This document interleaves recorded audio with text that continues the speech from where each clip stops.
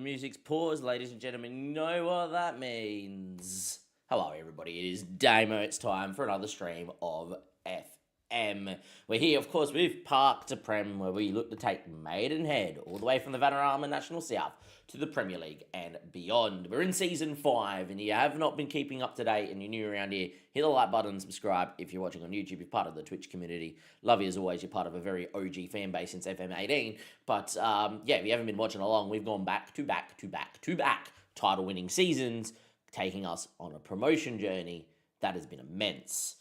If you have not watched the League One title race, that 7-hour live stream is the most insane live stream I probably have done in a very long time. The FM18 HK Champions League winning stream was 6 and a bit hours. Got rated by Proudy, who was doing YouTube at the time, and that probably is the craziest because we came from nowhere. We won 2 penalty shootouts to make the final. We came back from 1-0 down to beat Barca 2-1, scoring the 2 last 5-minute goals in the 83rd or 85th and the 90th to win the game. Might have been 75th and 83rd, actually, now that I think about it. But still, last 15 minutes, we scored 2 goals to beat Barcelona, who are world class. It was good. It was a good live stream. Anyhow, doesn't matter. There's been some epic ones, is what I'm saying. I have started the championship already. Apologies. Obviously, I didn't stream on Tuesday night, which is my normal. I was out eating a lot of slow-cooked meat, which is brilliant. But for a work function, my big boss is down, so... we obviously went out to dinner on the company card, which was beautiful. And then from there, we also did, what's it called? We also went out for a couple drinks. So I actually missed the FPL podcast, which was not good fun. And then came home at like 10 o'clock at night. I'm like, I can't really go to bed. Got a bit of pretty full, whatever. So I logged into FM, finished the preseason off, and started the season. And the rest is history. Since we did that, we haven't played that many games. Just played the first month, as you guys can see. We drew to Birmingham 0-0 on the opening day, which I did film for YouTube. So when that does eventually come out, you can see that game. We played Charlton, who were in our division, and in the home game we won 3-1. We then lost 3-2 away from home to Middlesbrough in a game that was fairly even. Middlesbrough had better chances. We scored an own goal. It took us until the second game, the 87th minute, and 3-1 down for Bentley off the bench to score our first goal. Well, there's Bentley, apparently with some declining, but that's not good. We then played Watford finally in a home game, our first home game in game week number 4. We beat Watford 4-1. We looked pretty good in this game. Filbert, Appiong, Welch, Bunker, Daniel Jebison off the bench, all did well. We then played Preston at home in a game that we were the better side for. Unfortunately, went 1-0 down early, 1-1, couldn't find the back of the net from then on, but I think that was Phil Hill scoring. And then in the EFL Cup, we got Oxford, and we won 2-1. Mr. Pullis has been injured in pre-season. You guys probably wondering, I know we signed Pullis on stream, the new striker that we signed on stream. Last time we did do there was the Season 1, end of Season 4 live stream, which was 7 hours, and the last hour and a half was spent scouting, and we signed Pullis in that scouting session. We definitely scouted and put a bid in, and it might have been I accepted the work permit the day after, but all well and good there. So that's what it looks like. A few things that we need to cover off before we get into it, though, and that is the FM beta update number 2. We have got it loaded, downloaded, and playing. 2 big things. I have definitely ticked this on. I can now go and use my spacebar just to get through to the next what I need. And apparently we can add and save team selections. And well, I haven't got to that just yet, adding and saving a team selection, but I'm sure I will because I think it is the best thing since sliced bread, saving a team selection. So we are definitely going to go and do that. That is for sure. Don't know why my thumbnail is apparently me being live, but sure. Let me just go and update this on YouTube here quickly. Save that for now as part to Prem, please, so people actually come in. People will see just a blank thumbnail and be like, what's going on? So we should be right. Yep, perfect. That looks a lot better now, which is good. YouTube having a moment, but I think we're all okay now, which is good. And Birdie, good to see you in the Twitch chat. G'day. So we can now go through. I should have left it, but you can now use your spacebar to go through to the next day. You can also use spacebar to go up and etc., which is good. And that's all well. And Mum's texted me. That's fine. And then apparently we can save lineup. So I wanted to do that with you guys on stream. We have not played a game today, so we've just loaded in. A lot of crushes. Important to note before we go through who we've signed and stuff like that, that we have had a few injuries. So Casanova is injured. He broke his wrist, so he is playing with an equipment, but it means that he can play maybe one in every 3 games, etc. And the new signings I'll quickly run through in just a second. But let's go pick our best 11, which definitely has Casanova in here. And I think it would probably be Gomez that misses out, to be honest, when I look at the bench. Do something like that. Yeah, and I think that would be our best 11. Is Jacob, which we'll go through who Jacob is, Casanova, Otabeo, Sandbar, Apiong, Bunker, Nazim, Filbert, Welch, Hill, and Apulis, I think would be my best 11. And then on my bench would be Bycroft, Sammy Blankley, who people may remember from season 1. And if you do, you're an OG. Wakefield, Helgeson, who people has no one seen Helgeson, yeah. Helgeson should be starting for us, but anyhow, we'll get to that. Neild, Donweller, Bentley, Dwyer, and Daniel Jefferson did not get a bid this whole window, so I've decided just to make him a squad player, which he's happy with. So we're just going to play him for the season, and if he does well, then I might tie him down to another contract. If he doesn't do well, we'll probably release him.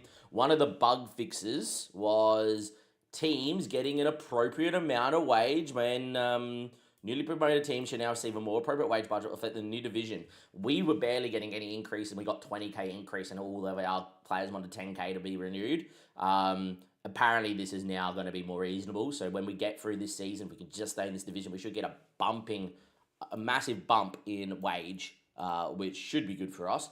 One of the patches, but apparently we should be able to save the game now. Apparently, so let's go find out if we can. Manage, lineup, save team selection is here. All right, first team. Beautiful. It's the first team. I can go and pick it. Oh, yeah. You selection first team. Oh, nice. So nice. So let's just go and mess it up, see if it works, right? Whatever, yeah. Cool. Let's just go see if it works. Oh, it's back. It's back. We can save lineups. Oh, yes. Oh. Awesome. When we do need to rotate, I will then put in a rotated 11 at some point. But let's get to our first game anyhow. And let's get through the new signings. Now, apparently, we got a recruitment and transfer history. It should work as planned now. We should be able to see all of it. That looks about right, actually. That looks like everybody, which is good. On the outs, we did loan out Lloyd Awufu for most of his wage. We did sell Billy for 240k. He wanted 10k a week, and I said no, we couldn't afford that. Instead, he only wanted an extra k a week when he went to Sheffield, so... same with Parsons, he wanted like 8k a week to be a hot prospect. I said no. Toby Bell is on loan. Briscoe's on loan. We did try to sell him. No one wanted to get him, so we did get him out on loan for most of his wage as well. I'm hoping Bell does develop while he's out on loan. That would be great. Now, our new signings, ladies and gentlemen, boys and girls, are in order, if we could, please. That's not all of them, I don't think, because all our centre-backs aren't there. I hate this. All right, I'm just going to do it by going through the squad screens because that annoys me. We're going to just go in order of who's in the starting 11, who's on the bench. So Jacob is our new goalkeeper, replacing Webb. He's as good as Webb and, according to the game, has good championship potential. People may know who Jacob is. I definitely do because ex-Liverpool prospect that were actually very hot on back in the day. Played a lot of pre-season games for us, looked really good, was pretty decent with his feet, we all thought. Went out on loan to like the Welsh and the... First division over in Sweden, played in the Championship, eventually went to Partick Thistle and Dundee in the Scottish Premiership. Partick Thistle got massively relegated when he could ship this many goals, so I don't think that's a reflection on him. If you look at him, he is a fairly consistent goalkeeper and fits in fairly well with the squad and handling himself professionally, so very determined lad. And when you look at Jacob and overview, very, very tall, 6'5", great jumping and aerial reach, very good at his mental side of the game. He probably lacks a little bit of shot stopping ability, which is what you really want in a keeper, but was the best of what we could sign. So, he's our goalkeeper. Otabeo is our new centre-back, and he started the season off fantastically as Otabeo. He scored a few goals in pre-season, which I was looking for there. He's playing as your centre-back. I did play with 2 ball-playing defenders in pre-season. We shipped too many goals. When I moved to centre-back, ball-playing I moved back to a poach instead of a channel forward. I moved to an inside forward instead of a wide forward. We look like the team that has got 4 back-to-back promotions, so I'm not touching what's not broken. But as you can see, 6'4", fairly well-rounded and looks sensational. We paid like something like 70k up front, 240k was the first person we've paid money for as Gabriel Otabeo. 6'4", great jumping reach, fairly well-rounded. Think that's a centre-back, and he is pretty damn good. Then we got Mr. K. Sander, and if you have a look at his potential, meant to be a leading championship player, which means he'll be good enough to use in the Prem. Hello, Mr. Sander. Doesn't like a big game, but is fairly consistent, which shouldn't negate it if he's in good form. He fits in well with the most of the squad, can play a couple of positions. We're 5 mil. If we sold him, we would be in profit for sure. 16 marking, very well rounded physically. As you can see, he's a physical monster for this sort of level. 13 acceleration, 15 jumping reach and fitness, and etc. Looks really good. And then, yeah, the marking is really nice. And, yeah, I just think he's great and he has very good potential. And I would love for him to be a bit more determined, but he's fine. But he's your ball-playing centre-back, which is perfectly okay. Nazem's officially signed for us now, so we got him on a free. Unfortunately, DJ Luch rejected me and went to Hearts in the Scottish Prem. Fair enough, but yeah, Nazim's officially signed on a free from Fulham from us. Fulham no longer our affiliate because they are in the Champo like us. Next signing is Mr. Phil Hill, and if you watch the stream, you know we found this guy, went in for him straight away and picked him up. Released from Chelsea like Philbert was. If you have a look at his potential, he's going to be a championship player. He probably will turn into a Premier League player. Fair amount of pace, fairly consistent, doesn't hate a big game. I think he's fantastic. He's over the moon. Working on that finishing as the inside forward. As you can see, he prefers wide forward, but that's fine. Great technique, great flair, physically very good and will only get better. 17 determination. I don't know why Chelsea let this guy go. I probably would have kept him around if I was Chelsea. Then up front, we weren't looking for a player like this, but Hans Pullis has come on in, and he's definitely the best of what we need. I am playing him in the poacher role, which he seems okay with.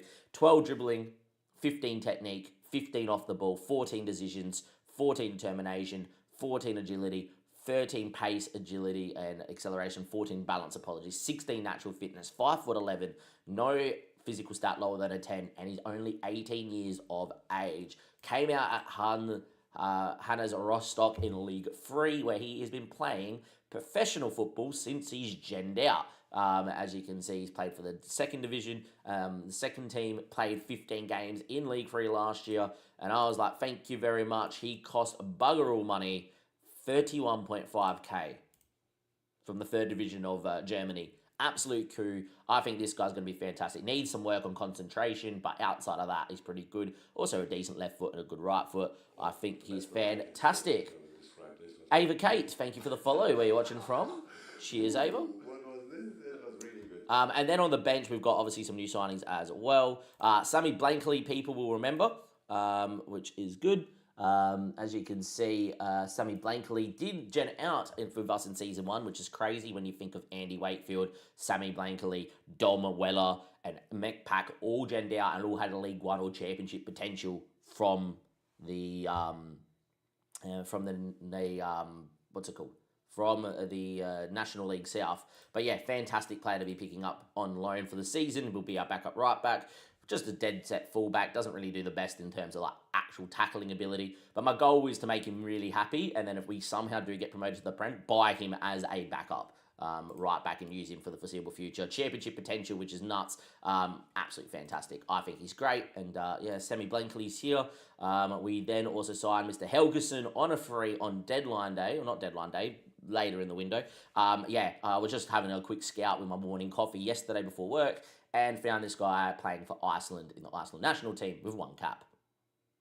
Went in for him, he only wanted 2.5k a week, which took us over wage budget, but yeah, we'll get to that, why we haven't signed an Aussie yet, Birdie, in a second. He's better than Appy Yong already, 14 passing, 13 tackling, very good mentals, physicals, etc. Actually training him to play right back so he can also just be part of the same team with Appy Yong, who's been fantastic for us and has very good potential. But yeah, obviously Helgeson's there. Joe Neal, people will know from my Sunderland save, had a bit of potential. Just a really good backup that can play DM, centre back, left back, whatever it is. If we have injuries, he can fill the spot. If he hits his potential, he's going to be a pretty usable asset in the Champo. And the goal is not to go 5 times in a row and win the title 5 times in a row. I don't mind spending a couple of years in the championship to get ready for the Prem. That'll be fine. And that was it. That was the last new signing that we made. I think for the rest of the squad, you guys will know it. And yeah, I'm in a pretty happy spot, and hopefully we will be okay. In terms of no Aussies yet, Birdie, the main reason for that is there was a bug where we weren't getting the right wage for the division. Like, we only had a 20k wage increase, and then players were asking for new contracts at like 8 to 10k a week for me being in the championship, and I'm like, I can't do it. The club can afford to pump the wage quite a lot, but the club wouldn't give you that. Would only give you a very small wage increase. So I'm hoping after next year we'll actually have enough money for me to actually go out there and be like, I can actually offer wage and get people around. But yeah, obviously we have not looked in Australia just of yet. But that will be coming at some point. We will look in Australia soon enough. But that is definitely the one reason. But nice to see them caring about the game and doing their job. So I'm going to get Casanova out and Gomez to the bench. Casanova's obviously got that wrist injury, broken wrist, because apparently that messes with your fitness. Christ, that was a bug. Wow. Yeah, there's been a lot, but there's a new patch that's out on the beta, which we definitely downloaded today, the new beta public patch, or whatever they call it. And, you get it before they release it. And so you can test the new patch. And if there's no problems, then yeah. The best one is the spacebar now works as intended. So you can actually go through and get your messages with the spacebar and continue with the spacebar. And you can also save your team lineups, which is good. Dim, good morning. How are you, mate? Always doing well. Good to see you. And hopefully we'll be okay. So game number 1 here is Jacob is in goal. Dim just come in, so I'll quickly run through who's here. Jacob obviously coming in. We did scout him last time. Helgeson, no one has seen, as mentioned, but we did find him on a free in August, playing in Iceland's national side. He should be our starting left back. I can't drop Appyong. I'm training him to play right back, especially with Casanova now being injured. Otto Bayer, a new centre back. We actually paid money for him with clauses of 240k. Very well rounded. Looks very good. We also got Samba in on a free, who has Premier League potential. Cannot wait to hopefully see him develop into that. Appyong, Nazim, Bunker, Filbert, Welch. Phil Hill has started the season okay and has started to develop, which is really good. And we got Hans Pullis back from injury, as you guys can see. He did score 2 goals in the Cabaret Cup game that he recently played, and he is up front. The rest of the team on the bench. Let's go into our first game of the stream. And we currently, as you guys can see in the table, sit 13th after 4 games played with 1 win, 2 draws, and a loss. Let's see how we get on today. Let's save the game just in case there is a crash. You never know. The new patch that came out this morning apparently has fixed a lot of crashes. I actually encountered my first halftime crash against Watford, which we won 4-1. We were 2-1 up at halftime, or 2-0 up at halftime. Ended up winning 4-1. It was fairly comfortable.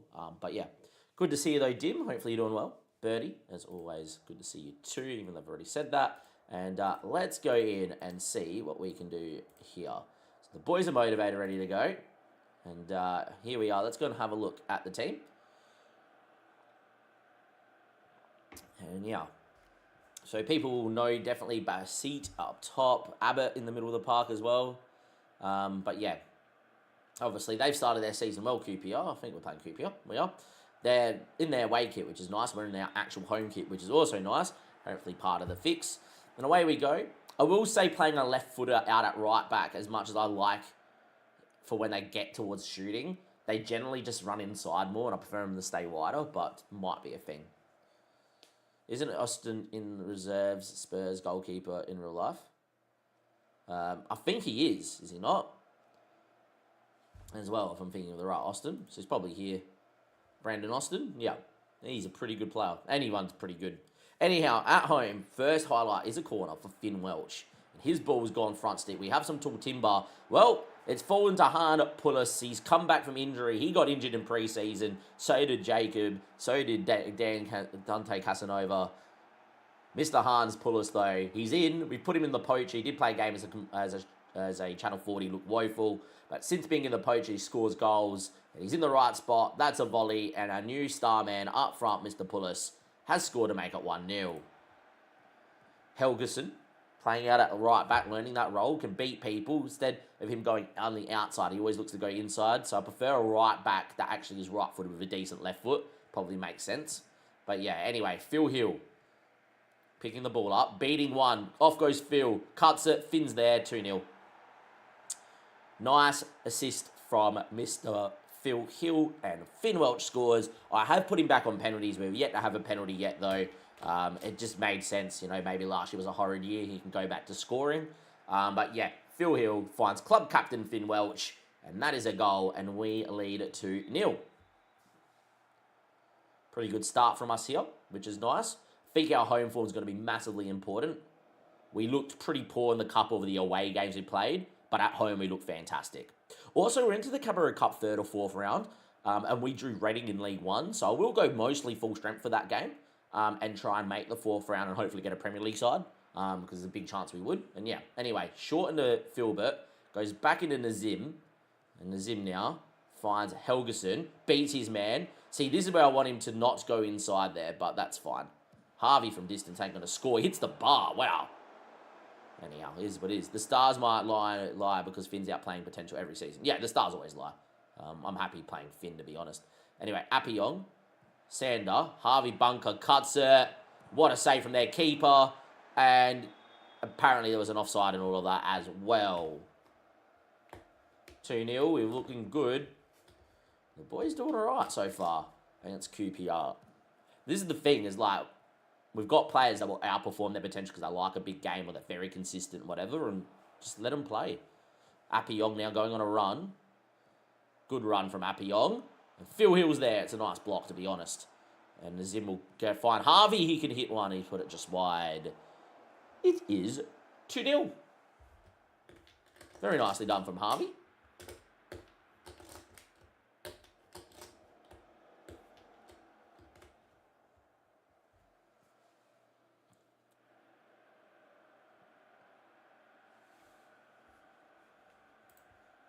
Anyway, you've done brilliantly. Keep the second half up.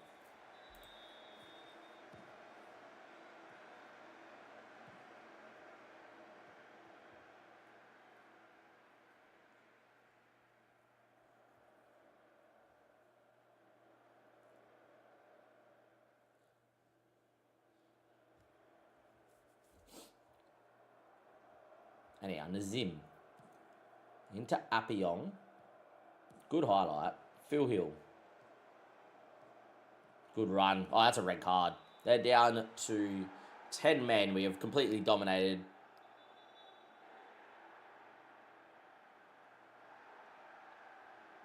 It depends, Dim. I think they won't make a change to the squad. I think Abbott wasn't going to play anyway, right? So, is what it is. It depends all on how Bushhorse pulls up. But yeah, 65 minutes played. We're looking very, very good, which is nice. Move Helgeson out to his preferred side, and we'll get Sammy Blankley in. I think this is a pretty good game to get Otter Bayo off here for Andy Wakefield as well, who's got a booking. Harvey Bunker will come out for Joe Neild, one of our new signings. And I think O'Dwyer will come in here. And Phil's had a good game, so we'll do that as well. And that's 4 changes. To be fair, where's Bentley? Bentley's also been playing very well when needed, so we're going to make 5 changes like that. And away we go. Hopefully we don't get punished now with an injury, but 5 changes here once they get the red card. Just go do what they need to do. And hopefully be all right. Hopefully Pullis is fit to play 90 now, so that'll be fine. Bentley's been learning to play in the 10 and out wide and whatnot, and he's very good in wherever he plays, and yeah. And away we go. Jai Richards was also their shortlist despite not playing Shield cricket this year or something. Yeah, no, he's not on their shortlist. He's barely played since his injuries and stuff. So I don't think he was ever being looked at.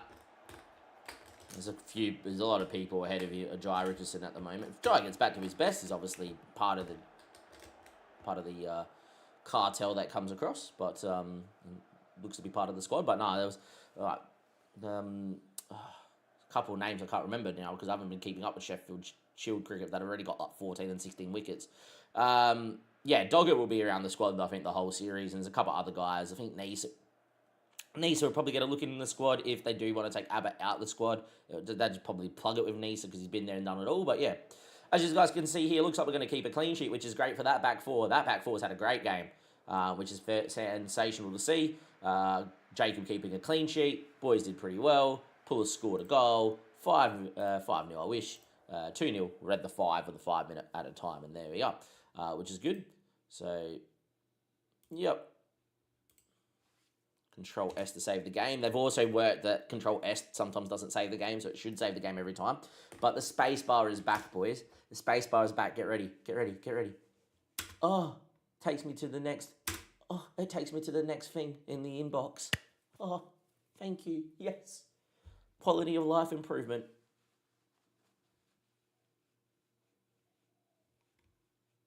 Nah, not happening. I don't rate English, to be quite fair, as a cricketer. I think there's better batsmen that should be in that squad over English, to be honest. Don't rate him at all. I think he's mid. Wouldn't be a bad backup keeper if Carey goes down. Yeah, sure, and he can hold his own, but he shouldn't be in the squad. Oh, he could play as an actual back. No, he's not. Sorry, mate. Do you average 45 in Shield cricket? The answer to that is no. I still use the mouse quite a fair bit, but yeah. Under 21s do okay, which is good. How many days do I get? It's the 3rd. We should be right. We also got the transfer window closing as well. I think for this next game, if I go maybe to squad actually,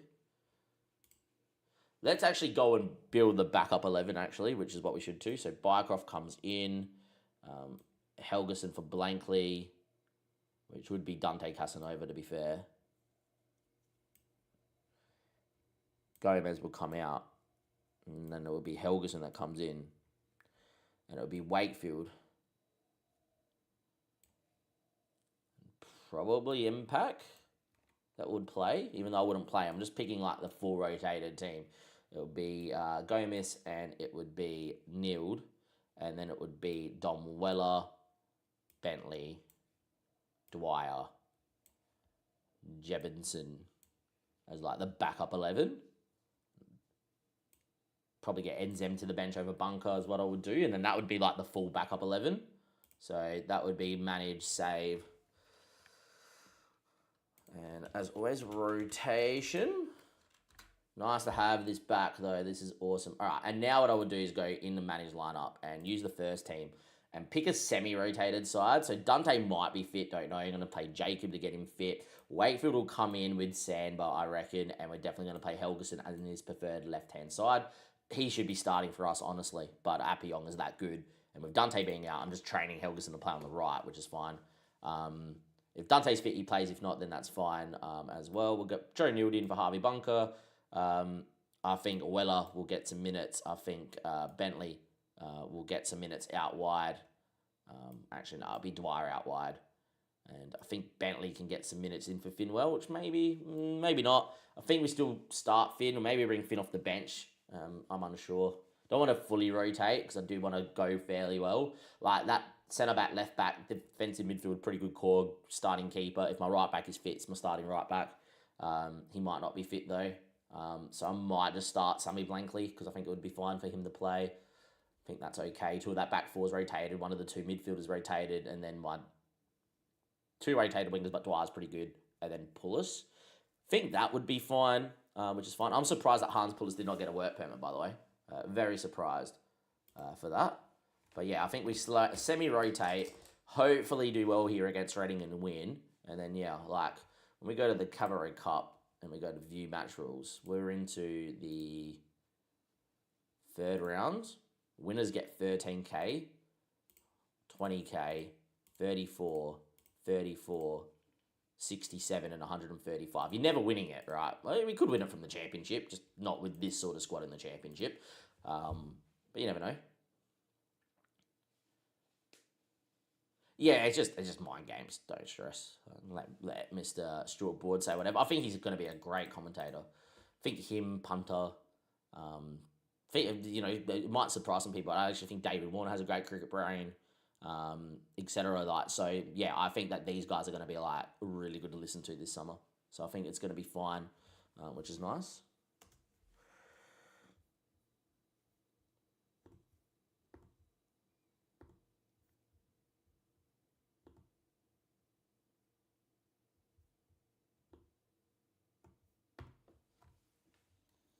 Yeah. Busy transfer deadline day. I do not care about that. financial fair play up to 837. At some point, I do need to improve the training facilities, but we'll get to that when I got some money, that's for sure. Because I don't want it to wipe out our budget. We're meant to make over 3 mil in TV revenue this season. So, and with our low wage budget, we should make profit on playing in the championship. But yeah, Nestry, by the way, wants to leave Leicester to play in a higher division. But yeah, what are our expectations in the Cup? Be competitive in the Cabaret Cup, and it is to reach the second round of the FA Cup. If we go and look at that and Club Vision, it is still bugged, but be competitive in the FA Cup, be competitive in the EFL. Even just making it to round 2 is competitive according to the board, so we're already past it. For me personally, it's FA Cup round 4, so win our first round, our first 2 rounds. Unless we get a Premier League side, then so be it. But definitely make the 3rd round, get a Prem side, beautiful. Hopefully it's away from home, we get all the money.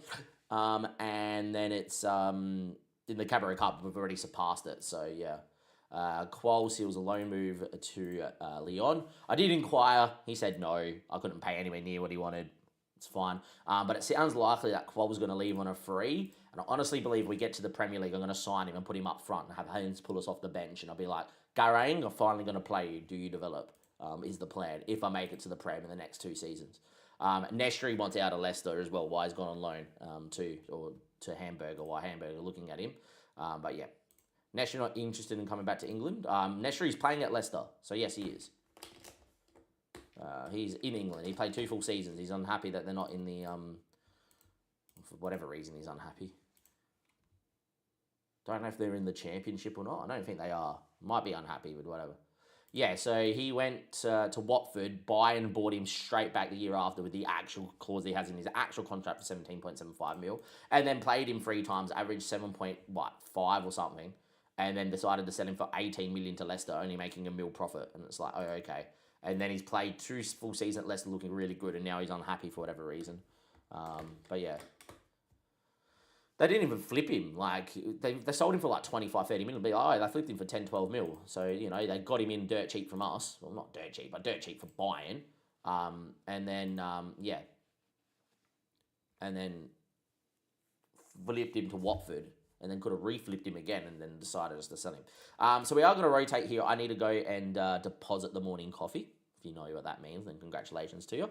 I'm going to quickly go and run to there and do that. But your backup, your rotated side is going to be Jacob. Sammy Blankley's rotated in, same as Wakefield, but Sandbar and Helgeson are probably full strength out there. Nild and Nazim giving us one of those backups. Weller and O'Dwyer are in. Finn Welch and Pullis will still play, developing their understanding. Dante wasn't fit enough. Helgeson's not 100% fit enough, but he'll be fine. And we'll just bring Appiong off the bench at some point. If we're dominating, we might even bring Dante on just for some minutes. But yeah. Yeah, address the thing. And away we go to the dugout. I'll be right back.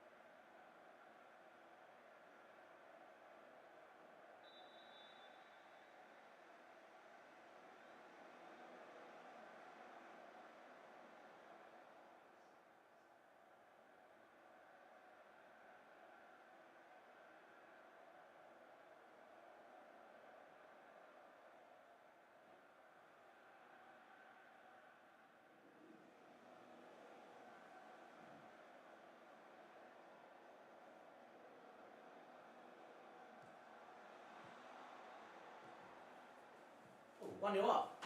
Hand pullers. Should have scored. Who scored the goal? Blakely scored. Sammy.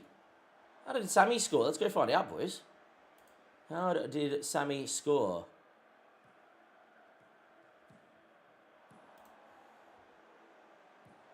Andy Wakefield finds Finn Welch. Good run, Mr. Finn. Keep going, Finn. Fortunately cleared off the goal line here. But Sammy scored. Good on you, Sammy Blankley. That's why we got you in. Natural goal scorer from left back, from right back. That should have been a foul, by the way.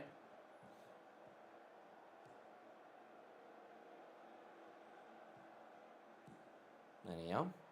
We dominated the game, I don't know. I've been in here and I've watched 2 minutes of highlight, which always makes me nervous. Hold on, Helgeson. How long is this highlight going for, game? Hold on, Sandbar. Keeps it nicely. Jacob's still in goal. Andy Wakefield getting minutes because he does have championship potential as well. Don Weller only has League One potential, but I do think he's better. Dwyer. Oh, what a ball. Hand puller should probably score that left foot. That's a great save. That is a great save. Highlight still going. Okay, what did I walk into? Finn Welch, good ball in. Cleared away. Beat him, Helgeson.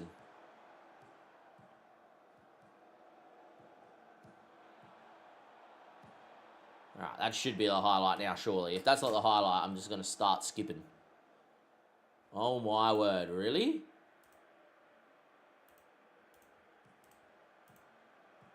How long's this highlight gone for? I'm not on full match. Like, okay. Anyone? No, please end.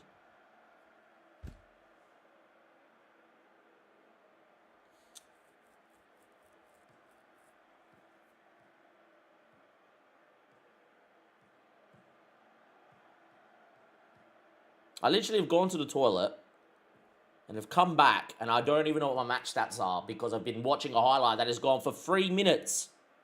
4 minutes. I've seen 3 shots. And I've seen like all this build-up play. We're on key highlights game. It should have been a goal. It was a pretty good save. It was offside. Is that the highlight now? Did we really need to see that? It wasn't even a ball that went in the back of the net. Okay, good. We are dominating. Yes is the question. Beautiful. Sammy Blankley scored Wakefield assist. Can I actually see the goal without getting 10 minutes of whatever?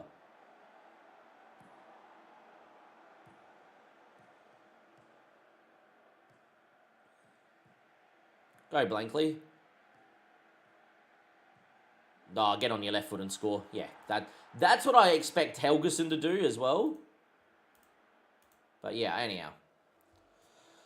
Back we go. We are dominating the game with that semi-rotated side out here against Reading, which is good in the Cabaret Cup. Of course, there's 48 minutes of plus 1 minute. Sure, referee. What are we playing at?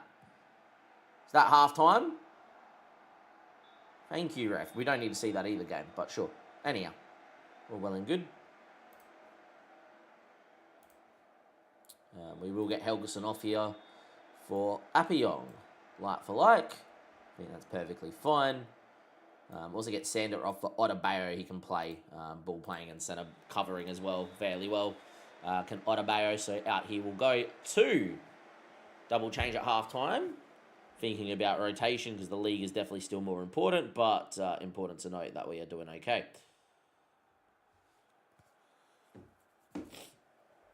Anyhow, Mr. Sammy Blankley and Dom Weller from our first intake linking up. It's incredible. Andy Wakefield, and all 3 guys that just touched the ball came from my first intake when I didn't have a head of youth. Since having a head of youth, I've not had a good intake, but yeah. O'Dwyer with the ball into Appiong, beating people. O'Dwyer, hand Pullis' effort blocked. Dom Weller goes down, no penalty. Something tells me it's going to stay at a 1-0, and that's going to be the highlight. Or maybe not. Sammy. Yeah, it is the highlight. My instincts were right. 1.84 XG, really underperforming. Only 1-0 here against Reading, which is not good. Nilled. Appiong. Keeps it nicely. Otabayo. Andy Wakefield. Otabayo. Good ball to Appiong. Finds O'Dwyer. Down he goes. Referee says there's a free kick in that. And that's a yellow card for Mr. O'Connor. Hopefully O'Dwyer is okay here. Seems like he's fine, which is good. Still only 1-0. And Pulis has had a stinker. I am going to get Daniel Jebedson on, I think, up front. If we could get a second, that would be great.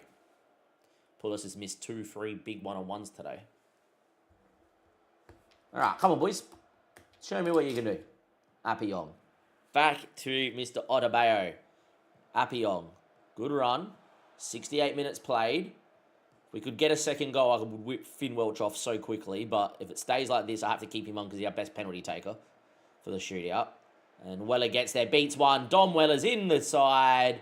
Great save from their keeper to keep it at 1-0. Still, great run, great touch. No goal, unfortunately. As it stands, though, we won't be making another change. We'll be keeping our 2 last subs in case we do need a shootout. But we really should be winning this game and winning comfortably, and we're not. It's only a 1-0 at the moment. Up to the 2xG mark now. Dominating possession and how we've played. Hopefully just keep the clean sheet here.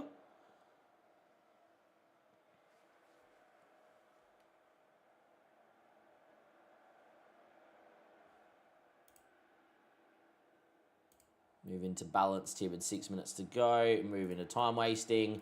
Oh, we have a highlight, but it's Appiong going on a run.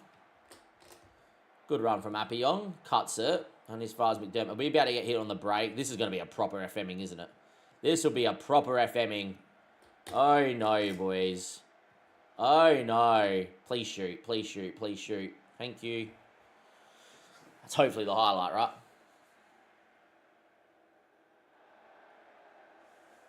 Usually is the highlight. Yep, it is. Now just time waste away the game. I don't want to see a corner. I want no highlights. Keeper punches, flicked away. Look how many people have on the break. Why are we whipping the ball in? Just keep it. Fucking hell. Man, if we concede and get knocked out here, I'll be freaking livid. Oh, big header for Mr. Miller, last stores. Come on, boys, just see it out. Full time wasting. We're on balanced system. You should be seeing it out. Reading's 2 big chances come 91st and 93rd minute. We've dominated the game. 2xG, 58% possession. Should have won the game comfortably. Unfortunately, we weren't clinical, but luckily, we do get through. And that is a 1-0 win. And we are through to the next round of the Cabaret Cup. Beautiful. Dare to dream of going on a run in the cup, huh? Hopefully we get drawn away. Ah, they haven't fixed this.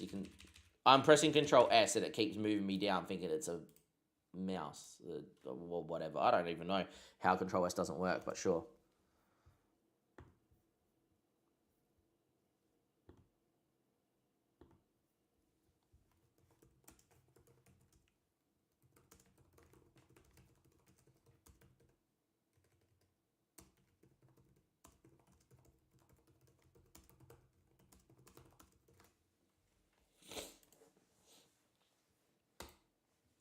But on Sammy, my goal was to make Sammy very happy. All right, I got Norwich in 4 days. We'll go back to the full strap side, which is good.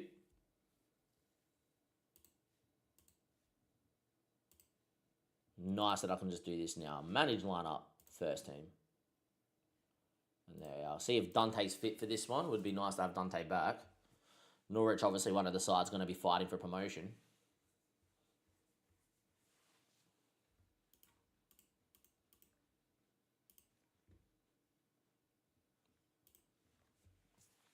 Decent start from us this season. Look, if we're playing this well, we're getting promoted. I'm just going to put it out there. Just putting it out there. If we're playing this well, we're getting promoted.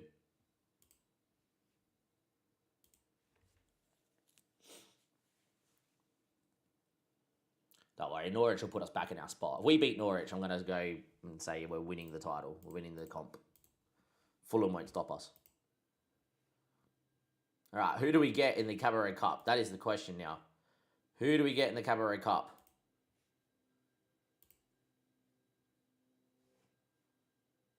Come on. If you are watching on YouTube, give it a like, do subscribe to the channel. Of course, if you are new around here, if you are returning, thank you very much. And yeah. Oh, we draw Brighton, who we beat. Now, can we be away from home? Ah, we got drawn as the home team. That's not good. We would prefer to get drawn away from home. because that would be a solid victory. But Brighton, who we did beat many moons ago, 2 seasons ago, it's not many moons ago, 4-3 in a thriller where Filbert scored 4 and Ferguson scored a hat-trick in the FA Cup. It was outrageous. But yeah, it is what it is.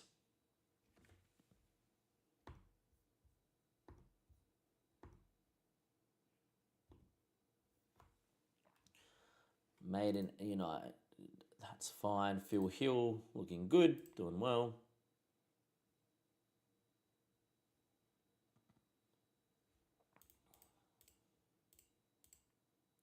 New intermediary, we don't care, we don't have the money. Like, season preview has Norwich being top 4. And we're 501 to now, 1 to 1 now, which makes no sense. But anyhow, it is what it is.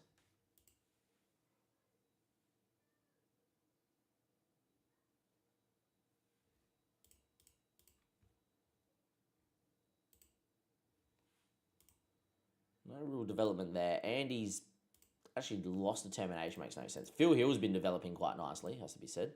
And Sander hasn't started developing yet, but that's fine. Be interesting to see how we go here against Norwich. Big game. Big test is what I would say. Definitely not worthy of a YouTube episode, but yeah. Faulkner doing well. He's got a little bit about him, Nigel. Like, I don't know if I would go out my way to say Nigel's going to be fantastic or anything, but he's got a little bit about him. Martin O'Reilly's also got a little bit about him. Did you sort out a new keeper? I did in the end. I went for Jacob in goal. Thanks for asking, Ronaldo. Good to see you in the chat. But yeah, we did go for Jacob in goal in the end. Once he was here on a longer term, they said that he was going to be a good championship player, not a League 2 keeper, which is what I believed in anyhow. I think it was a little bit buggy. And then once you sign something like, oh, that's actually his potential. Okay. Your scout should be able to tell you. But yeah, went for Jacob. I put a lot of weight in that you've come through at a big Premier League club. And especially, being a Liverpool fan, I knew who this guy was and knew he was dependable. So we brought him in. He's done all right. Kept a clean sheet. Didn't miss the first couple of games of the season being injured. But yeah, a guy that's been there, done it all, played in the Scottish Premiership last year. Yes, Partick Thistle went down. I think they were woeful, considering how many goals they conceded. But yeah, it is what it is. Casanova's still not fit. Right. Well, Helgerson will come out and I'll just leave Casanova on the bench. We won't use him. Yeah, there's not much I can do with Casanova while he's been injured. It is what it is. With that wrist injury. But anyhow, it is what it is, and away we go.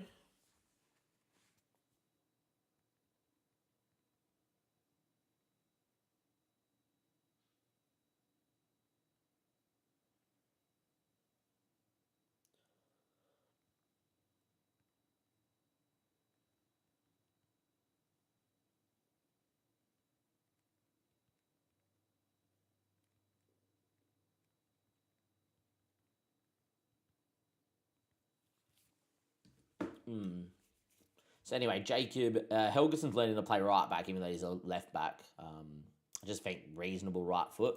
Like, they shouldn't let me train his develop his weaker foot. So yeah, don't know what we're working on here actually. What should we work on?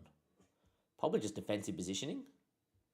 Get that marking up. I think that makes most sense. Could be his dribbling and his first touch. Ball control as well. I think once we get the marking to 11, we then go to ball control. But I think he's going to be a very well-rounded left back, is Mr. Daniel Helgerson, for sure. But just in case we get a game crash, we'll save, even though the new patch seems to be quite good. And, we can use the space bar, we can do all sorts of things. So, yeah, pretty happy with that. If only they would let you, in preferences, change this to actually what you would like it to be. But yeah, I also like the blue color a lot as well, but I'm definitely been very accustomed to green being a color. So yeah, I think moving to a blue and a gold would probably be the way to go with that. But anyhow, Helgeson on that right back, that's fine. He's learning. Got Norwich, who are one of the favourites to go back to the Premier League this season. And it'll be interesting to see how we go. And away we are. With Mr. Joey Kuchena at goal. Like, look at this team, right? This team is nowhere near us. Look at that for a keeper, 31. Pretty good, right? And we'll keep clicking on the rest of them too, because I think they're fantastic in Norwich throughout the highlights. But yeah, Helgeson driving in as a fullback. Good, nice switch out there from Helgeson though. Finds Appiong. He can run at people. Good ball through to Harvey Bunker. Oh, what a back heel. Phil Hill. That would have been a fantastic goal. Harvey Bunker getting beyond and nice back heel. Phil Hill with an effort. 0-0, 5 minutes in. Cade Fisher. Pretty fantastic, right? Obviously, everyone knows Jorge Jr. He used to be a wonder kid. What a player. Cordoba as well at 28. Looks very well-rounded. Very physical for this level. So, yeah. Abina's up front. He's very quick. That's a ball and a half from was it Otobayo or Sandbar? One of them played a ball and a half to Phil Hill. Chips it back stick towards Filbert. His ball in finds the Zem. Finn Welch is there. And we lead 1-0. Finn Welch gets his third goal in 6. Did you have straight promotions up the leagues? Mouldy. Back to back league title winners. Don't ask me how, because the team has basically stayed the same. Just outperformed. We also made the quarterfinal of the FA Cup in League 2. Beating Brighton, who are in the Premier League, at the Amex 4-3 in the third round, or the fourth round. And then beating Middlesbrough at home, who are in the Championship, fighting for promotion. And then we got Brentford in the quarterfinal at home, and Brentford slapped us 6-2 or 6-1 or something. But yeah. And we're 1-0 up here with a team that is definitely not capable of being at this level. We're 501-1. But we have been predicted to come bottom the last few seasons. And we have gone to win the title. So maybe we just go straight up again. But who knows? Hans Pullis. I did say if we win this game, we'll be in and around it again this season. Mr. Phil Hill. What a run. That's going to be over the bar. How many real players? Basically, everyone's real. There is a couple of new gens. In our starting 11, you know Jacob. We just signed Jacob this season as a keeper. We used Lawrence Webb for quite a few seasons. Helgeson is a new gem. We just signed him this year as well. But he's come out and played in Iceland. We picked him up on a free. Gabriel Otobayo is the first person we spent money on, which was this season, 250k. Samba on a free from... tempted to say, I know he's French, but I'm tempted to say he was playing in Germany. I'm not so sure. Probably be better. Appiong was released by Chelsea. He's obviously a real-life player as well. Nazem, Fulham was our affiliate. We loaned him in for a couple of seasons and then got him on a free when he left. Harvey Bunker, people will know. Harvey Bunker from the lower levels of England. He's still here. Filbert's a real-life player. Got released from Chelsea. We picked him up and he's been doing very well. Finn Welch has been the club legend, now club captain. Still outperforming this current ability and potential. We'll leave him here for as long as we can. We picked up on a loan and then picked him up on a free a year later. Phil Hill's the only other, a regen. We've just picked him up this season. He got released from Chelsea. He looks fantastic. And Hans Pullis we picked up this season too. So it's been basically no new gens until this season. We do have a couple that have come through our intake that are decent. Like, they're good to sit on the bench and come on and do a job, right? But yeah, it's been basically a team of like picking apart the non-league frees. Like, this is the first year we spent money on players. As Phil Hill's effort falls to Mr. Appiong. And man, our left back loves a goal, and Appiong scores, and we're 2-0 up here against Norwich. We're flying, is what I'm saying, and yeah. But yeah, barely any. We've had to release some boys because when we got to the Championship, everyone was asking for 10k a week, and I was like, I can't pay 10k a week. I've only got 20k in wage. And then find out that was actually a bug in the game, and they weren't calculating wage budget properly. So hopefully after this season, we can actually spend some more money. We don't talk about Sammy being poached from season 1. When he was still in non-contract, yeah. And now he's on loan at us from Sheffield Wednesday, playing at right back off the bench. Yeah, we don't speak about that. But my plan is to make him happy and sign him back so we can say that we have all our youth intake came from season 1. We're in the Vanarama North and South. Alan Devonshire, who is a club legend at Maidenhead, we replaced him as coach, became general manager, because he was general manager, coach, he did it all at this football club. Good save by their keeper. It was offside anyway. Didn't even have a head of a youth, and our best intake came then. And then all my other intakes have been crap while I've had a head of youth. The fact we've got 3 players on our bench with potential, like Andy Wakefield and Sammy Blankley have championship potential. It's nuts. Don Weller has League 1 potential. All 3 came out when we were in the National South. Like, nuts. But yeah, like these are the players that Dim's referring to. I don't know if it will work here. Sammy Blankley. Nah, won't let you click. That's all right. All good. But yeah, when we go to bring him on. But we're 2-0 up.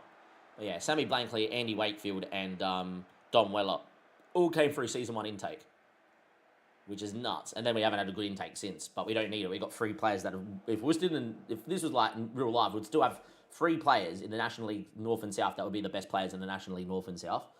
Like, yeah. Anyhow, Appiong into Holland. Yes, mother. See you, mum. Have a good day. Catch you later. Anyway, Abu going on a nice run here, by the way, beating people, and in the end, that's over the bar. Helgeson is tired. We're going to get him off here very quickly for Mr. Sammy Blankley. So, Sammy, right, came through our own intake. We didn't realise that instead of signing a part-time contract, he signed a non-contract at 17, poached by Sheffield Wednesday. Have loaned him in from Sheffield Wednesday, who are in a division below us, to use him as a first-team player. He's a natural fullback that has 12 dribbling, 13 finishing, 12 first touch. Honestly, think he would be a better striker, but he has 12 marking, and he's fairly well-rounded, so he's not that bad, you know. But anyway, he's going to go and play right back here. Here's Mr. Sammy Blankley. On you go, buddy. Andy Wakefield's the other one that I was mentioning. He came out in season 1. He's my backup centre-back, has championship potential. Lacks a little bit in technically, but he's pretty determined, physically well-rounded. His pace was woeful. Been working pace for 3 seasons straight. 6'3", he can do a job. He's not going to be a world beat or anything. And then Dom Weller came through our own intake, right? In season 1, and he's a winger that can play up front or in the hole. And you know, if he knew how to pass the ball, would be fantastic. But fairly well rounded. I imagine these guys in the National League still would be nuts. But yeah, and then my other bench players like Daniel Jefferson, people will know from like Sheffield United and Bournemouth. He's on big amount of money, but he doesn't get in the team anymore. Chris O'Dwyer was released from someone. I can't remember who picked him up. He's got good potential, plays pretty well. Bentley as well was another new gen. So as you can see, a lot of new gens on the bench. Saying that, Joe Nilder's not. He's a reject from Sunderland, which I have used in the past. Casanova's not as well. Dante we picked up on a free agent, of course, as well. And Bycroft obviously is not either. But yeah, that's what the team looks like for you, Mouldy. Definitely in our starting 11, not many new gens, but have a few new gens on the bench because it's cheaper. And we're on a shoestring budget. But yeah, anyway, Harvey Bunker. Going on a run. Good to see him. Well done, Harvey. Not good enough for this level, but he plays very well. Filbert now. Can beat people. Goes down, never a penalty. Harvey. Nazim. And Mr. Sammy Blankley. Going on a run. Down he goes. Penalty given.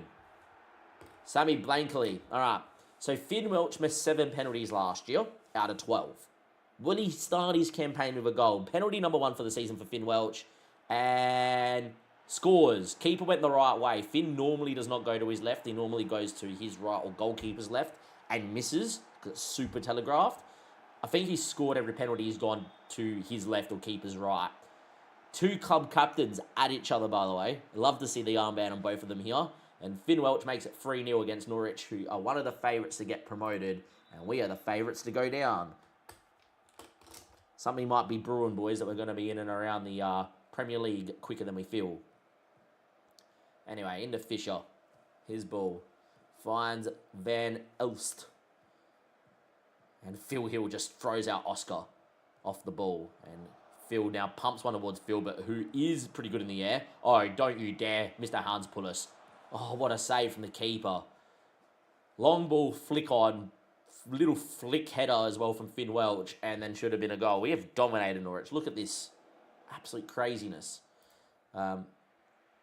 Yes, he is still homegrown because he was in a football club. He genned out, so yes, he's still homegrown. They're always a homegrown from when they gen out.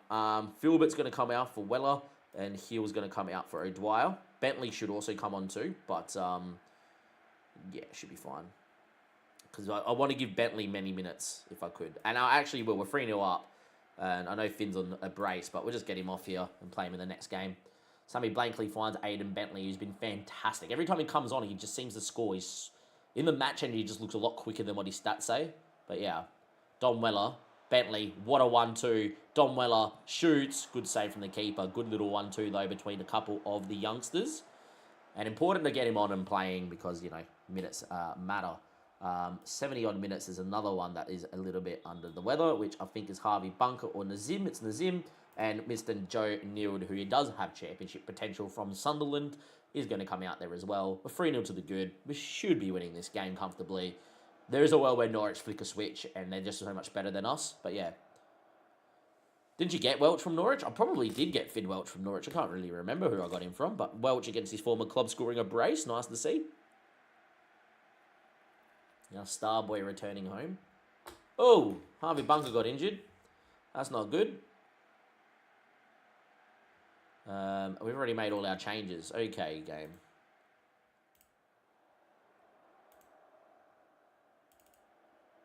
Should hopefully still see it out anyway. Still kept the clean sheet even with Harvey Bunker getting injured, which is not nice. But there we go. 3-0 win. Absolutely perfect. Let's hope Harvey didn't get a long-term injury or anything like that. Good win. Well done. And, yeah, very, very happy. Still need to fix this game, but sure. Well done.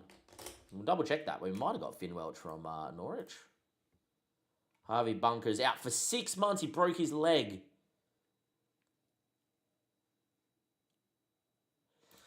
All right, well, Harvey. This guy's on a free, decent League One. Regan Slater. He's already better than what we had.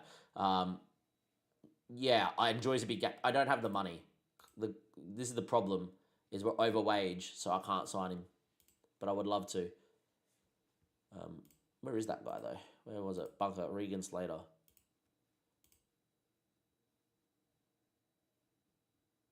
Just add him in indefinitely, because he's actually not that bad. Just got released from Hull. Spent a long time at Hull playing in the Championship in League One and then got released. Came for it at Sheffield. He would actually be very good.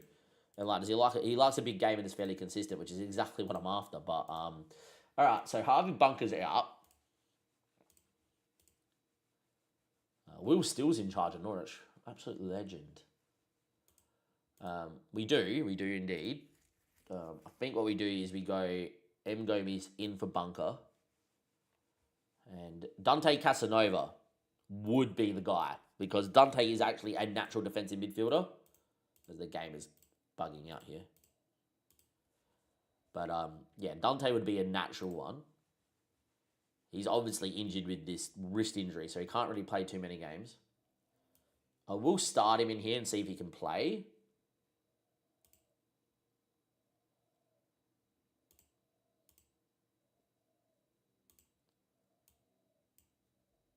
Probably go that way and get Nazim as the box-to-box and Casanova the other side. With Helgeson, probably the one that I would do. Other options of Wakefield can play in here as a defensive midfielder as well. Just sit him in and let him develop. That's an option. We got Gomes, who can naturally play in DM as well, and he's more of a defensive midfielder. Don't have a box-to-box is what I'm trying to get at. And yeah, I think what I would do is just go Mr. Andy Wakefield. Just go play as many minutes as you wanted in the DM, and off you go. But yeah, let's hope Casanova's back, and then he will be able to play with Nazim. Is what I would do. Helgeson can now naturally play just right back as many minutes as he wants. Too. How long until we go to our next game? Actually, a few days as well. We got a lot of like midweek games playing in the Champo for sure. Way to Stoke. But yeah, we're over on wage, which we now know is a known glitch. But the board want me to stay within reason of the payroll. Is one of their things. Too many clicks to get to this screen, by the way. And they're like, yeah, this is fine. Expand the stadium, not judging. We'll expand it when you're ready. All well and good. I know my players want me to improve my youth facilities, my training facilities. But I'm not doing that until we have over 1.3 mil in the bank.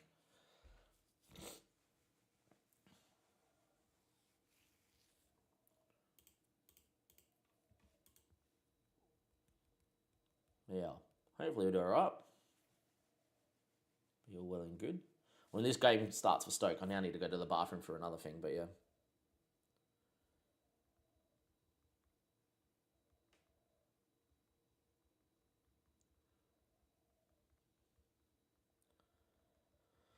Anyhow, my missus has an appointment as well after, so we should be fine. Unless we get, like, they were talking about putting a new meeting in for us. Fullback out of possession, yeah, he's fine. Fullback, he's learning. For us today, I'm moving a meeting, so I'm hoping they don't move it One of my meetings at 12:15 will now not go ahead because the guy's off. All right, Hands is injured. 1 to 2 days, fine. I was going to say, surely not. By memory, Hands is not meant to be injury prone. Yeah, he's not injury prone, just, yeah, very annoying. Has a very consistent performer. Look, he's already starting to develop, boys. I don't even know what I'm working on with him. None. Oh, here we go. What should we work on? Passing ability is probably important. Decisions are great because composure's low, anticipation's low. Off the ball's great. So I think attacking movement doesn't work even much as it would be for anticipation. First touch dribbling technique. Technique's 15, so we shouldn't be working on that. I'm almost thinking we work on his ability to shoot. Now, as a poacher, which is my preferred role, right? Never can tell with this. Actually, I'm also going to try this for today as well, see if I prefer it.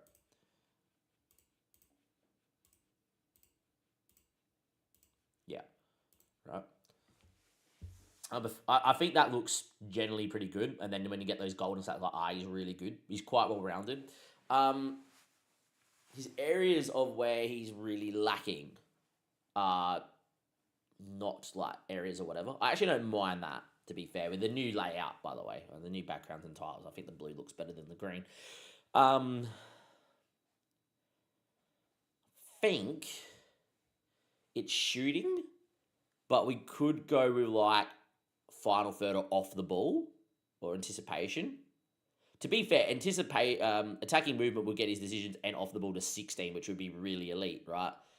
But I think he's shooting to get his ability to finish and his long shots up, which will also get technique up as fine. Could also do agility or pace and just try and get him to be as quick as possible as well.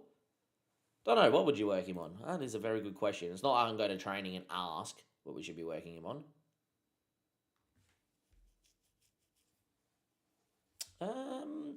Thing is, he's so well-rounded in a lot of areas.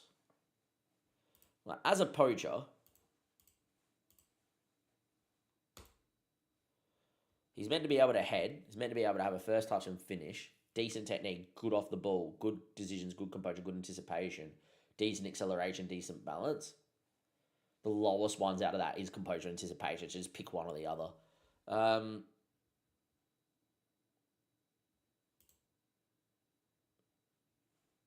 Think then it's just attacking movement and trying to get that anticipation up as quickly as possible. Like, get that anticipation to like 13, then do final third. It means that his decision making can be like 17, which should be really good for him. And then, yeah.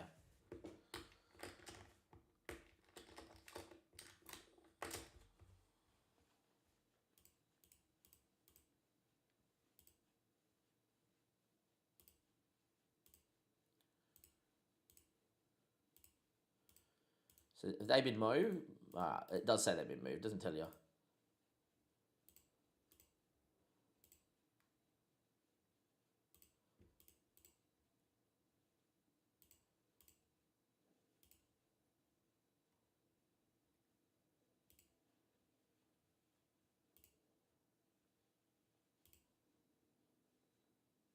He's even capable of being a championship left back.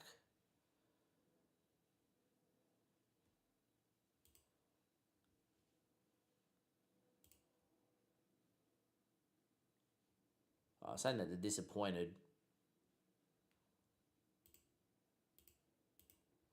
Yeah, same as always. Those things are pointless. Doesn't say too much. Dante's past, he's fit enough to get me 45 minutes, so we'll play him here against Stoke. Stoke away is always a dangerous game. But yeah, Dante will play. Filbert. Hans Pulis. Try not to say Phil Hill and Filbert together. Yeah, Dante will play. This is the thing. Dante plays 1 in every 4 games. It's quite annoying. Like, I play him today, gets a week and a half off, and then, yeah.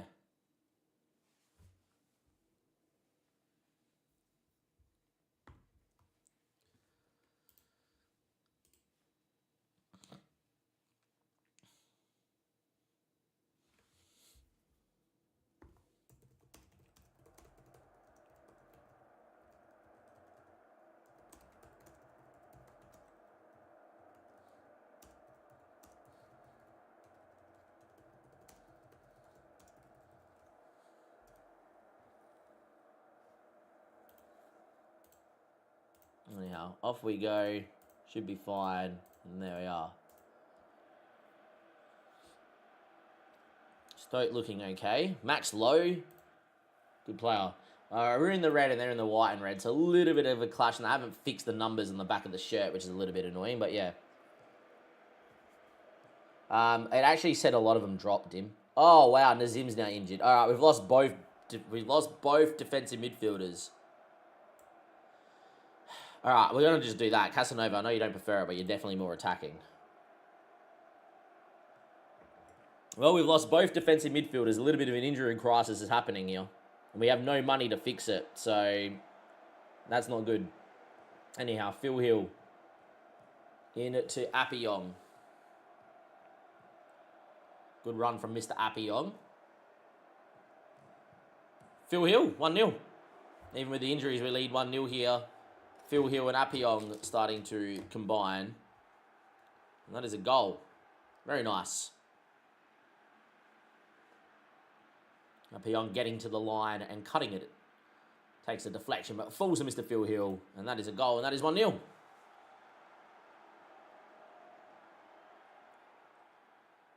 First chance of the game going in the back of the net is always nice to see.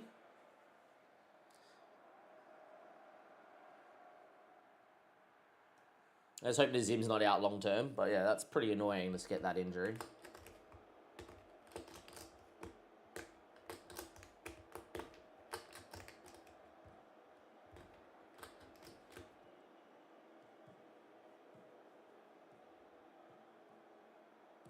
Good ball. No, it wasn't really. Max Lowe, very quick when he gets running. Look at the numbers they committed forward here. Ramsey on his way. And that's probably a goal. And it is Landry Adeo. Saw how many numbers they committed just then. That is a very well worked move by them. And that is 1-1. There we go. Cool, cool, cool. Highlight from kickoff.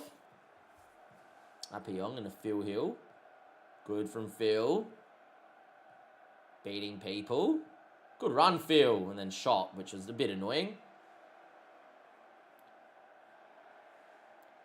And Larsson Neuer. Great name. An easy save, and that was apparently the highlight. Okay, interesting. Didn't need to see that from kickoff, but sure.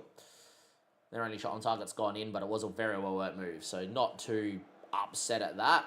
To be fair, getting a point away from home here against Stoke would be important, because you still got to treat it until like we get to the second half of the year, we're in and around the playoffs and promotion, that we're meant to get relegated. But this would be fine if we get points and whatever. But yeah, especially with the injuries we're getting, like I think we're about to have lost our first string, both DMs for the whole season, which would be quite annoying. Phil gets the ball and then pumps it towards Hans Pullis. For no apparent reason. He had all the time in the world. I hate when they do that, because that makes no sense. Oh, that's a goal. And we get it away just. It was offside. Okay. Even half of football, and it looks like it's going to be even on the scoreboard. Onto Bayo. This is usually a pointless highlight, boys. Usually pointless, being the key word. Into Helgeson. In to Filbert. Finn's there. From distance, Finn. Unlucky. Watched the review. They said, oh, all these players, all they score is long-range weldies every game. It gets quite unrealistic. I'm like, man, I've barely seen my players hit one distance. And I've played over 150 hours. Tell them I'm unhappy, even though I'm actually over the moon pretty okay with it. Joe Neald's going to come in for Casanova, who can get forward more out of these two. Free finishing, but he's better in dribbling and first touch and everything else. Wakefield's got one finishing, so yeah. We've got two more defensively minded midfielders, is what I'm saying. But yeah, Dante offer Mr. Joe Neald. Our midfield is quite weak. Did not envision that we'd have both defensive midfielders out for the season. But yeah.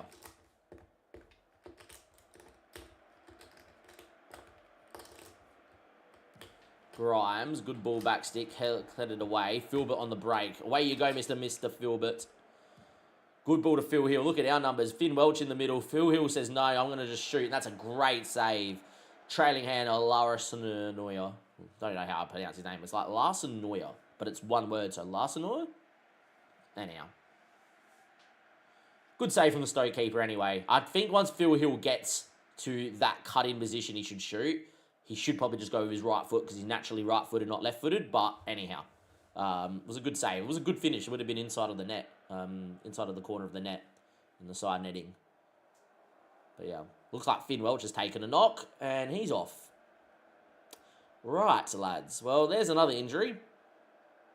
Anyone else want to get injured? Anybody else? Anyone else want to get injured? You know, oh, this game's playing. A few injuries going out there. Might as well get Don Weller in for Phil, but since we're here, leave one change. Injury crisis alert. One of it's got to do with the training. Because we've got a very heavy training schedules set up for the season. But there's a lot of rest. I'll put in a lot of recovery in there too. So yeah, I'm very annoyed at the amount of injuries here. Anyway, Mr. Bentley. Into Phil Hill. Keep going, Phil. Cuts it. Neil went... Oh, I thought he was tripped. If he goes down, I think that's going to be given as a pen. And on the break comes Lani Adeo. He's already got one. You know, he's fired over the bar here, 80th minute. It's still going to be 1-1.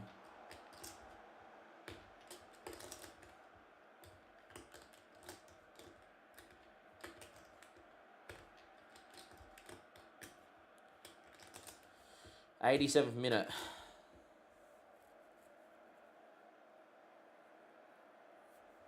Appiong into Joe Nield.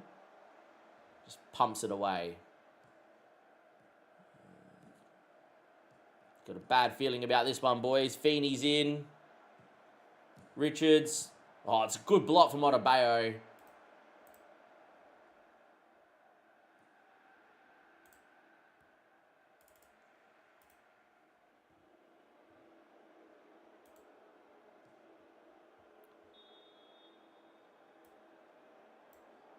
Hans pull us off. This is a time-wasting change here, late doors.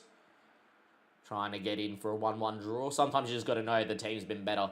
Like, this match, that say it was even. The whole second half, every highlight was theirs. We didn't see a highlight from us, so obviously our chances weren't clear-cut.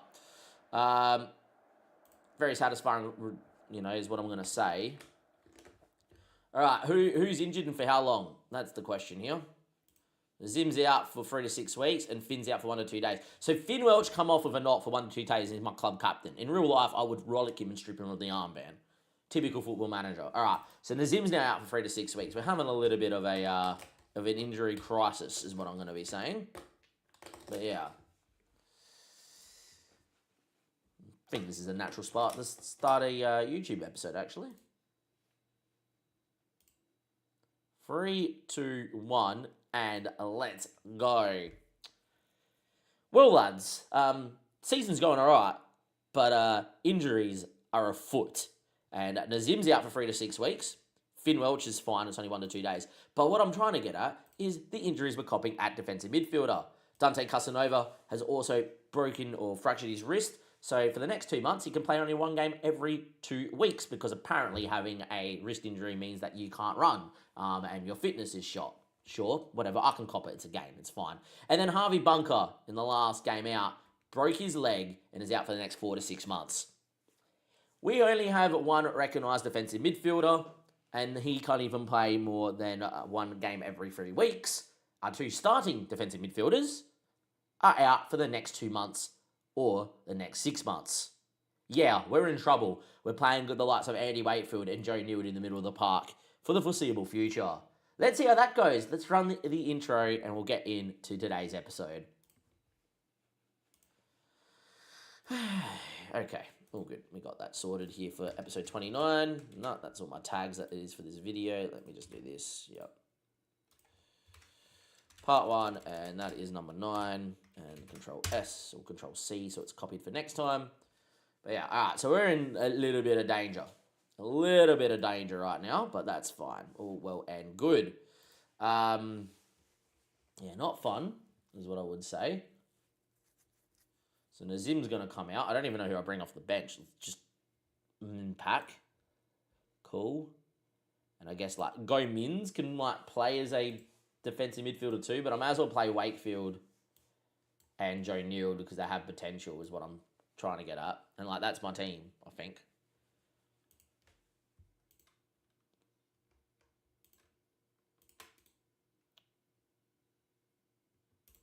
completely rest, even though the rest of my team should not be needing rest. Because like looking at my training schedules, right? Recovery overall, like recovery, team bonding, recovery every day, recovery quite a fair bit. But yeah, it doesn't seem to be working, which is not good. But this is I'll try to download this tactical setup because obviously the FM Scout lads do a lot of testing, and this is what's the best for development.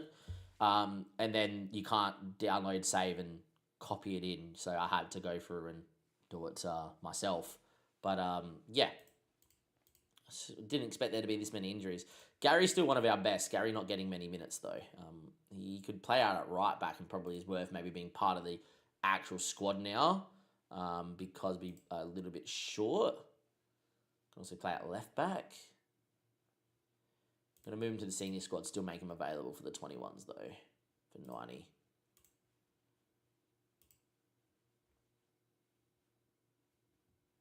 Yeah, just be like, wherever he is, you're going to make the bench over Dante because Dante is like a dead spot on the bench. Might as well use yourself. And like, if I need a left back or a right back for a, we've got Sammy Blankley who I'll just put out there. But yeah, anyhow, it is what it is. Hans Pullis developing. Yes, he is. Nice. Commentary away. Commentary usually a decent side in the Champo. So, yeah, it'll be interesting to see how that goes.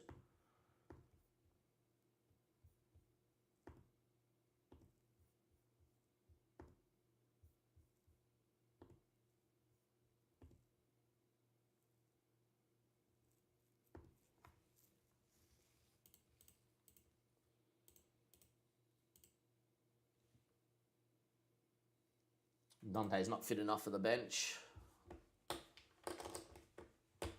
But yeah, Champo manager always lives on. As in Champo manager, as in injury manager. Always some injuries. I haven't copped too many injuries to be fair this season, but yeah. Alright, Control S works this time, that's nice. Always say before your games, you never know. You never know, even though they did another patch. You never know.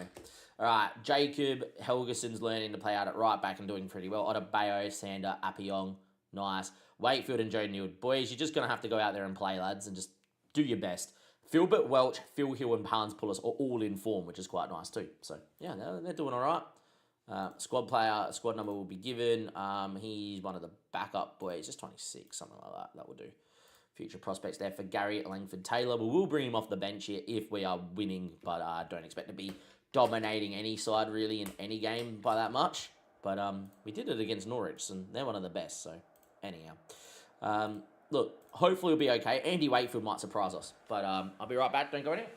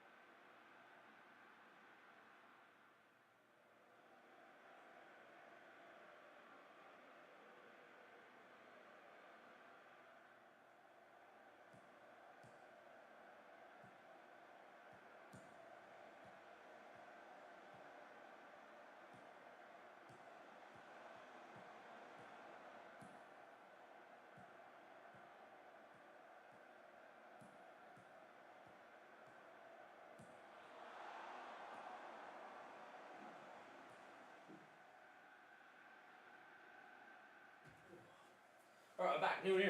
Good to see. Good to see. Good to see it's 0-0. Love it. If you are watching on YouTube, give it a like, do subscribe to the channel. Would be much appreciated. And we're continuing on here with a highlight early doors. Already up to 10 views on the stream, which is quite nice on the YouTube. Obviously, been a lot of views, guys, watching over on Twitch, which is always good. Hans Pullis ball, looking for Phil Hill, doesn't find him. Falls the skies, picked off by Appion. Finn Welch, Phil Hill, Jan Pullis, sorry, not Phil Hill. They look the same, they have the same haircut. All right, but Hans Pullis scores, second goal in 5 for our young striker with a nice side foot finish. And we lead 1-0. Brilliant. Look at this. One by Appion, Finn Welch. Good way to pass. They try to break his leg, but referee has seen that and let advantage go through. Should still give him a talking to. But a good finish and a highlight from kickoff because that's generally how it goes. But yeah. And now, away we go. Hopefully we'll be all right. Mr. Phil Hill finds Hans Pullis. Great ball out there to Filbert. Good ball to Finn Welch. Finds Helgeson. Down he goes. That's a pen, ref. Not given. Wow. Finn was absolutely chopped in the box. Helgeson, Filbert. Oh, Appion effort blocked. Queued them all up there. Unfortunately, didn't get the shot away quick enough and allowed the defence to come back into it. Should have been a penalty. Finn Welch was chopped in the box. Joe Neild, of all people, has taken the corner. Interesting. I tell you what, it was a good enough corner. Otabayo probably should have scored. Free header from 6 yards. He's put it wide. Should have been 2-0 up. Wakefield and Neild actually doing okay in the middle of the park. Who would have thought? Another injury to Filbert. What the frick is going on, man? Get Weller out there. Another injury.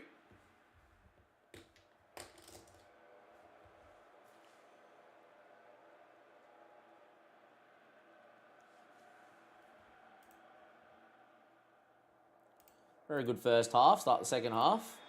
Another injury, though.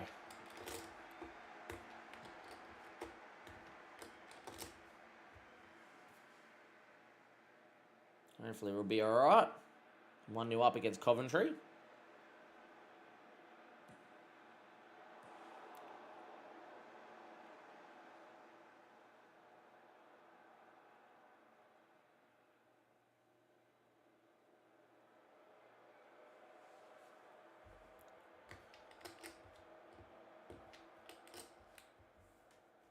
Anyway, Helgeson on a 7 as well, playing at right back is good to see.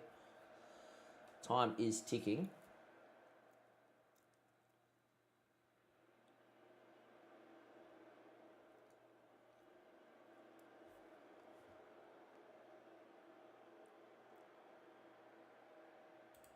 "70 minutes, we're going to make a couple of other changes. Hills had a stinker, get O'Dwyer in. And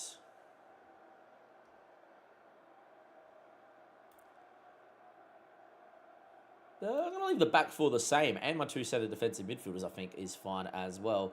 I'm going to bring in Bentley up front for Hans Pullis.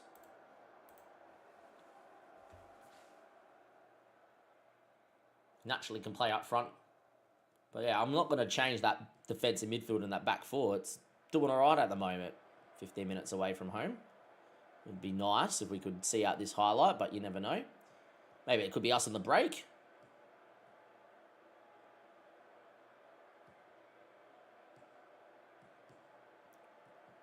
Oh, no. Sander decides, our star centre-back decides to go get himself sent off. That's not good. No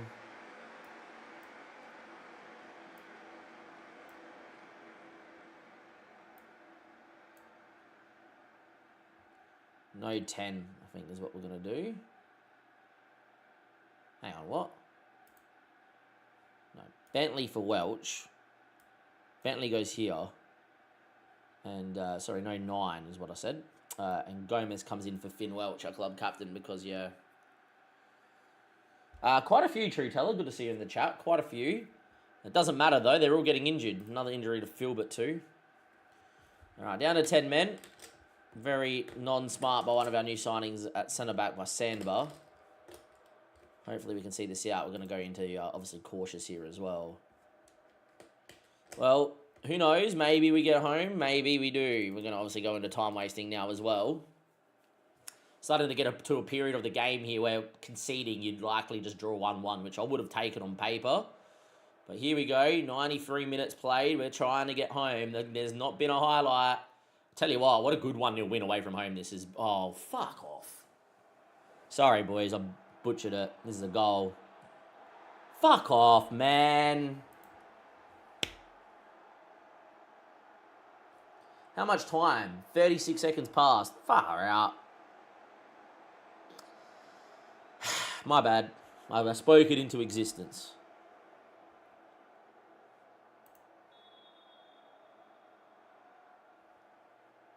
Sure. Won't be too harsh on them. Let's see how long Philbert's out for.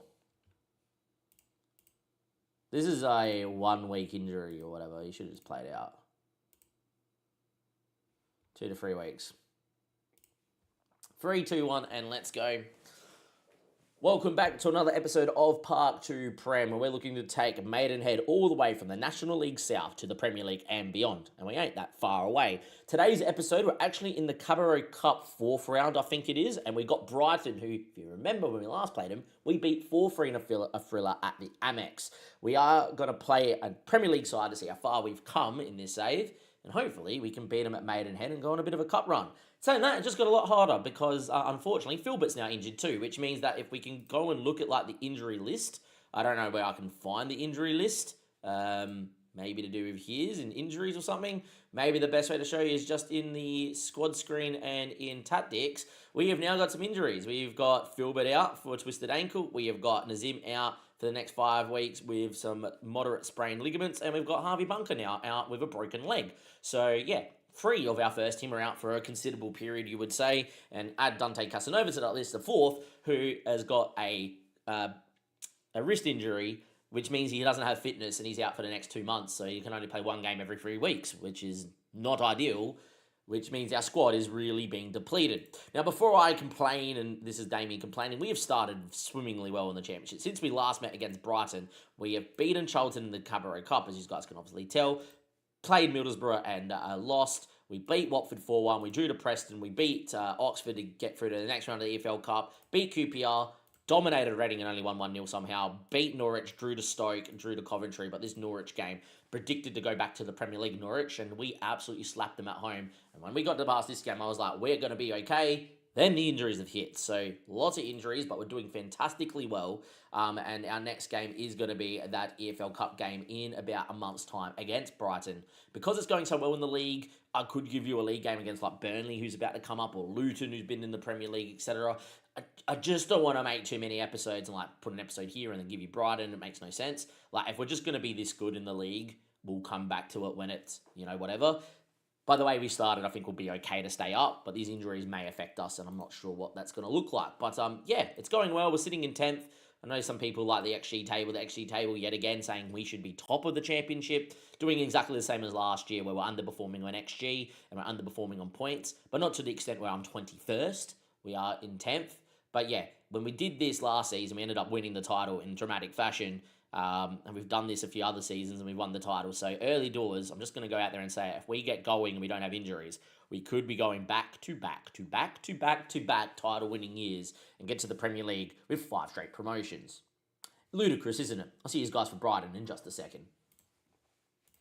Yeah, we're doing all right. We're doing all right. I will say I just think 4-2-3-1 is too overpowered, but we're doing all right. Don't appeal. That was dumb, Mr. Sandbar. But yeah, true teller, we made a few signings. And then found out that, I get no wage budget. Why do I get no wage budget when we made the club so much money?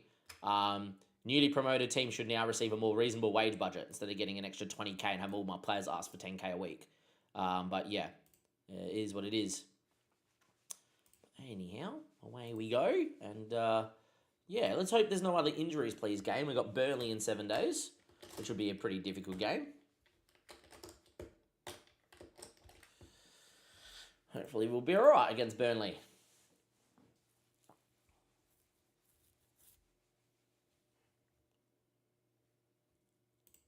Leave him for 2 to 3 weeks. It's fine. Try and get him back here for this Cabaret Cup game.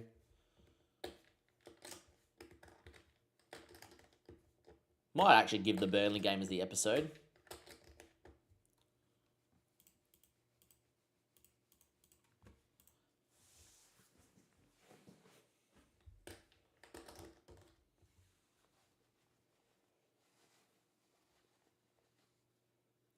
But yeah, made a few signings. We're looking good. We just keep getting injuries, which is very annoying. And yeah.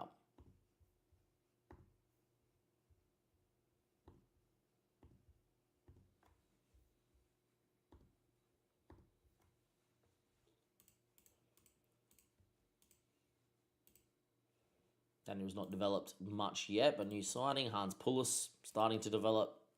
Phil Hill starting to develop. Some of the new signings you would have seen just then, True Teller. But if you want me to go through the list, mate, let me know. More than happy to go through the list with you. Any reason why you've come from YouTube to the Twitch? Because the Twitch is more active with the chat? Probably. That's what I would say. To those watching on Twitch, though, thank you for being part of the OG community. For those watching on YouTube, thank you, thank you. We could, if you're new to watching, could you give it a like? That would be much appreciated. Jacob's now injured. Far out, man. 1 to 3 days. Okay, thank Christ. How many injuries?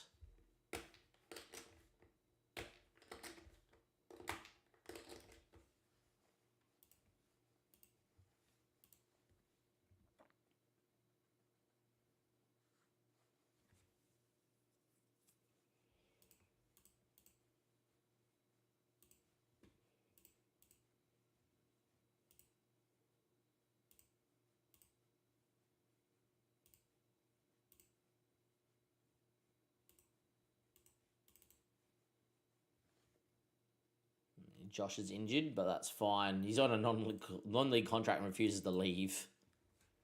There's Josh. Oh, potential issue with Wakefield. Here we go. What do you want, Andy? He thinks he's underpaid and wants a new contract. How much money do you want? And I don't even know if I can do it.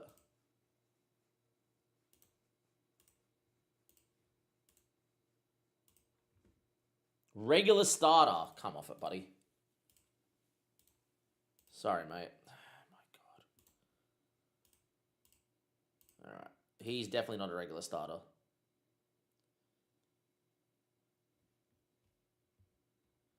Regular starter, he reckons. Sure. Well, he will be for now because he's going to play.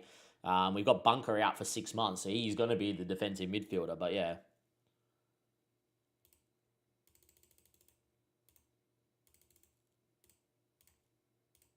I've got him down to 2-4.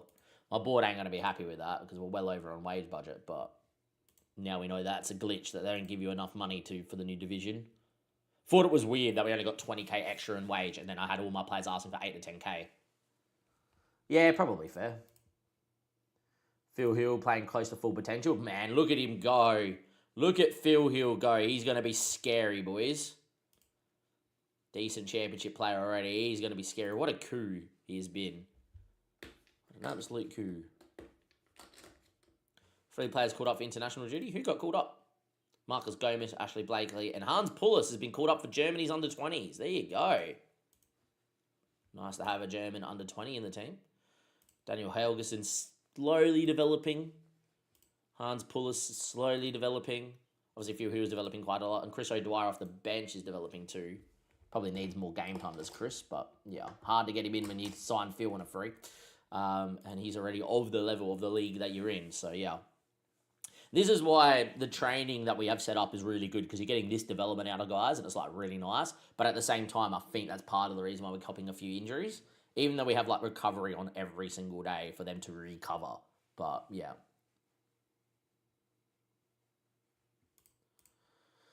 Don't appeal. It was a dumb challenge, which is not good. So who we're going to play at centre back and who we're going to play at DM is now the question, right? Yeah, we're in a little bit of strife here against Burnley. I might even just play Burnley to be as fair as the episode. 3, 2, 1, and let's go. When we're looking at the season preview, Burnley are predicted to come in the top 6, which I think is nuts. Because when you look at their squad, you go to Burnley and senior squad, they've got players on 125k a week, like Maxi Esteves, Marcus Edwards, that are much better than my whole football club. So I'm actually going to give you guys this game here. And I think what we'll do with this Carrow Cup game is I'll probably start the next episode with the result of that. And if we did beat Brighton again, recap it. And then go on a cup run. But yeah, the likelihood is we just lose to Brighton anyway, right? So let's give you this Burnley game where we've started the season so well. Playing against a team that's ahead of us, win this game, we're in like the title fight again. to go back to back to back to back to back. You know the drill by now. Now, we do have some injuries, though. Samba also got suspended in the last game out. We just drew 1-1, and he got sent off for a very bad challenge. So our new starting centre-back is out. Wakefield wants a new deal, which is putting us more over the wage, and he wants to be a regular starter as a defensive midfielder. I can oblige that. I think he's pretty good. And yeah, so we've got a little bit going on at centre-back. So I'm going to bring young Gomez in at centre-back because he has played there a little bit. And Dom Weller is going to get a start here too. And then my bench is like, as you can tell, my bench is pretty ludicrous. We'll get Casanova to the bench, and I literally can't pick a full squad because of the amount of injuries we have copped. So a very wounded side up against one of the best teams in the championship. What could go wrong? Who knows? It's going to be Jacob. Helgeson has been learning to play right back, is already up to 3 stars, playing as a right back in possession, already at 3.5 star, which is his current potential. He's got a decent right foot, good left foot, and any way to get him in the side, and now with the injuries makes a lot of sense.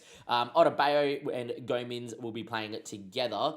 Almost tempted to go that way around, but, and I will. I think it suits Gomez a little bit more, and Appiong will be on the left-hand side. Nild and Wakefield are that makeshift starting defensive midfield too. Important to note that Wakefield does have championship potential, as you guys can see here. So it's really good for him to get him game time, which is fine, just a bit too raw. And Joe Nild, again, has got championship potential too, and it's good to get him game time. None of them can play box-to-box, though.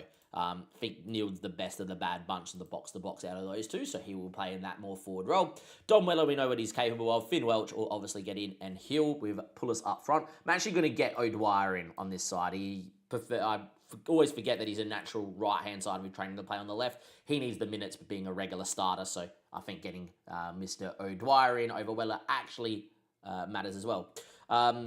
True Teller, what do you prefer people to watch on in terms of Twitch or YouTube? I don't care either way. Don't do it for views, etc. and whatever. Our first crash. Beautiful. Yes, crashes. I'll be right back. Don't go anywhere. Yeah, meant to have fixed this.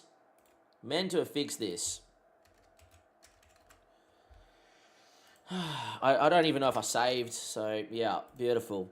I got confident we haven't had a crash in 1 hour and 51 minutes of playing, and then bang, crash.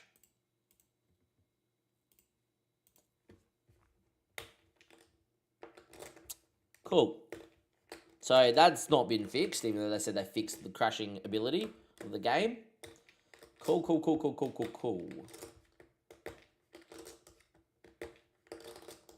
When did I last save? That is the question. I should always save before we play.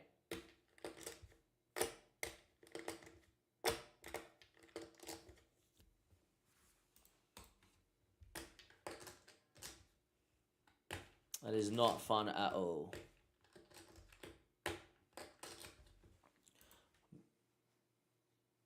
Does autosave work for you? Don't use it because I generally save. I'd set autosave like every 2 weeks just in case, but yeah. Maybe we should change autosave to every day. But I'm a compulsive saver. Last save on November the 13th, yes. Game date 22nd.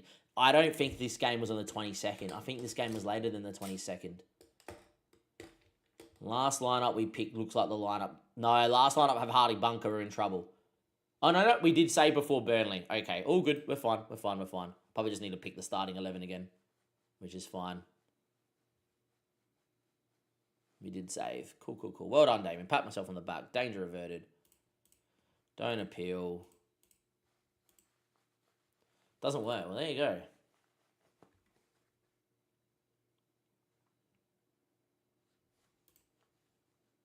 Let's pick the same 11 that we did, which was Gomez here and do this. And was Filbert out for, in the end, it was O'Dwyer. Get Casanova to the bench, and we're 1 short on the bench. Cool. Save the game. Off we go.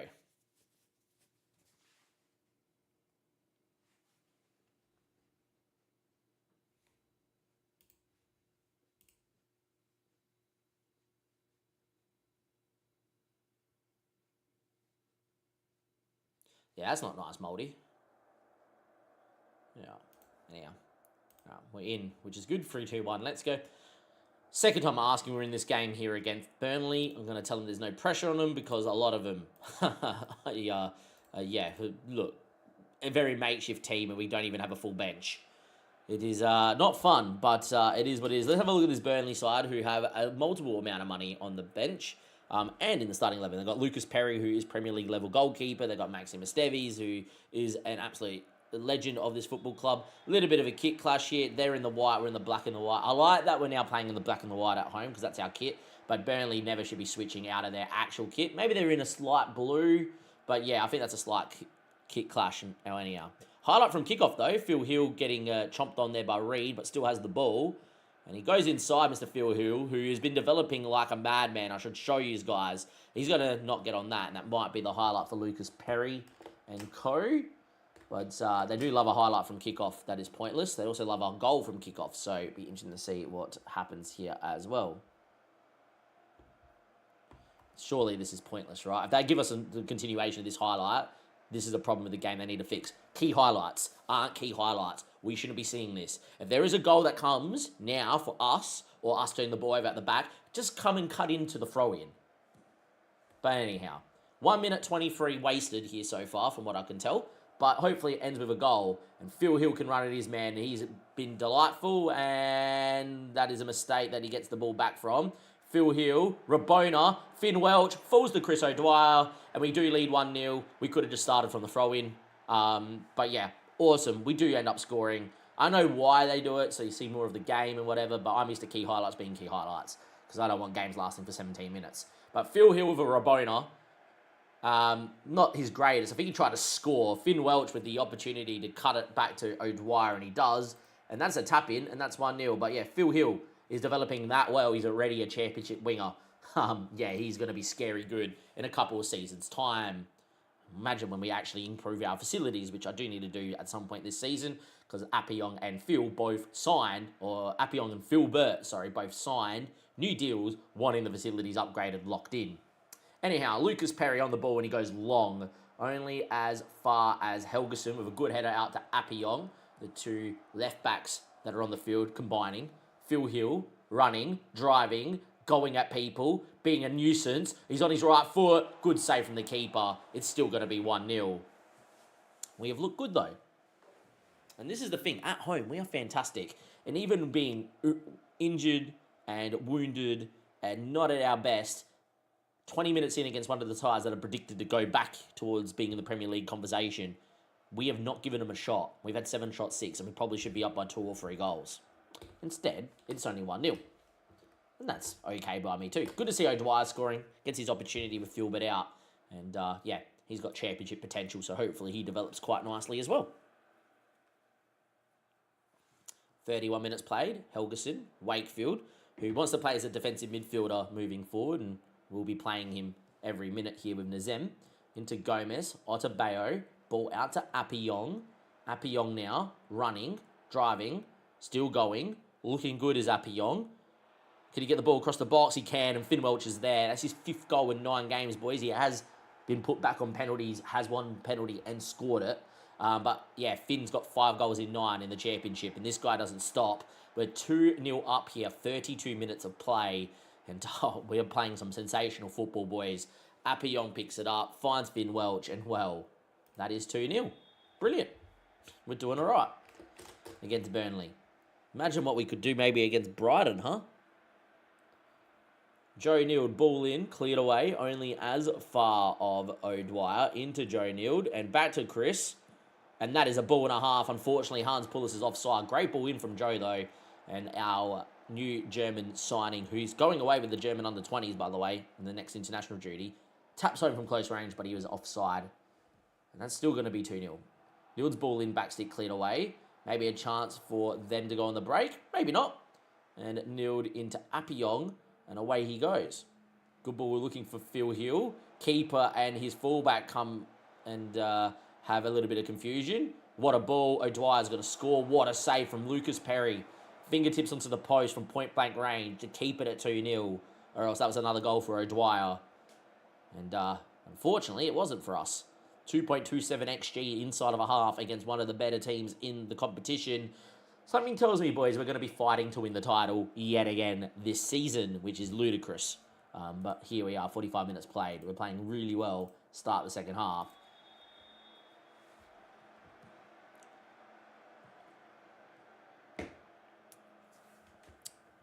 I will say, I think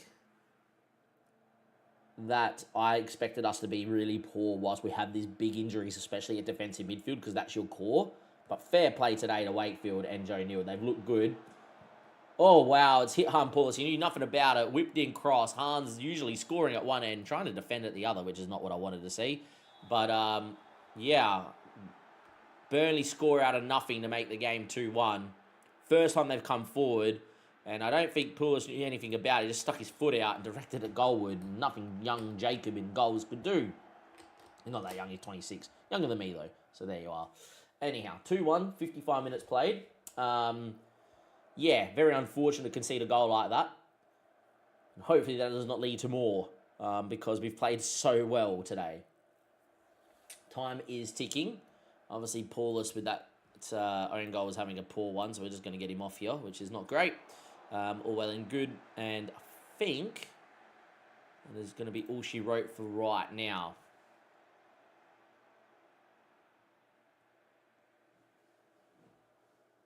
"70 minutes played, still 2-1. Andy Wakefield now on a booking. Hopefully he does not get himself sent off.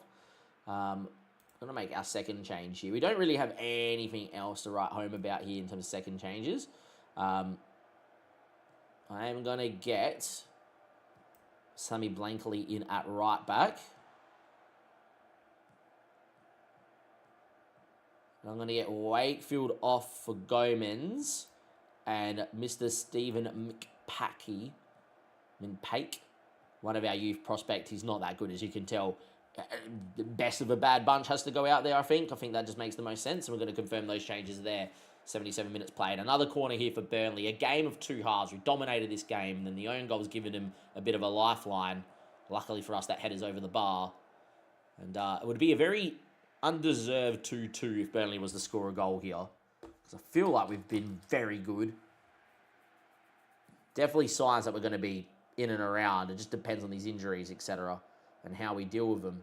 Anyhow, they look to build out, and Gomez moves into his natural DM and wins the ball. Joe Neild now. Otabeo, Neild. Good ball finds Phil Hill dropping in. Backheel Debson, Finn Welch. What a ball. O'Dwyer straight at Lucas Perry, or was very tame towards Perry. Dwyer really should have taken a touch and come onto his natural left foot and scored. I actually think he might be naturally right-footed. But anyhow, he should have scored is what I'm saying. Down the other end, a highlight straight away for Burnley to score a free kick. Goal scoring area.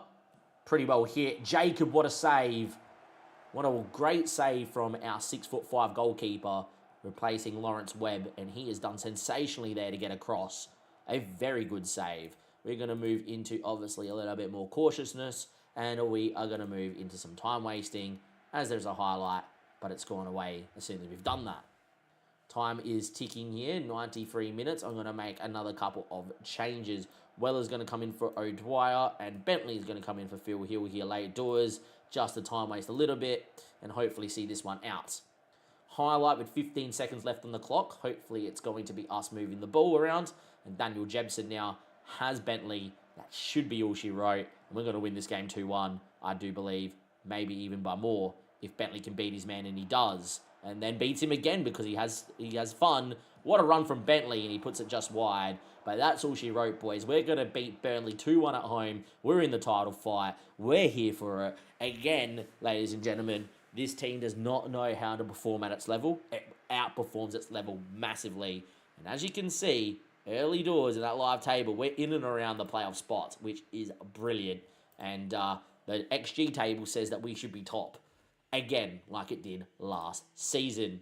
If you have enjoyed today's episode, give it a like and do subscribe to the channel. We will be back. Yes, 7 games unbeaten in the new division. We are in 9th, so we're not in the playoff position. But if we win our game in hand against like Blackburn, we'll go level on points with Blackburn, go just behind Fulham, who have only lost the 1 game, etc. In terms of the next episode, I will give you like something of the Brighton game, just as a recap, or as a, or maybe as like a second half playthrough, or something like that. But yeah, that's what we're going to do. And that will be the end of the episode. As always, above me, we are live on stream today. So if you hit the notification bell, you know when we go live on YouTube and Twitch. And that will have a playlist to go and watch the full rebuild. 90% of the matches are played live on stream. So definitely go check it out. It's all in chronological order. There's also the playlist to the videos. If this is your first video, thank you. And you can go check that out as well. But give it a like, subscribe to the channel from Maidenhead and from Damo and everyone else who are at Park To Prem. I'll see you next episode. Thank you and goodbye. Nice and easy, which is not too bad. Cool. Finn Welch stars. Praise Mr. Finney. Praise Finn. You're superb. Very well done. Save the game just in case, because, you know, just save every time is what you should do. And yeah, which is pretty cool. But yeah, another YouTube episode done. It's massively behind, but, you know, at some point I won't be able to stream for a week or something. And then, yeah, Portal is fine. We need to look at Finn Welch. That's what we wanted to do. I want to look at his form. Let's go. All competitions, play 19 games, 10 goals, 6 assists. Can we just look in the championship? 9 games in the championship, he has 5 goals, 2 assists, averaging a 7.28. Guy's incredible. Guy is incredible. And we've put him back on pens. He's had 1 penalty and he scored it. So, nice. We got Stockport in 21 days, which is pretty good for our recovery for some players. That's because of international duty. So, that is perfectly fine. Should be able to sim through here fairly easily. But yeah, that's a win. Beautiful. I love that. We're playing well, boys. We're playing well. The 4-2-3-1 serving us well. Winning games of football is always nice. Daniel Jebson's injured. That's hopefully not long-term here for Daniel. 1 to 3 days, tight hamstring here, should be fine. He's on the way to Canada international duty, to be fair. I am going to go and boil the teapot while we've got a 19-day break very quickly. Game should auto-sim as well, which is fine. Andy Wakefield's injured, 1 to 3 days. He should be okay. Wakefield now as a regular starter. I just want to go to promises really quickly in the squad screen. Promises. Yeah, I did take Wakefield off those promises, so that's fine. I will get the training facilities improved at some point, boys. I just want the club to have money. See, we lose too much money for me to do the thing, but yeah. But maybe just making him happy is the biggest thing. Maybe I just request it. Facilities, improve training facilities, and acknowledge and move along. Look, what's the worst thing that happens? They get upset. We transfer list and we get big amount of money. Sure, be it. Maybe I'll go and do that in just a second whilst we wait on everything else.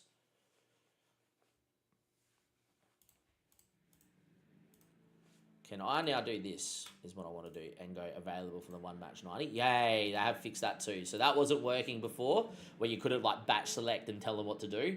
Now I can send everyone to go play in the thing. All right, the board's request has come back for improved training facilities. We can't afford to do so. Cool. That's fine. All well and good. It makes sense. I think they've made a good decision, to be honest. But, yeah. If we get to the end of the season we weren't able to do it, I'll just tell Appion to get over it, or, you know, you can be sold. And we can reinvest the money elsewhere. But I will ask again a little bit later in the season. Hopefully after a run, which would be nice. Philbert's back from injury. Game's automatically going to sim in a second, which should be good. It's not going to let me go and past this screen. That's odd. Sure. Philbert can come back into the bench. Probably just starts over O'Dwyer anyway, because he's better than O'Dwyer. But, yeah. Poor O'Dwyer's not getting too many minutes. Not like he's done anything wrong either. Just, yeah. Here's what it is for him.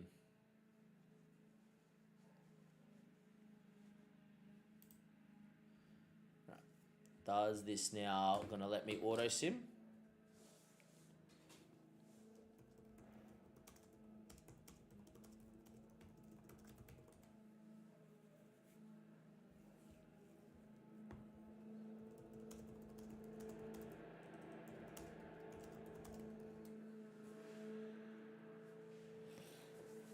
Anyhow, off we go. All right, let me go and flick the kettle on, and then, yeah.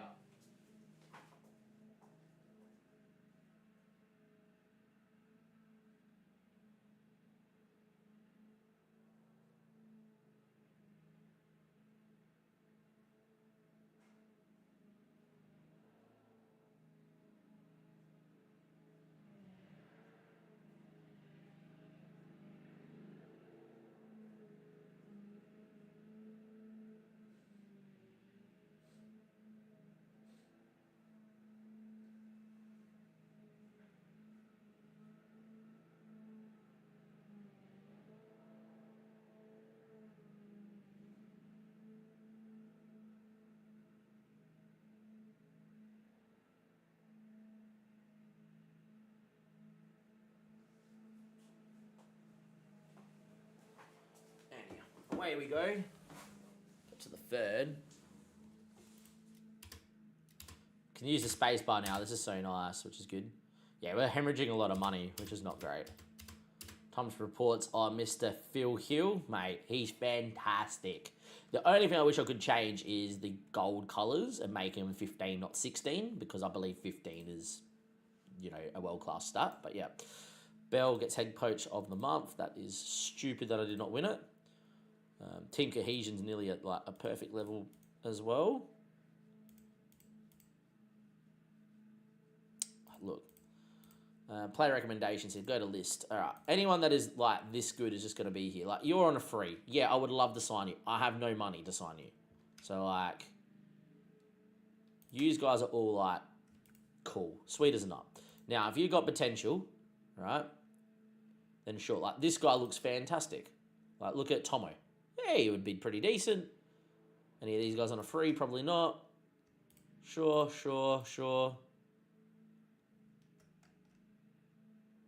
This guy's on loan too. This is Veton. He's whatever, sure.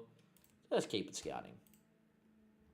There's no one on a bad patch here, I don't think, by the looks of it. Who's got the lowest potential? That's the thing. All right, so you're not going to get there. You're going to be disregarded. You're probably not going to get there. You're probably not going to get there.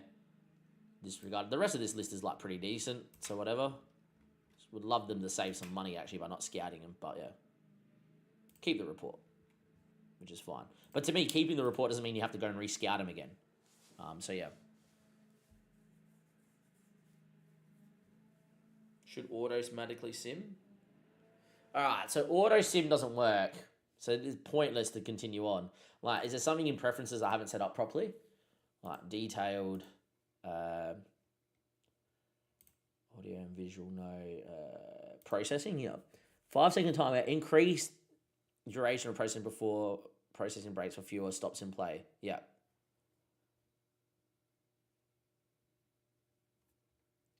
It seems to stop way too much. Because it shouldn't stop after every message screen.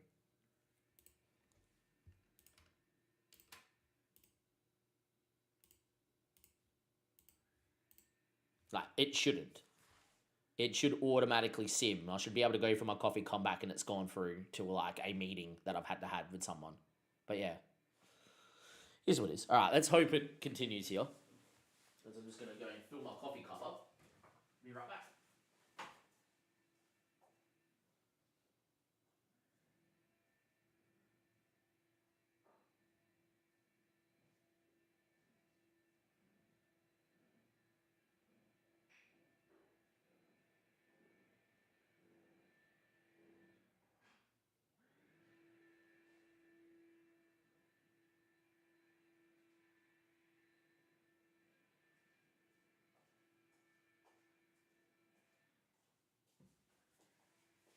I don't think it did it? That's very odd. I don't like holidaying. I like having like no holiday minutes. It's just a thing for me that you haven't holidayed. But instant, like, yeah, quality of life.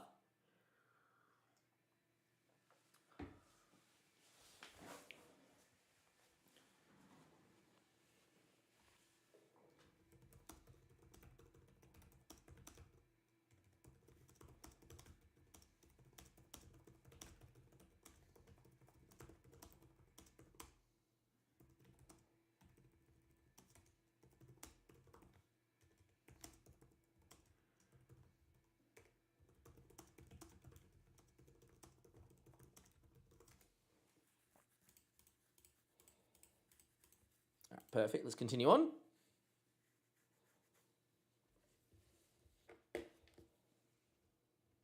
No other emails, which is good.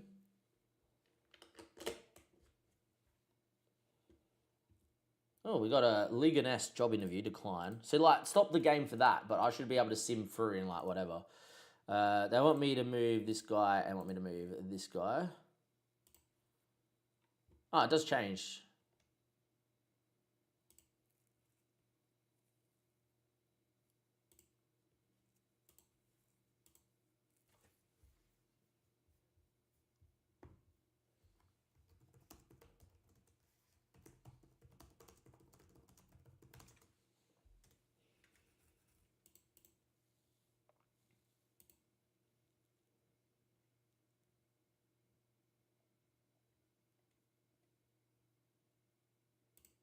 Apparently, Filbert's declined and is only an EFL League 2 right winger now. Okay.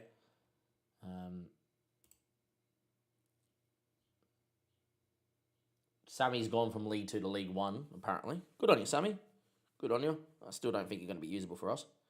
Could be better than Jacob. Could be slightly better than Sander. They reckon McPay is going to be good, but I don't see it.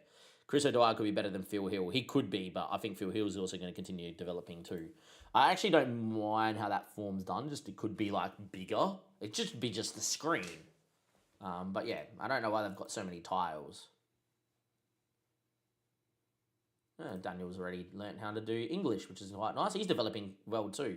Don't know, what did we went and moved you to a training, right? Yeah, defensive positioning. Cool. All well and good. Because I don't really care about it. This is Park to Prem.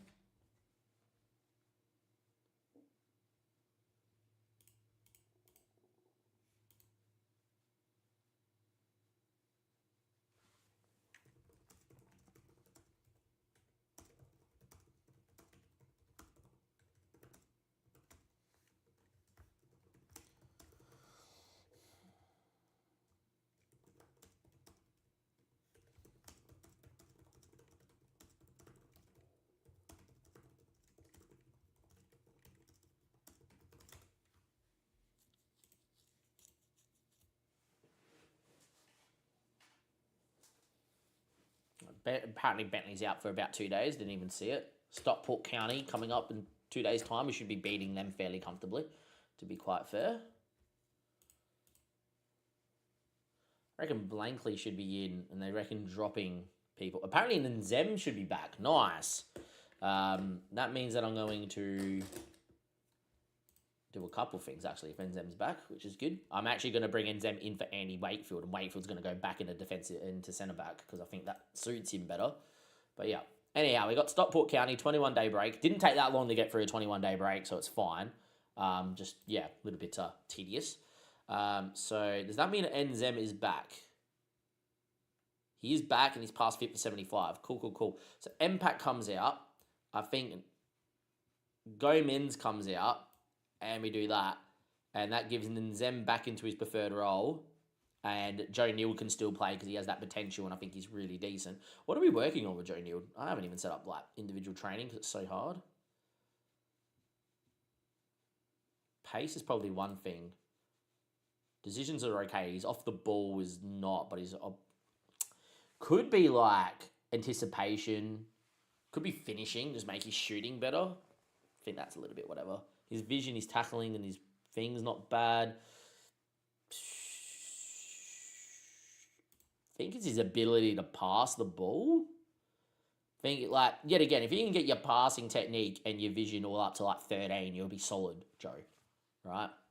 Pace will naturally come as you play games anyway, I think. Could be physical. Could be technical. I don't know. Either or works, I think. But yeah, should be good. What's Filbert working on, I wonder? Are you actually working on anything, Filbert? I don't even remember saying anything. Attacking movement. Yeah, his anticipation's low.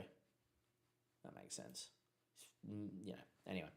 Jacob, Helgeson, Wakefield, Otabeo, Appiong, Nild, Nazim, Hill, Welch, Filbert, and Jan Pulis up front.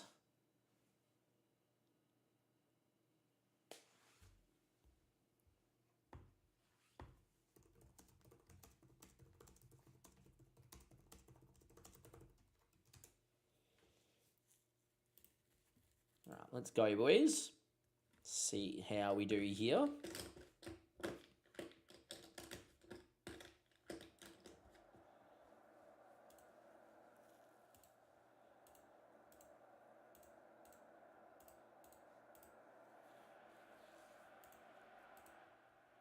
All right, playing against Stockport, who I think we should be fine.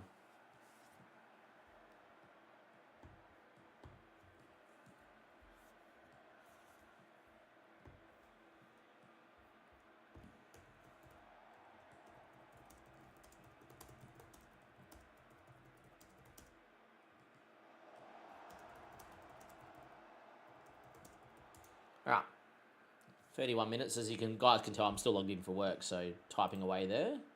Not like a massive situation or anything just happened. Just, fixing up something. But yeah. Already over double digits in views in today's stream, which is quite nice. So if you are watching, give it a like and subscribe. Would be much appreciated as well.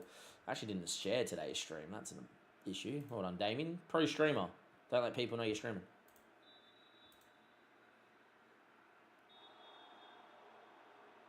I thought there was a penalty then for a second. I was like, hang on.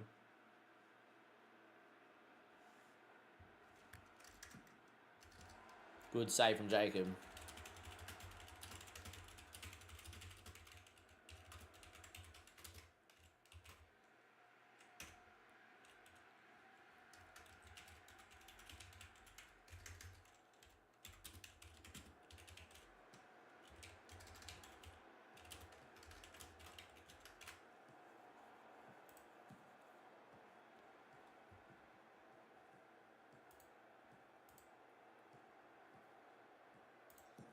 Actually decided to share the stream, which probably makes more sense for me to do.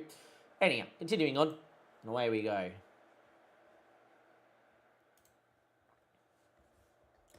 To be fair to Stockport, they've started really well. Is that Mr. Georgiou, like as in Australian Georgiou? No, it's actually a regen, and he looks fantastic. Okay, there you go. Wonder if it's actually their regen. I doubt it. Julio Alonso, nice. Didn't think Giorgio's name started with an M. Play Australian centre mid / centre back. Can play 10. I think he's a centre mid CDM and a 10 is who I'm thinking of. Anyhow, Otabeo. Birdie's still in chat. He'll let us know. Finn Welch. Hans made a good run. So did Filbert. Filbert gets to the byline. Beats one. Beats two. And hits the bar. Yep. Should have scored.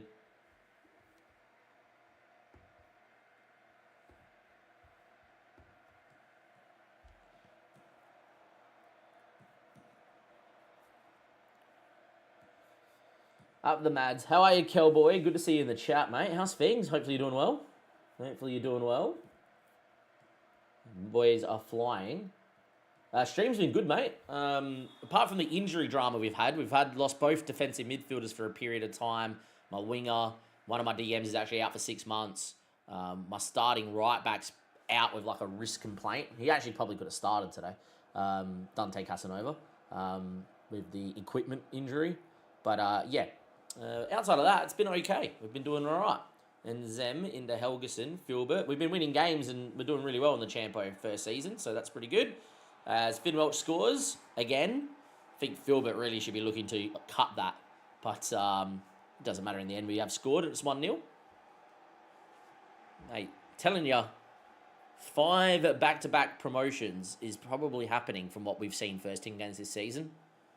This team is just very good as Welch scores. Is it 5 back-to-back titles? That's the question. Is it 5 back-to-back titles, or are we actually just going up? Who knows? Maybe we're getting a little ahead of ourselves, but the XG table says we should be top, and we're not. And last year we did that, and then everything clicked, and it was game over for everyone. But anyway, Tanner. Into Ferrier.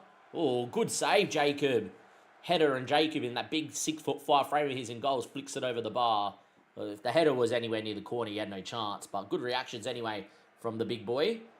And yeah, would love to see him be a little bit more aggressive from those corners and stuff to come and claim some crosses, being he's 6'5", but that's okay. He's keeping fairly well, as that should be the highlight, and the game reckons it's not. So interesting to see how this continues. Can we force Mr. O'Leary long? He does. And Filbert will pick that up. Good touch in the end. Zem finds Joe Neild into Phil Hill. Apiong. Joe. Finn Welch. Hans Pullers. What a ball to Phil Hill. And that's a goal. Hans Pullers presented nicely in the poacher. Flicked it around the corner. And Mr. Phil Hill continued his run after playing it in the Finn Welch. Great link-up play between the three. And, well, that's a goal and that's 2-0. Keeper probably should do better. But, yeah. In there, nice flick. And then look at Phil. Just comes back and goes, all right, I'm going to retime my run again. And very nicely done. Good space created by Finn Welch dropping in. And Hill saw the space and made the run. And it is 2-0. Doing really well.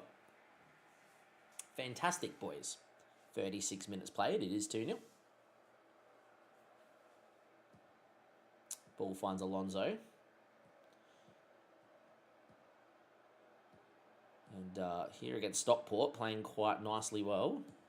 Ball out towards Favir. Georgiou, good touch, good run. Marcus Georgiou, the regen, fires massively wide. That's okay, boys. Playing well. Doing the job. And exactly what we want to do.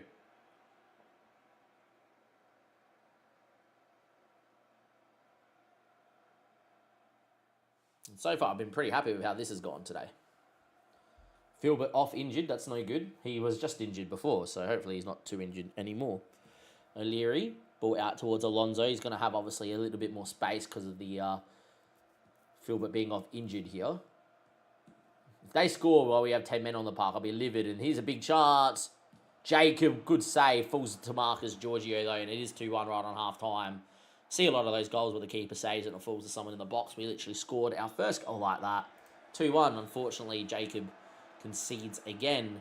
Far from pleased what I'm going to say. We're also going to take Mr. Philbert off here for O'Dwyer early doors. Continue on. Start the second half.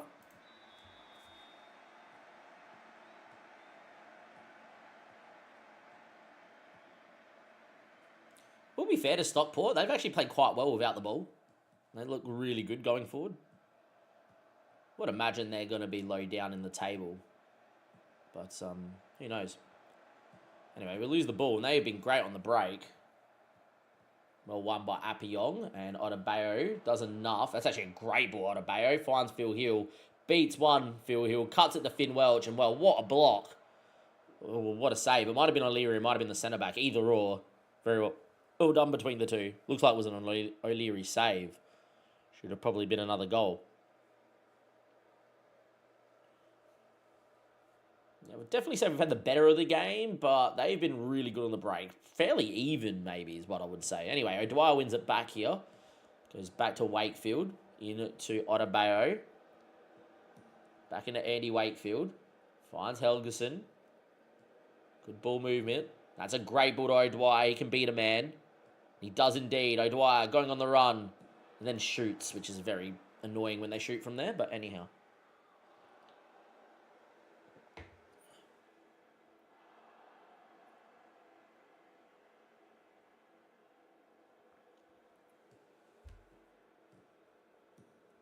Good ball. Finds Emma Mothersill. Or Silly. I don't know. Anyway, that's... wow. That should have been 2-2. That's a big miss. All right, this game has definitely just ebbed and flowed and not at all dominant from us, which usually at home are pretty dominant. To be fair to Stockport, they really should be level. Interesting. Losing that midfield battle a little bit, which come to expect with the injuries we've got. But anyhow, O'Dwyer beats one, goes down, never going to be a penalty. They just look how many numbers they commit forward. Far out. Just throw men at will going forward. We might lose this game, boys, if they score one. All right. What do I want to change? Don't really want to change too much because there's not much else I can really change. I'm going to get Gomez in for Neild because I don't think he's had the best of the game. I'm going to move these two around. I'm actually going to get Nzem and Wakefield to go like that, I think, is what I would do too.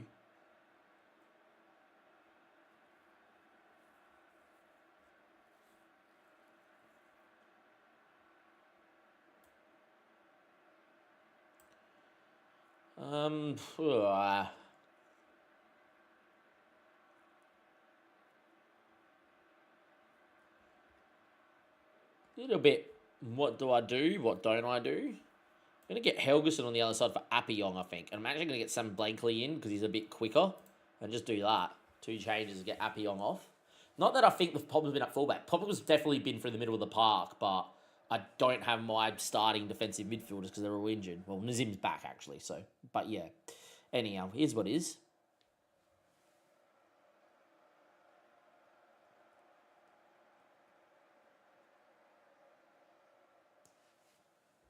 Anyhow, time is ticking here. Still 2-1 to the good, which is good. 80 minutes play, going to make another couple of changes. Bentley's going to come in for Phil Hill. And Daniel Jebson's going to come up front for Hans Pullis. And there we go.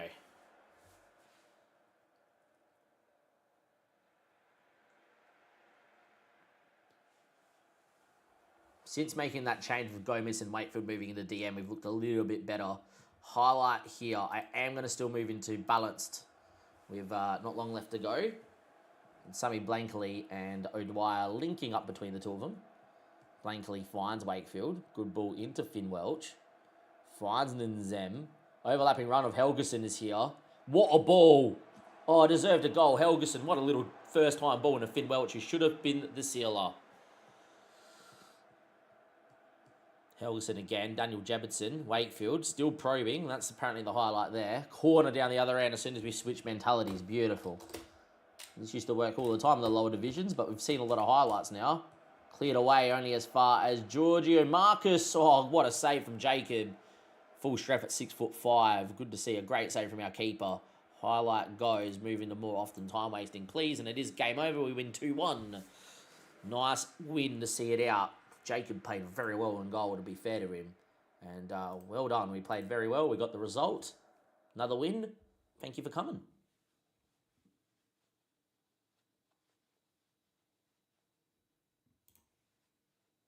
Gilbert is out injured. For how long? 3 to 8 days. He should be fine. Praise Hill's performance. I was really pleased with your game last time out, mate. Keep doing what you're doing. Save the game as always with the crashes that are around. We have had one today. Even with the new update, you still get the crash loading into a game. But yeah. Into 6th and into the playoffs with that win, which is nice. Got Luton in 4 days' time away from home. What's his name still going to be suspended? That's the question. He will be. Where is Casanova? He was on the bench. I just missed him. Casanova will come back in for Helgeson because he is naturally fit and can play there. And Zim's going to get some training and some rest because he's been a bit injured the last few days. He's been a bit injured the last few weeks. Filbert may not be able to start, so I might put a Dwyer out here too, which I think is perfectly fine. And yeah, Sandar is still injured, so we're still going to go like this, I think, which I think is fine. Might actually get in Zem into box-to-box, which he prefers, even though I don't see how he's a box-to-box. Like, the game says, oh, he's a box-to-box. I'm like, I don't think he is.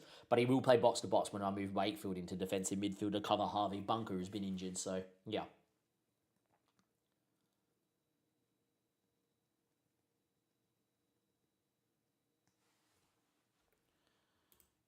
Reached 10 games unbeaten here early doors this season, which is quite nice. Luton using the 4-2-4.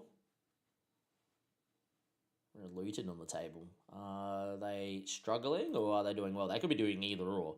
They're obviously in League One in real life, right? They've gone back-to-back relegations, which is always tough. But yeah.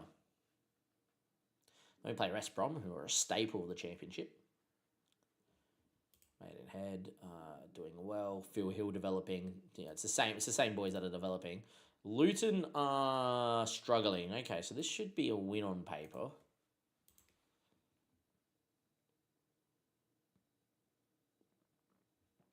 Conceding a little bit too much is what I would say at the moment, but is what is. How is Jacob developing? That's the question, because if he gets some shot-stopping ability, he'd be all right. He's already up to 12 one-on-ones. Yeah, I honestly think if Jacob starts developing, he'll be a Premier League goalkeeper. Will be able to be usable in the Premier League, I should say. Not a Premier League level, but would be usable. Would get you for a season or two in the Prem.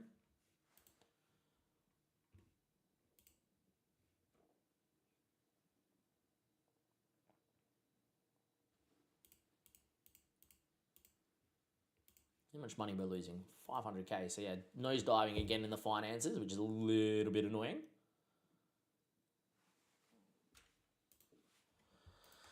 Save the game and away we go.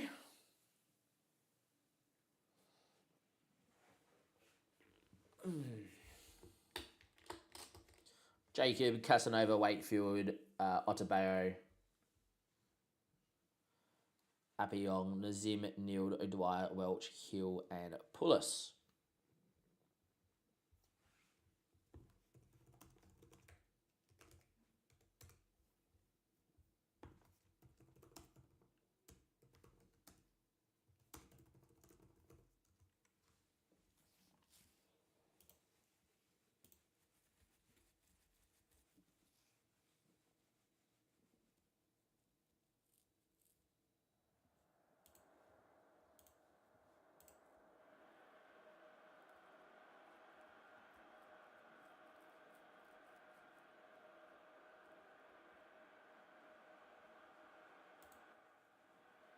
All right.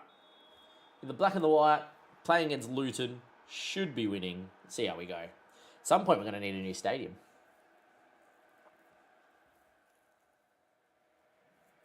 Anyway, O'Dwyer. Dante. O'Dwyer. Finds Phil. Thank you for the follow, Dom V. Smith. Where are you watching from? Well worked. Keeping it nicely. Appy Young loves a shot. Let's be honest. He tried to shoot. Was blocked. Falls into Nzimbu. For a second, I thought put a top bin. And I would never question why he prefers to play defensive midfield instead of box to box instead of defensive midfield. Now, how's things, Mr. Dom V. Smith? Where are you watching from? And thank you for the follow. Away we go, though. 3 minutes in. Still 0-0 here against Luton. Phil Hill. Finn Welch. Highlight continues, which is a great ball out to Dwyer. He can go and beat a person. Casanova. Good 1-2. Dwyer in the area. Effort's blocked. It's probably your highlight now, I would say. Promising signs 3 minutes in, away from home. Should be winning this game, though.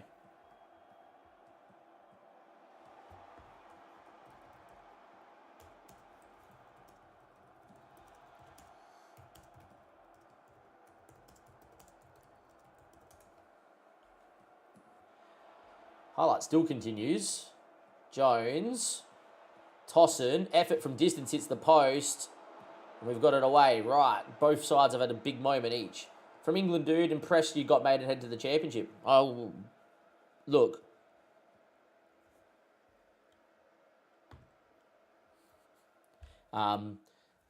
Sorry, someone sent a meme in the work group chat. That was quite funny. The Simpsons memes get me every time. Joe Neild ball in. Cleared. According to the XG table, 10 games in, we should be top. So, we're not. Might be another promotion in 5 seasons. But anyway, Joe Neild with the ball. Go on, my son. Oh, good save. Playing well. And yeah, it was back to back promotions. And all 4 promotions were title wins. I will say the League One title race was nuts. And yeah, if you want to check out a VOD Dom, I do co-stream over on YouTube as well, and all the streams are saved on YouTube, so you can more than welcome to go watch it back to find out, as Hans Pullis's effort is blocked. But yeah, if you ever want to check out a VOD and you missed it and you want to go through it or whatever, every stream. I play 90% of games on stream, so I think in 4 seasons, I mean, 6 games have been played off stream in 4 seasons, maybe 7 games. I try not to play too much off stream, not including friendlies in pre-season and stuff. But when possible, if I'm playing Football Manager, it's generally with time to stream, apart from like the morning coffee, and I might play a game. But yeah. Anyhow, away we go. 30-odd minutes played, 0-0 here against Luton. We've probably been the better side. We've had more shots, better XG, got 7 corners, but nothing to write home about. Phil Hill. Good ball out towards O'Dwyer. Cleared away, only as far as Casanova playing with that, obviously that wrist protection. And he's still there though, Dante. Goes on my run, does Dante. Enzem, Phil Hill, effort blocked. Down goes Dante. Referee gives penalty. I'll take it. Gives penalty. Good English. Gives a penalty. And Finn Welch missed 7 penalties last year, but back on pens after we ripped him off after missing 7 from 12. Has had 1 penalty and scored. Finn to go 2-2 for the season. Does. And Finn Welch has got 2 penalties from 2, 7 goals and 11 for a man that is only meant to be good for League 2. Yes, Finn Welch is that good. And away we go. It is 1-0 from the penalty spot. Mr. Finn Welch picked him up on loan in the National League South and then got him on a free in the National League and never looked back since. Mr. Finn Welch. Phil Hill into Nazem, finds Finn. Finn now, great ball out to Dante Casanova. And Dante going on a run. Can he cut it? Might shoot now because they love shooting. He does, and in the end it's going to be an easy save. I'm in a 6th year of my journeyman save. Started at Dorking, but made it after a few moves to Rangers, where I won the league. Nice, mate. Hopefully that means that will get you a Premier League sort of job, which is not too bad. Never really was able to get into a journeyman save myself. I tried it a couple of times. Just found it too easy to get to a good club, but respect to people that do it, for sure. I found the best journeyman I was able to do was the Glory Hunter Challenge. I found that very nice, which was pretty cool. And then, yeah, Found the Glory Hunter Challenge quite nice. Found that a lot of fun. Looks like Casanova's a little bit tired here with that injury. I don't know how having to get a Liverpool job. Slot was just sacked. Good luck. Go. That would be insane. That would be quite nice. How many seasons? A few seasons. How many seasons? It doesn't say seasons. I wonder, maybe season 5, season 6 by the sounds of it. Maybe even season 4. Anyway, Wakefield with the ball in the end. For those on YouTube, watching on YouTube, that is coming in our Twitch chat from Don V. Smith. Still haven't figured out a way for you guys that will see each other. But yeah, once I do, I'll figure it out. I'll get it going. O'Dwyer now. That's over the bar. Yeah, season 6, nice. Was my initial thought, judging when Slot usually gets sacks in most saves. I'm going to get Mr. Dante off here. He seems absolutely gone. Helgeson actually come on for Appiong a little later. I'll get Sammy Blakely, who is from my own youth intake, but Sheffield poached him. He's back. On you go, son. You're very good at fullback. Do your job. I will sign him. I don't know when I'm signing him, but I'm going to sign him back, Mr. Sammy Blakely. Anyway, Finn Welch, ball in, cleared. Appiong hits through bodies. It's gone in. Appiong gets his goal. We are 2-0 to the good. 55 minutes played. We're beating Luton comfortably here away from home, which is good to see. And yes, well done by Finn Welch. Good ball in. And Appiong, understanding it's wet, just knocks it into the ground to get that extra skid. Takes a slight deflection over the keeper, who's a little unlucky. And we lead 2-0.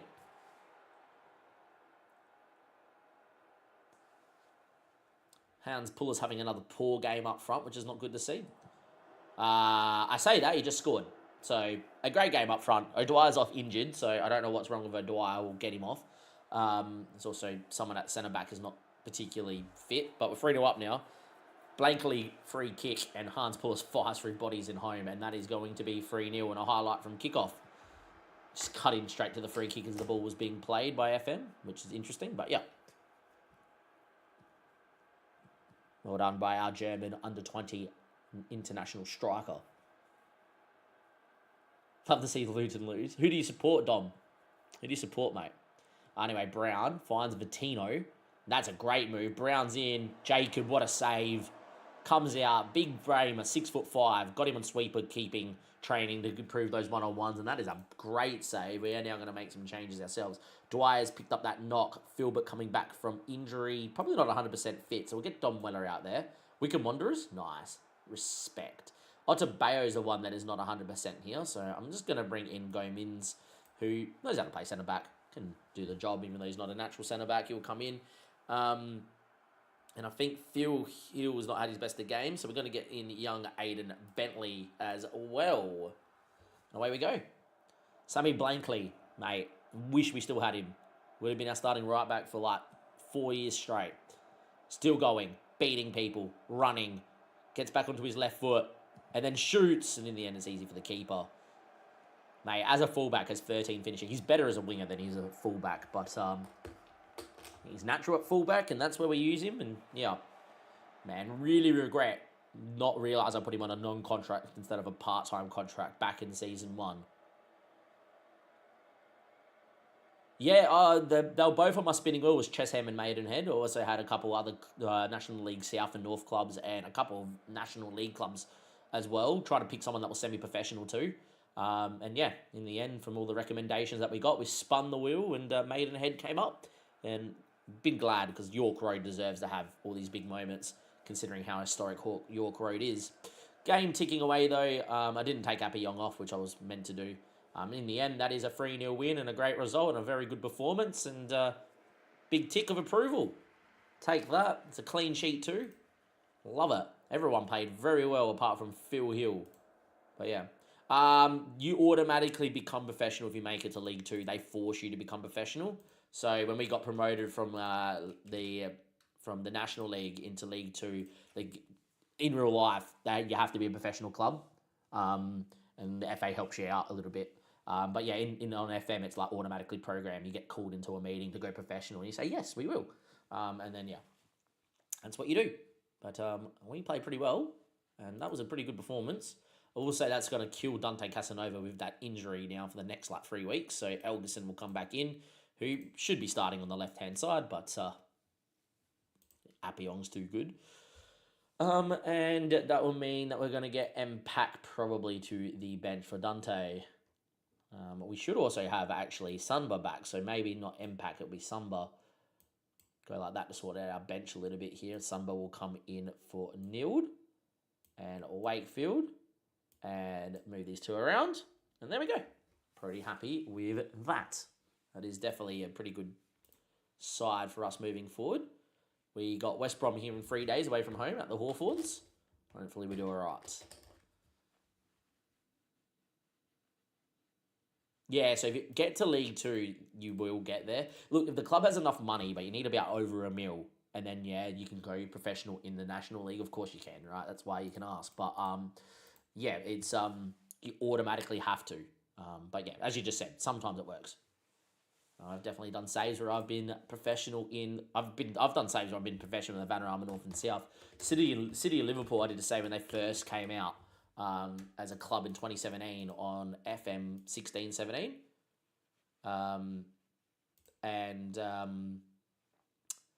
Yeah, I went on an FA Cup run from the Ismail Premier. I also had a youth intake guy that came out with championship potential and got like over $1 million for him. I then also made the 4th round of the FA Cup, drew Man United at Old Trafford, made nearly $1 million from ticket sales in that game. And from like the cup money, etc. for a Ismail Premier side. That meant that I had enough money when I asked to go professional. Back in those days, you had to ask to increase scouting range. So I asked to increase scouting range, I said no. So I'm like, I'm just going to ask to be professional. And then they're like, yeah, I think it's a good idea. I was like, huh? But anyway, Appiong, this is why I can't drop him. Because he is this good. And, like, he's very consistent. This is why when I signed Helgeson, we didn't need Helgeson. But when I found him, I'm like, this is an 18-year-old that's playing for Iceland. And he's a free because he's playing in League 2 in the Netherlands on a pre-contract. But, yeah, I can't drop Appiong. He's just too quick. Yes, technically he sucks. We know. But, yeah, he's doing all right. I've been working him on his defensive positioning for, like, every season. But, yeah, the decision's up to 11. Positioning's up to 10. Once his positioning gets to 11, decisions get to 12. That marking at 8, if it gets there, is usable. I'll start training some other technicals, like maybe first touch. So his dribbling first touch and his technique actually come in there. Ball control. Apologies, I said first touch, but you know what I meant. I'm pretty sure. Anyhow, we continue on. Have another swing of the coffee. Away we go, review the game. Filbert is back fit enough to start as well, so we'll get young Filbert in. Save the game here. And hopefully we'll be okay in this one. Going to go with Jacob Helgeson, Otabeo, Sandberg's back from suspension, and Berkeley Appiong. Nazim's going to play in his preferred box-to-box, even though he apparently loves box-to-box, even though I believe he's absolutely shocking at box-to-box, personally. He's got 4 finishing. I don't see it, but sure. What are we working on with your training? Defensive positioning. Marking's 10. Positioning's 10. Decisions are good. Probably need to do that. As you can see from just up here, I am a Liverpool fan, but yeah, and it's not been a great season for us, but you wake up at 3 o'clock in the morning to watch the City game and get slapped around 3-0. I'm a pretty big fantasy Premier League player. I do a fantasy Premier League podcast, so I'm just a fan of good football, watching games, watch as many games as I can. I have a very soft spot for Sunderland. It's good to see them do well. Obviously did 2 saves with Sunderland. My first big save on YouTube for content in terms of people watching was Sunderland, which is nice with bright lights. We did another save with them in the last season. It only took us 5 seasons to be super well dominant. Yeah, anyhow, is what is. A few people not 100% fit, but that should be fine. Tempted to almost get Appiong not to start, but we won't do that. We'll just start this team here. I think that's fine. But yeah, so I got a soft spot for Sunderland. I did a save on FIFA with Stevenage back in the day, and so I always like to see Stevenage do well. I think Wrexham for the story is great for world football, so it's good to see them do well. I know they had a big win on the weekend against an undefeated side. I just can't remember who the side was undefeated until then. Might have been Coventry. They won 3-2 by memory a couple of weeks ago. West Brom used to annoy the bejeebers out of me, being a Liverpool fan. Ben Foster used to have a weldy, and then we had a We signed him. Red-headed keeper. Bogdan? Yeah, I don't know. I reckon it started with a B. He had a worldie at Anfield, and we signed him, and he was woeful. Not that he was to play first team, just... Okay. I was going to see what was going on with Jacob. It was clearly that they wanted that to be an offside. Yeah. That's cool. Can't stand Sunderland, to be honest. They caused damage to Wickham's ground back here when they were in League One. Well, there you go. See, I wouldn't know that being Australian, watching from obviously over in Australia, but yeah. I don't get to see those things. See, I'm one of those guys, though, like, obviously, we got AFL here, so we go watch AFL, but I'm definitely, if I lived in England, I'd be like, who's my non-league side? I'm going there every single day, every single game, because it's great. Better than what our non-league is here, for sure, in terms of fans and whatnot, and quality. But yeah, anyhow. Away we go, 15 minutes played. West Brom started pretty well here, but Philbert picking the ball up and giving it away. We're 1-0 down. No, we're not. We're very lucky. Don't know what Mr. Joe Philbert was doing there, one of our star men. Actually not had his best time of it this season, then the injury. Definitely a case to start asking, do we want to start O'Dwyer there long term? Don't think I will, because he has good potential, well, both of them do, but yeah. Do you support a local team to me? If I had to, probably the club I played at, because I played like the level below A-League for a couple seasons as a kid as a backup keeper. So Fulham, which are only 5 minutes up the road, but like I've coached here as we're 1-0 down, and deservedly so. They are dominating us here, West Brom. We definitely are someone that, you know, I don't really care too much. I played and I coached at like a few different clubs and whatever. The politics are just so bad here in Australian football. But Fulham is the one that I probably would pick. They're in the game. But yeah.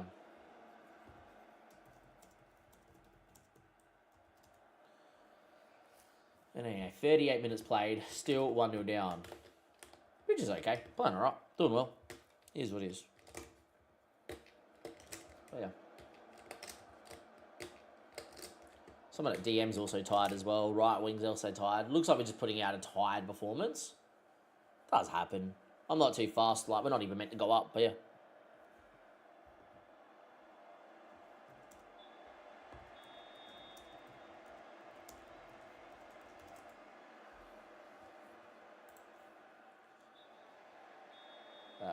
Unhappy tactics. No one like overly unfit or anything. I'm just going to get Nilde in for Wakefield because I know he was unfit, and I'm going to get Helgeson on the other side and get Blankley in for Appiong before he becomes too unfit too. Just thinking for future games, they're both going to start, so don't going to go there.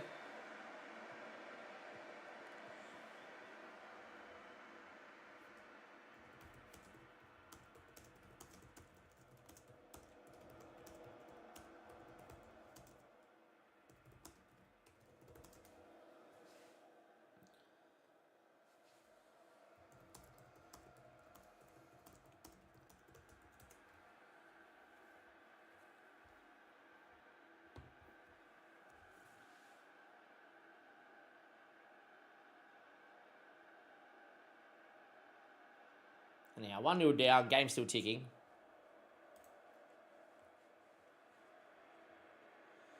Right, so we've got a few people that are a little bit. So we're going to go Finn Welch in there. We're going to get Bentley in the middle.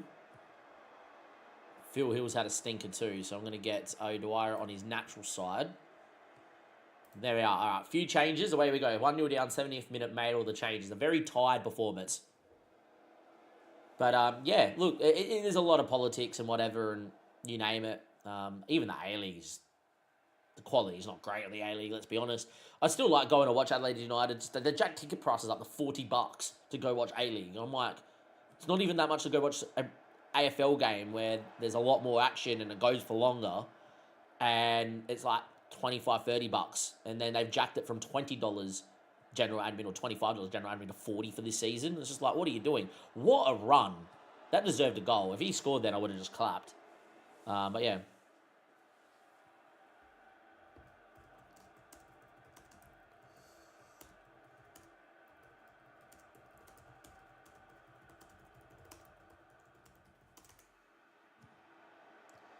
Yeah, it's just nuts.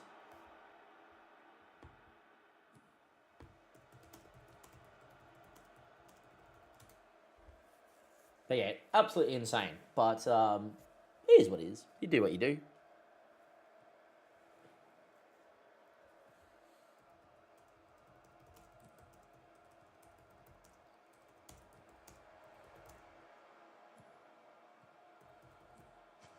Oh, hit the post.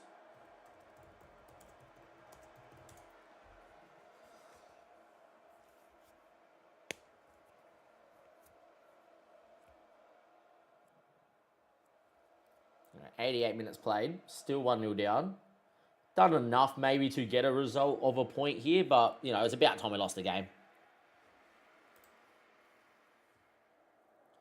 And that's what I'll say. Like, it's very easy when you're meant to be relegated. You would, you know, just easily get the boys to just relax and just be like, hey, look, you played all right. It's okay to lose.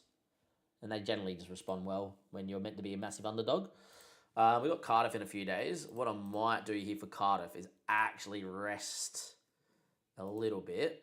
So we've got that Cabaret Cup game against Brighton coming up as well, which would be nice to go full strength and see how we go.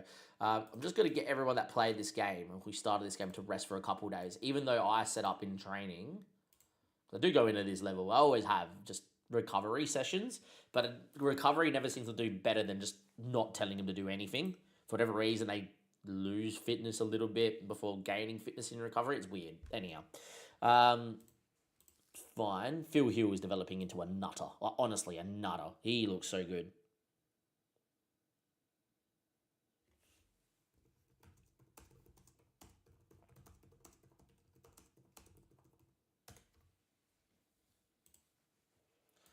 And Cardiff, and away we go. If you are watching over here on Twitch, thank you for being part of the OG community since being here since FM18. If you're watching over on YouTube, thank you for watching on YouTube. It does help get the stream out, and the best way to do that is by giving it a like as well on the video. We're up over 20 views on the stream on YouTube, which is probably about how good my videos actually do. So it's always nice to see people here and checking it out. Definitely declining the interview and not looking to go to any other club. Just had one about Phil Hill, and Thomas is like, hey, he's developing. Yeah, I know. He's developing very well. Would love to see Daniel continue his development. This is the one I want to see, is how's Wakefield doing? Can he do better, Mr. Andy Wakefield? Because I would love to see him do whatever.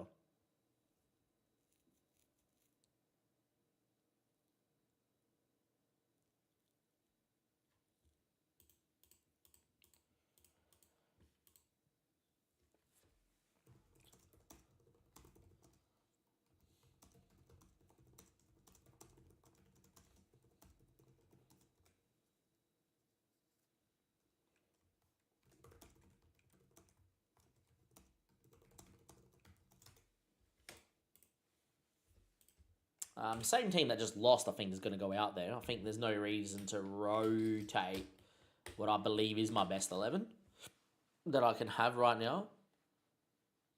Where's Dante? He's probably good enough to make the bench now for Langford.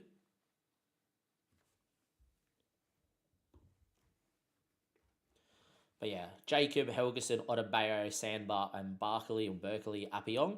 Nazim and Wakefield, Philbert, Welch. Phil Hill is at 4-star. Oh. And Pullis has been developing quite nicely too. So good on you, Mr. Hans Pullis. And away we go.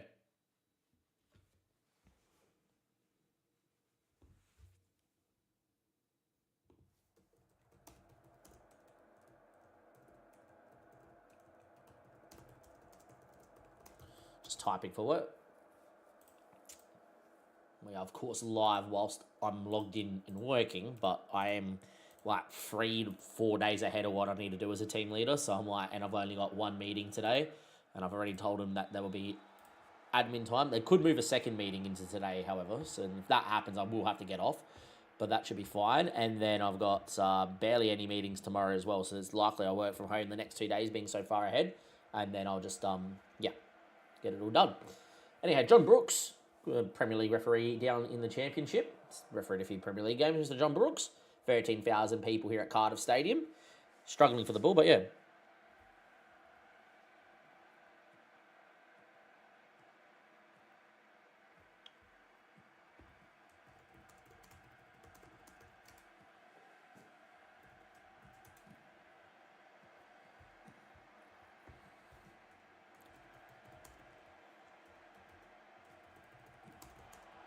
1-0 down.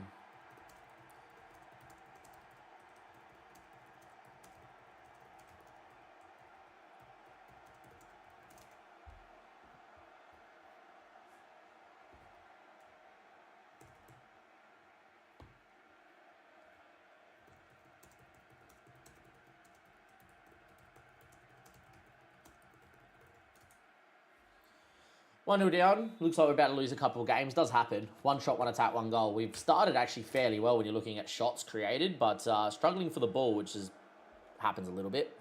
Anyhow, cleared away only as far as Andy Wakefield.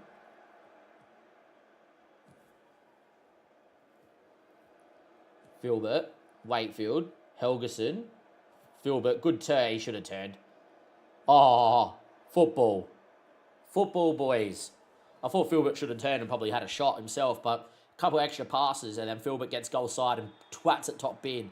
Nazim's presence of mind to pass, not shoot here. Great. Look at this. Just waded into his left foot because he's naturally left-footed, and then bang. Nothing saying that then, yeah.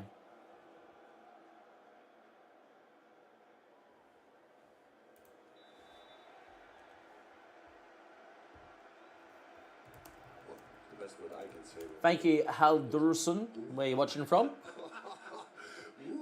what was this? It was really good.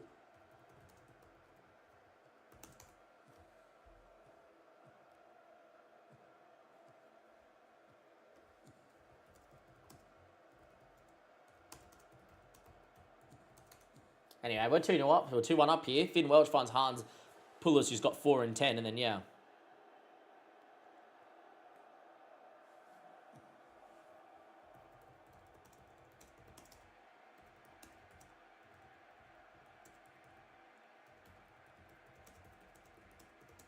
Apologies, guys. Just had a question for work some time back.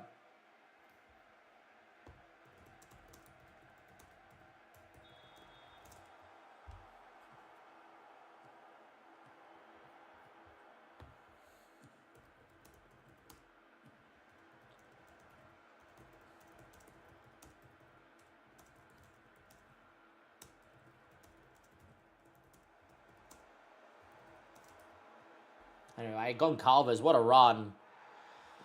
All right, we've got a crazy game here, 30 minutes in 2-2. You got one of these cricket score games. Fair enough, is what is. Hopefully we'll be all right here. Coming a little bit leaky again. They've had 2 shots, 2 attacks, 2 goals. Like, are we really being leaky? Don't think so.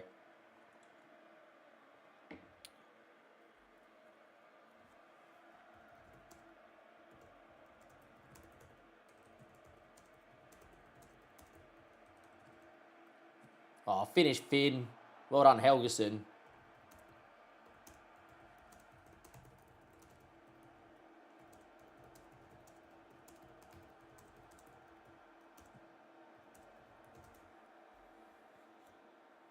Enzem flicks around the corner. Helgeson touches one into Finn Welch and then it's buries. All right, 3-2. Do we want to not concede a goal here before half-time? This game doesn't really, on paper, deserve to be 2-3, but here we are. But yeah, anyone having a stinker of a game?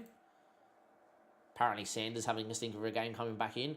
Don't think I want to take off my best centre-back on paper, to be honest. Hopefully, just second half here, we dominate, get a 4th goal, and just see it out and win 4-2. But wait and see what happens. Finn Welch having a great day. Filbert having a good game. Pulis scored again, which is nice. Don't think Phil Hills has played overly bad. Haven't really seen too much of him.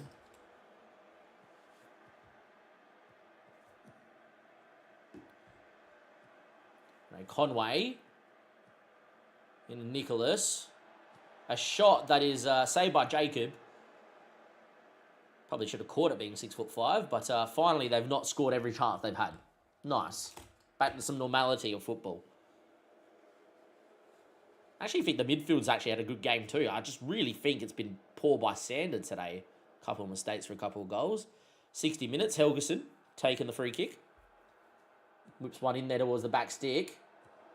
Falls to Phil Hill. His effort from distance wasn't too far away, but never troubling the keeper.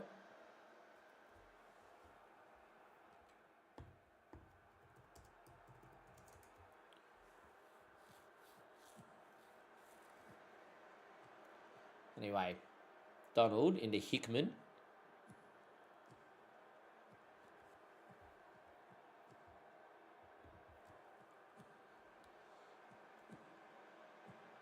This might be a goal here. Oh, it's a miss. Yeah, I think Samber's going to come off. He's having a stinker. Sometimes you just have a player that does not play well. So, yep, do that. And Samber's going to come off here probably for... To be honest, Casanova could probably get away with it. So I am going to bring him out there, which is fine. And I think I'm going to bring on Mr. Bentley for Phil Hill because he does know how to run at people. So 2 changes.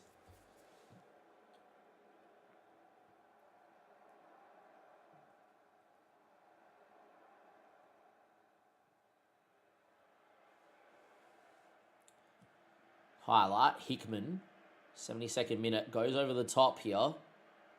Been just a very open game, a very weird game by us, and the Zim wins it. He's playing unreal in this box-to-box role. Good on you, buddy. Just can't finish. What a run, though. Keep going, Nazim. Just beat them all. Do it. Good ball to Finn Welch. His effort from distance. Oh, man, just past the post. Would have been great.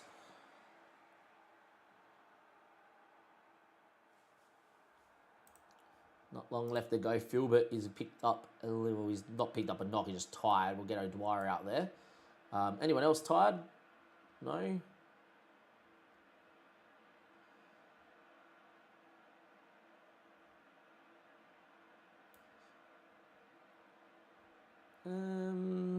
Yeah, we'll get Wakefield off for Joe Neild.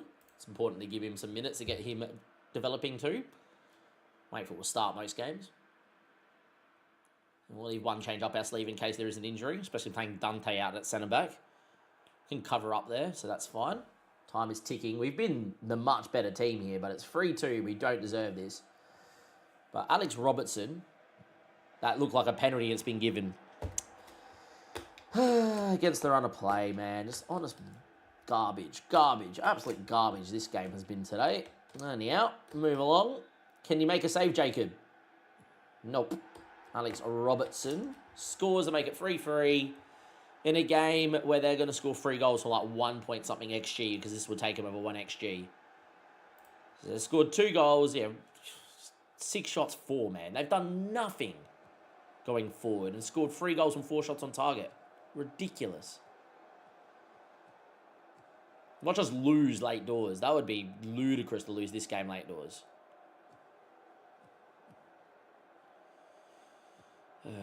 Ashford, wide.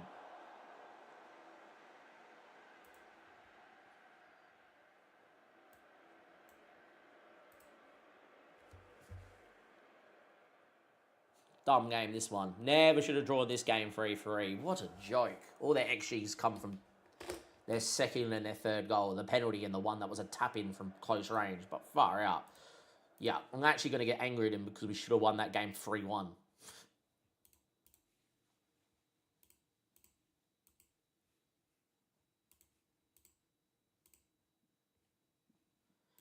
Absolute joke. Yeah, it was actually Australian Alex Robertson. But there we are. Ha, good old Control S not doing anything. Don't know how Control S makes you scroll down. It's dumb.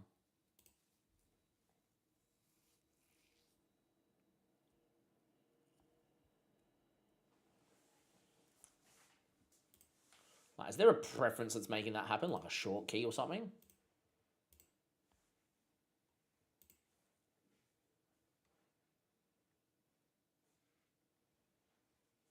Navigate down. Control S should not be navigate down, but anyway. Should just save. Just scroll.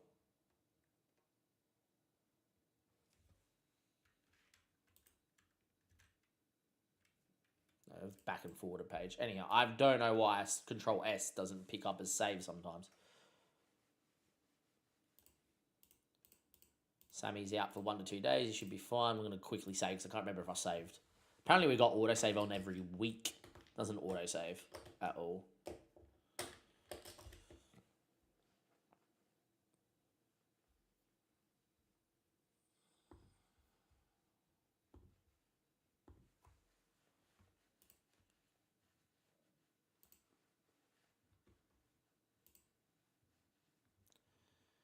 When's our next game?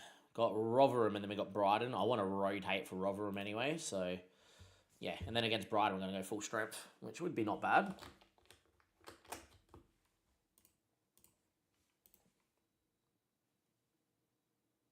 See if we can beat Brighton. Would be nice.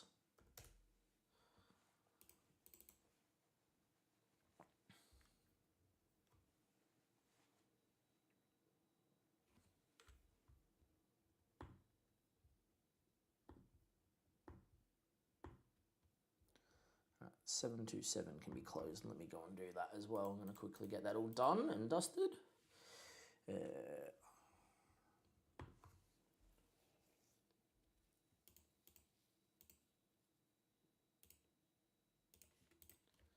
Yeah, we're going to give some boys some rest. Definitely think that's how we're going to do it. Hands Pulis injured. Groin strain. Far out. Another injury. Hands out. He's not meant to be injury prone, according to the game, but he loves an injury, it seems. No good. He was developing quite nicely, Mr. Hans. Hopefully there's another international break and we get some time off. That would be nice. Getting back pretty quick. 727 apparently I can close. Let me do that for work quickly here before we get into this episode.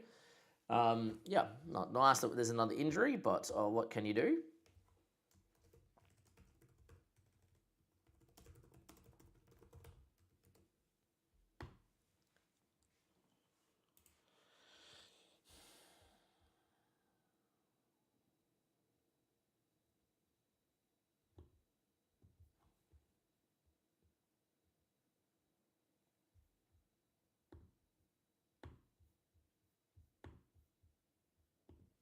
All right, does that now work?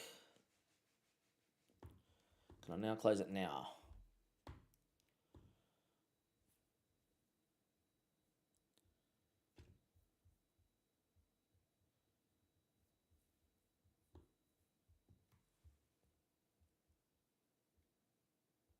Why is that not working? Dumb fucking thing. Anyhow.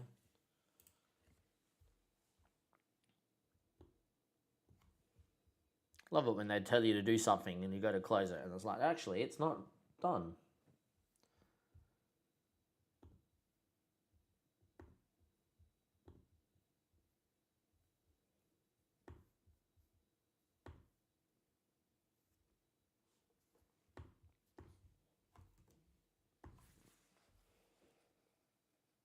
All right, now it's working. Cool. Now it'll let me close it. Nice. All right, did what I wanted to do on the work computer very quickly. Apologies for that, but got that all sorted. Review team. Pulis is out for a little bit, which is not good. Just do that, I guess. And I'm just guess we just put Daniel Jebberson up front. Like, he can play there. He can do a job, do all sorts of things. And yeah, which is not too bad. Another injury to add. Not nice that we're going to lose him with a groin strain, Hans, but should be right.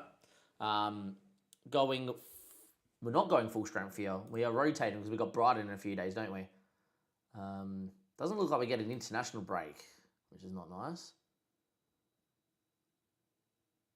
Oh, we do on the 10th. All right, so we should only miss about 3-4 games. That's not too bad. Cool. We're going to go in the squad and we're going to rotate here a little bit. So Blakely will come in. And Zem will come out for Joe Neild. Casanova's not fit. Gomez will come in. Probably for Adebayor. Weller. Bentley. Dwyer. Daniel Jefferson needs the minutes, so we'll do that. And that just gives us a more rotated side. We'll take Jacob in there. I don't really care about our backup goalkeeper not playing and whatever. He's not that good anyway, Bycroft. Did save a penalty on opening day and got us a 0-0 draw in a game we dominated against Birmingham. But yeah, rotated back four, Appiong's starting, so maybe Helgeson's would start. Yeah, we'll probably start Helgeson and then get Appiong on in like 65th minute, so they both get some rotation. Same way that I'll probably get Dante Casanova on in like the 70th for Andy Wakefield, for instance. Weller, Bentley, O'Dwyer, and Daniel Jebberson needs to get fit because he has to play in the next game up front, I would imagine. But anyhow, let's see how we go, shall we? Hopefully we'll be all right here. Rotated side. Should have saved the game actually before I did that too, because we could have got a crash. But let's see how we go. Then we played Premier League Brighton in the Cabaret Cup. Doesn't matter if we lose that game, but winning that game would be nice. It would be A, money in the club. B, give us more of a chance to get away from home at like Liverpool or, you know, Arsenal or United or City, or maybe not City because they won't sell out their stadium, but like Liverpool and United will basically sell out their stadium for every game, nearly. So yeah. Anyway, where we go. Nearly 6,000 people here at York Road, which is good. Great for our numbers. Wish we had a bit of a bigger stadium because we're kind of at capacity, but we don't have the money to upgrade the stadium. And then, yeah, Dom Weller gets on the ball. Good from Dom. Finds Joe Neild. O'Dwyer. Finds Helgeson. Good run. Shot. Okay, he shot twice in an area he should just cross the ball from, but sure. Anyhow, 0-0 15 minutes in against Rotherham, who came up with us, so great game to rotate in. And yeah. Playing in a narrow system, 4-1-2-1-2. I don't think they played narrow last year by memory. Maybe they did. No, I don't think they did. Anyhow, continuing on, see how we go.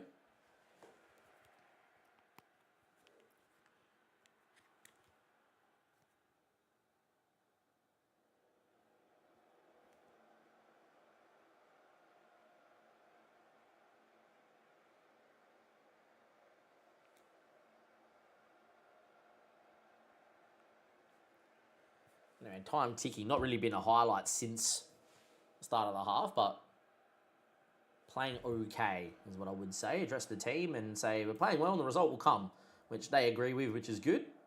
No one that I'm looking to take off here at half time. I think Helgeson will come off in the 55th, 60th for Appiong because both will start against Brighton. And then, yeah.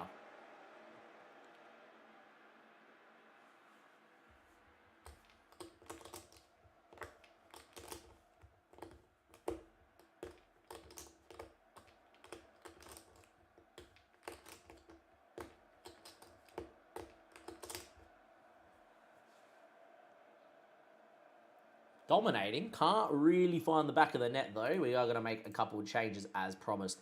We are going to get in Appiong for Helgeson, because I think it's important. And to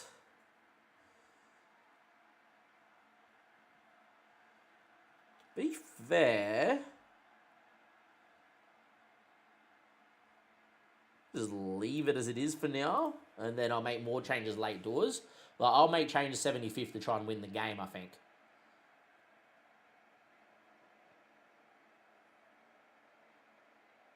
We've been the better side by miles, as you guys can see, just not really having a highlight. Yeah, 75th, 80th minute, maybe we'll bring on some boys to try and win the game is what we will do, because points are points at the end of the day. So I think like Dante can come in for Wakefield. I think that's fine. And then I would go Filbert for Weller, Dwyer for Phil Hill, Finn Welch, wherever he is, will come in the hole for Aiden. And then we go like that. And be like, now we go for it. 75th minute, get the boys on.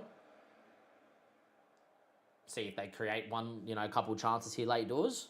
Would be an annoying game to draw, but at the same time, rotating before Brighton is perfectly fine and reasonable for me. Doesn't look like it's going to come, unfortunately.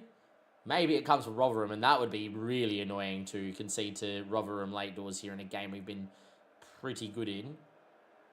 We do win that one. Finn Welch finds Filbert. Daniel Jebedson. Joe Neild. Good ball into Phil Hill.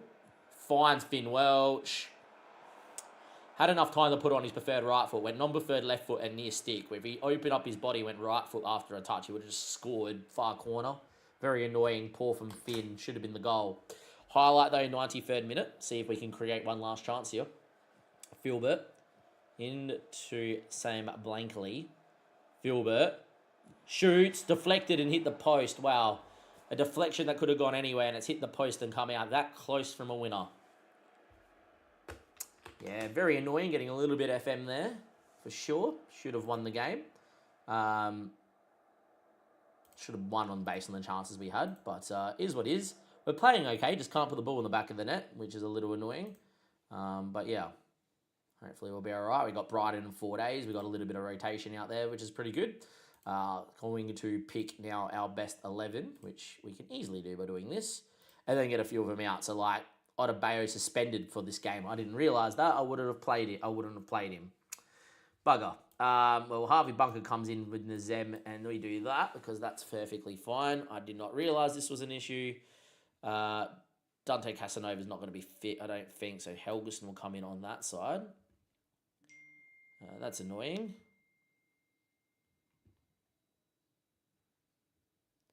Daniel Jefferson for Hans, Pulis, Gomis, and Pack will come to the bench. Langford also will come in. Who am I going to play at centre back?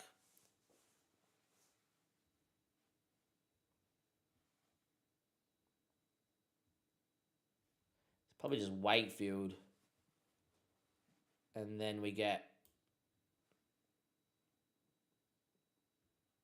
Go missing probably is what I would do.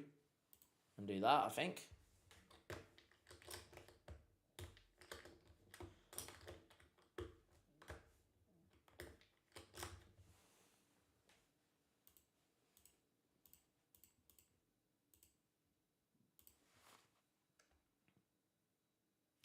He should be fit enough here, Sander, to be honest. Should be right. 3 days. They should be fit enough. We'll go with that team there for Brighton, I think.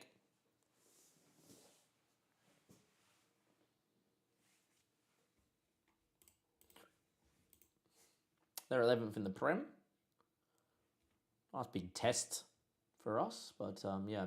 Casanova resumes full training. Okay, that's nice to know. So he should hopefully now be able to start here, which would be ideal in defensive mid. Send the assistant. I don't really care too much. Capacity 6,000 crowd. Not too bad. We get some money for losing. We get some money for winning. Winning would be ideal. Could get Liverpool, who's playing Barnsley. Could get Spurs away from home. Could get Chelsea. Could get Arsenal. Even West Ham away wouldn't be the worst for, revenue. Winning the game would be nice. So is Casanova fit? He's fit enough, so I'm going to play him over Gomes for sure. And we'll do that, I think. I think that makes the most amount of sense.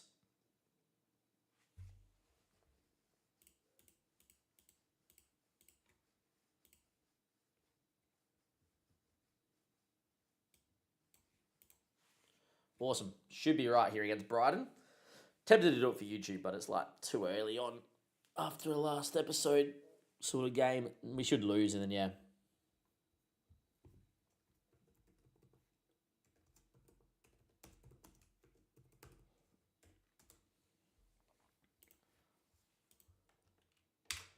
Go with that, I think is fine. Save the game in case we get a crash here. Playing fairly well, just need to get a little bit more clinical. Obviously, I would love to have Hans playing today, but that's fine. But yeah, Jacob, Helgeson, Wakefield, Sandbar, and Appiong, Nazim, and Casanova, Filbert, Welch, Hill, and Daniel Jefferson. Let's go in and see what we can do here. Hopefully Finn Welch will be okay. And I would love to just take the game deep, not get pumped. But it'll be interesting to see what we can do here. Anyhow, dress the team. Put in a worthy display. The media's been praising them all. I'm quickly going to run to the bathroom really quickly as the game sims in. I'll be right back.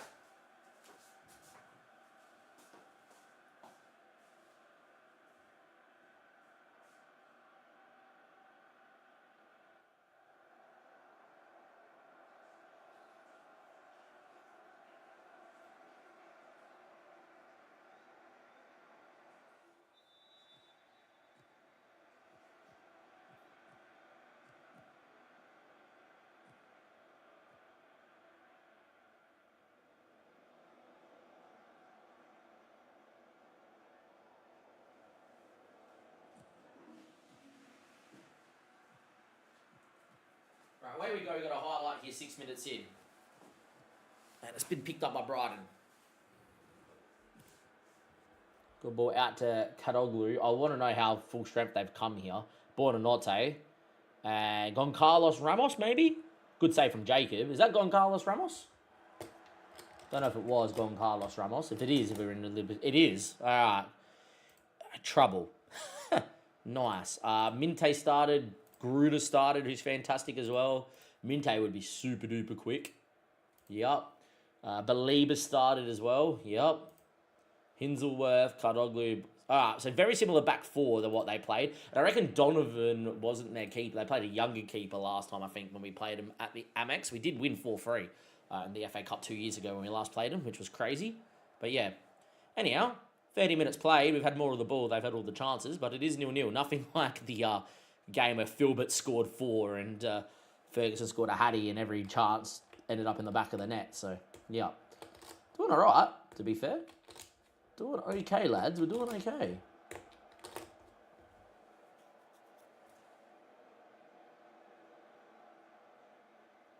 Approaching half-time. It's a corner for Helgeson. Let's go, Helg. Good ball. Flick on. No one there. Finn Welch on the volley. Hits the bar. That close to a lead. Would have been sensational. Oh, what a ball from Finn, too, to keep it alive. Helgeson. Filbert. Casanova. That's poor, Cass. That is really poor. That's probably a highlight. Maybe not. Who knows?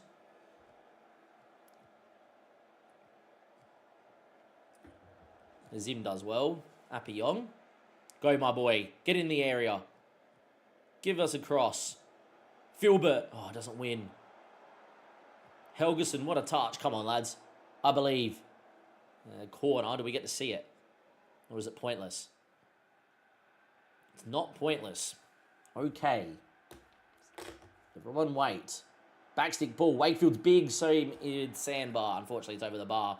We've played pretty well first half against the Premier League Brighton. Very happy with that. Not on controlling possession, lads. Keep playing the way you're playing, and Dante will get another 10 minutes out of him before we take him off. But, yeah.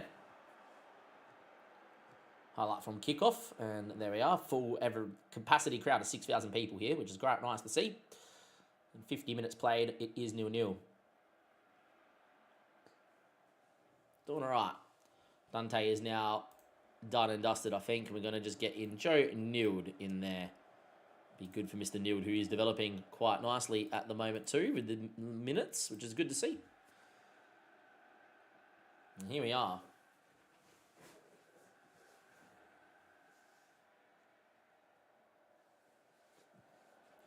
Highlight, Sander. Finds Nazem into Joe Nild. Finds Nazem into Appiong.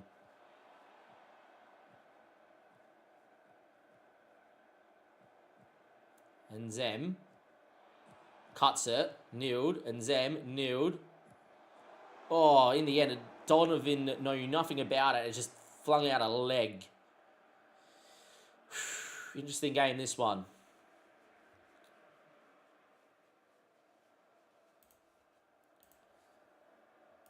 Three, 2, 1, and let's go. If you watched last episode, wasn't going to give you any of the Brighton game. Just going to let you know if we won it or lost. But 70 minutes played against a Premier League side at home in the Cabaret Cup, and it currently sits 0-0. You look at those match stats, we've had more of the ball, similar chances, and similar XG. So we're going to run that intro. I'm going to come straight back in to tell you how this game has gone. And if we do beat Brighton, it's going to be a cut run special of the Cabaret Cup. And if we don't, we'll find a championship game to give you anyhow.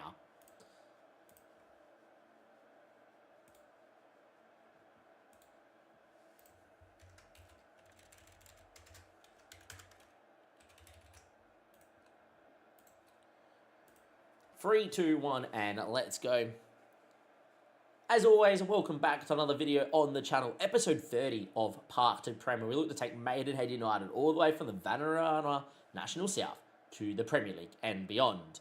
As mentioned today, it could be beyond in the Cabaret Cup. Could you dare dream that we make the final, which, you know, is still quite a lot of steps away, and win and be in the championship and have Europe?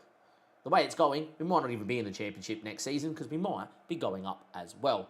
Anyhow, without further ado, let's continue play. We are 70 minutes in against Brighton, and it is 0-0. And as soon as we turn the episode on, they have a corner highlight. This would be quite fitting. Ball was cleared away. Jujulia Ruta into Gruder. Finds Yakuba Minte. And unfortunately, Goncalo Ramos scores. We come in and press record for a YouTube video. And it's like, yes, I know, and we've conceded, and we're 1-0 down. It got to the point where we had to come in for YouTube. I thought about leaving it and then doing it just for the shootout, but I wanted to see if there was any late drama and put it in the episode. Unfortunately, it is going to be for Brighton. There's a highlight from kickoff, and it started with Dolvin with the ball in his hands. We've had enough chances to score. We had a pretty big one just before for Nezem, who's only got 4 finishing and forced to save from their keeper. But yeah, hopefully we'll be all right. Anyhow, Tullis on the ball. Picked off by Jacob. Nah, it's 2-0. Wow, he's missed an open goal. Okay. We've pressed record and apparently we're going to get beat, which is not good at all. Might need to make some changes here to try and win the game. I'm going to bring in Donwa Weller up front. And he's not had the best of game, Phil Hill, so we're going to bring O'Dwyer in as well. And I think that's all I'm going to do for this one right now. Hopefully we find a moment. If you can tell upon the possession, we've been in the game quite a lot, so it would be nice to score. Match Momentum says we've had the better of the game. And yeah, but is there going to be a highlight here late doors? A little bit of late drama would be nice, FM. You know you want to do it.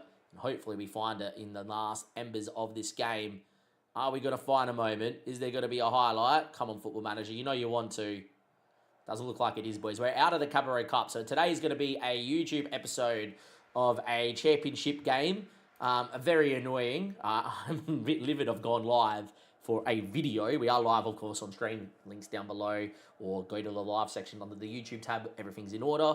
Yeah, we've played really well there against Brighton to lose 1-0. A little bit more clinicalness or no injury to our star striker, and we might have been okay. But as you guys can see, we currently sit 4th in the table after 14 games played. The XG table has us on top, but we're under on XG, XGA, and points.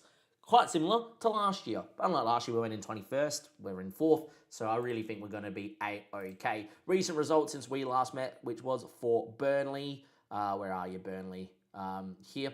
We beat Stockport 2-1, beat Luton 3-0 away from home. Lost to West Brom 1-0 to snap our winning streak. To be fair to West Brom, they were the better side. We drew to Cardiff 3-3 where they had 4 shots on target. One was a penalty and one was a tap-in. But yeah, 4 shots on target, conceded all of them. Great. Drew 0-0 to Rotherham in a game we absolutely dominated with a rotated side and couldn't score. And then against Brighton, we have failed to score here too. So 3 of our last 4 games, we have failed to score goals in, which is pretty interesting. In terms of the episode that I'm going to give you Fulham in December as we play League Leaders Fulham. And this will be a game that is shaping the title race for this season. Will we still be in the playoffs? Will we be in and around Middlesbrough and Fulham, who are both tied on 32 points?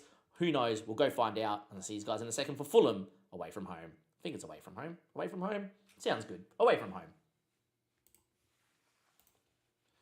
Anyhow, very annoying, but yep, saved the game here. My partner is also texting me. She must be on break at work.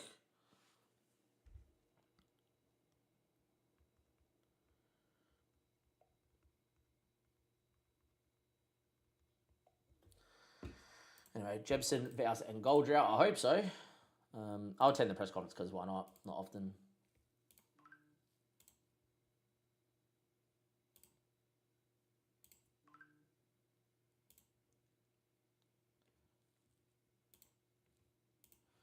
Pretty easy, which is fine. We'll continue on and hopefully we beat Oxford here in a few days.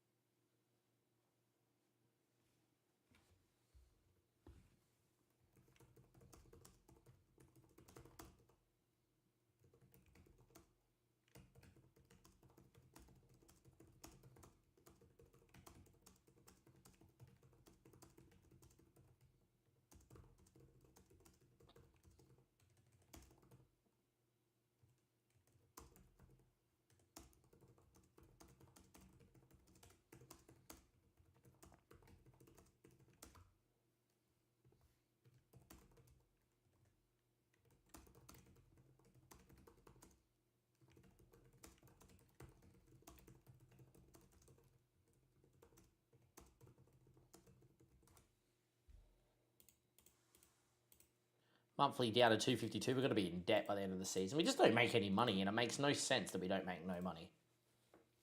But anyway, like we're spending barely anything on wage. How does the club not make a turnover from gate receipts and stuff? I'm actually going to do this. I know the club's going to say no, but where is the club? I'm going to ask for a new stadium.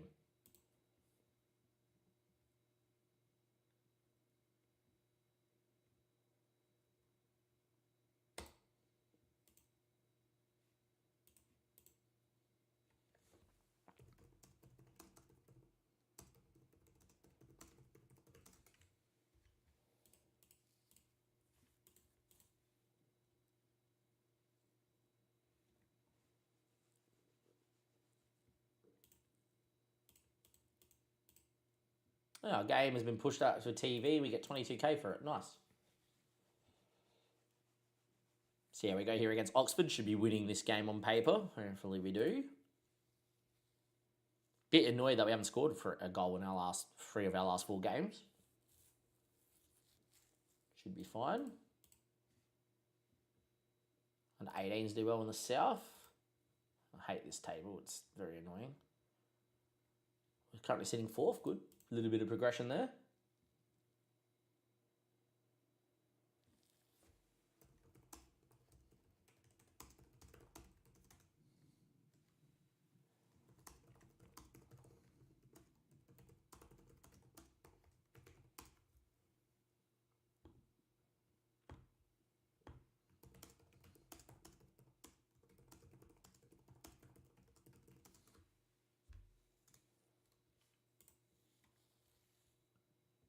Boys are okay.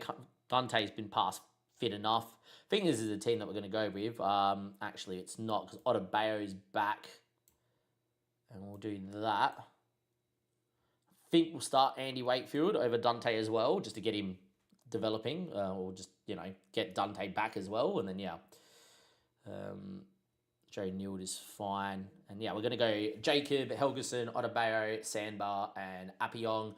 Nazim and Wakefield, Filbert, Welch, Hill, and Daniel Jefferson has to play again. He surely at some point is going to snap this goal streak, but yeah, he'll play again, and if not, then sell him in January.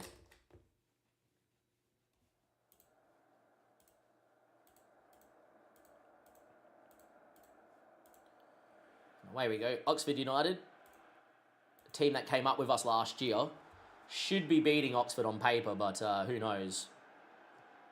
Who knows indeed. We played that crazy 2-2 draw against them last 2 live streams ago. Or last live stream, whatever it was, and yeah.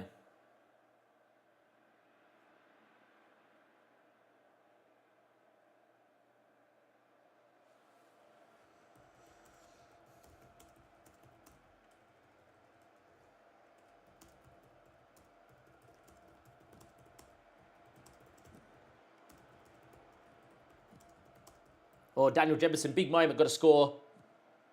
Hey, he's back.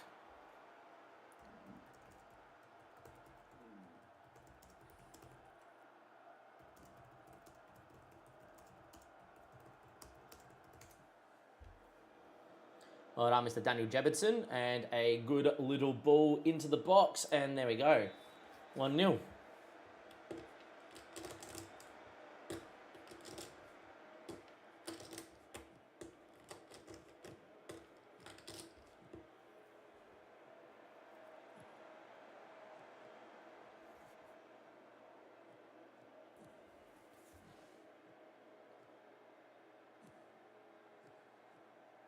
But yeah, Filbert going on a run, cutting, should score. Oh, good save in the end by Turk. You can see that they're obviously building a wall at the back there, Oxford, and trying to build a new stand.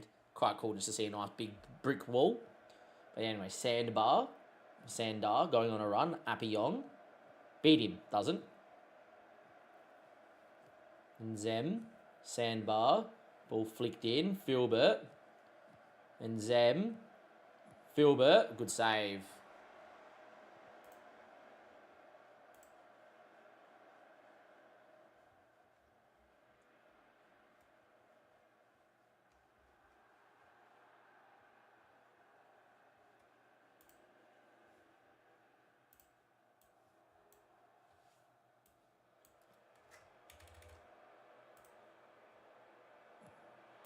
And change the title. It seems to do not as good. I'll just change it up later.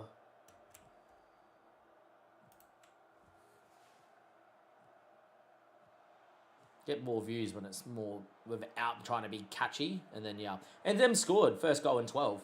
Love it. Not known for his goal scoring.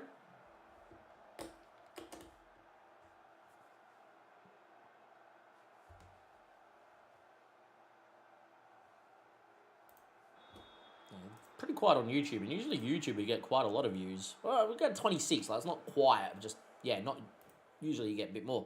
Anyhow, continuing on, 40 odd minutes played, 2-0 to the good.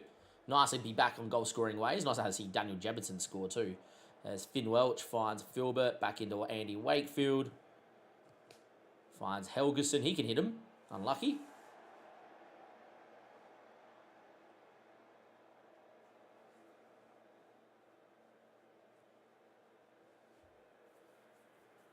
Helgeson. Good ball back stick. Andy Wakefield, or it was Filbert in the end that rose the highest out of all one. Expected Wakefield to win that header. Should have probably been 3-0 with the free header. But it is only 2-0. Done brilliantly so far. Keep it up. Second half underway. Hopefully the boys continue to play well. That's not the ball into Filbert's feet, but mercifully that is the highlight. Helgeson. Throw-in goes back there, Otabeo. Daniel Helgeson. Good ball into Enzem. Beats one.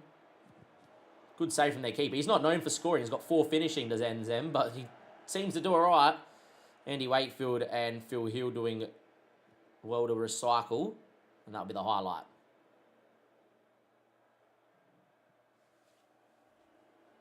I'm going to try something since we're winning.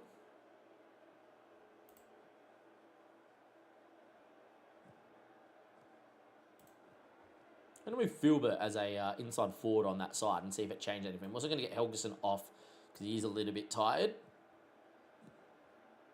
I'm going to do that just to see if 2 inside forwards work well, because we've been playing an inverted winger for a very long time. Not that it should really matter. Just want to see if it does anything.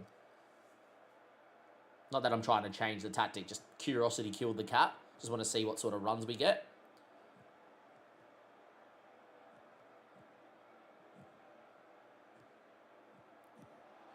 Maybe not getting enough width, judging from that highlight. Like, if we concede, we're not going to do it anymore. But yeah.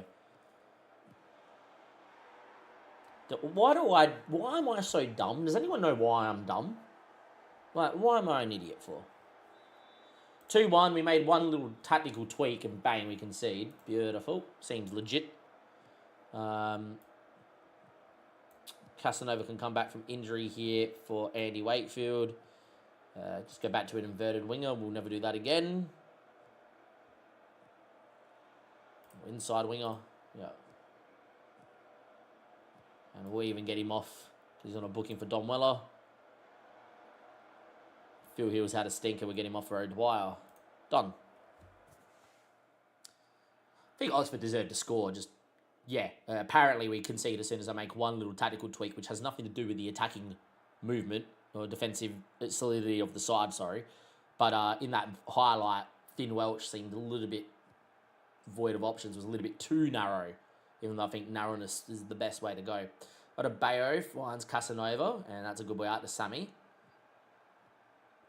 Better one from Don Weller, so yeah, that inverted forward role was pretty good. Change it back to inverted winger and just bang, there we go, inside winger. There we go, 3-1. Good run from Don Weller. Good tap in for Finn Welch. Pretty happy with that at 3-1. Ball back stick should be dealt with and is, but only as far as Spencer, who whips a ball in back stick. And what the fuck is going on back there, honestly? Oh, this game is so broken sometimes.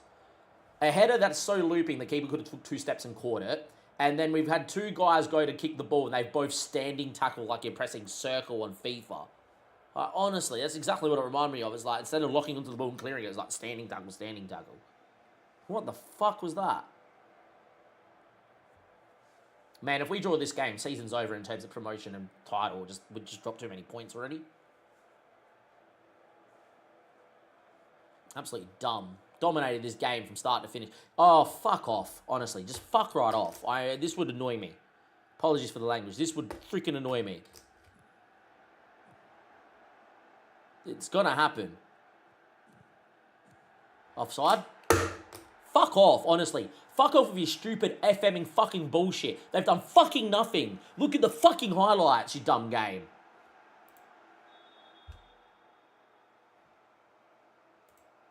Absolute domination, just out of nowhere, 3 goals. Katsui Umanaja. Go fuck off, man, honestly. What a dumb piece of shit.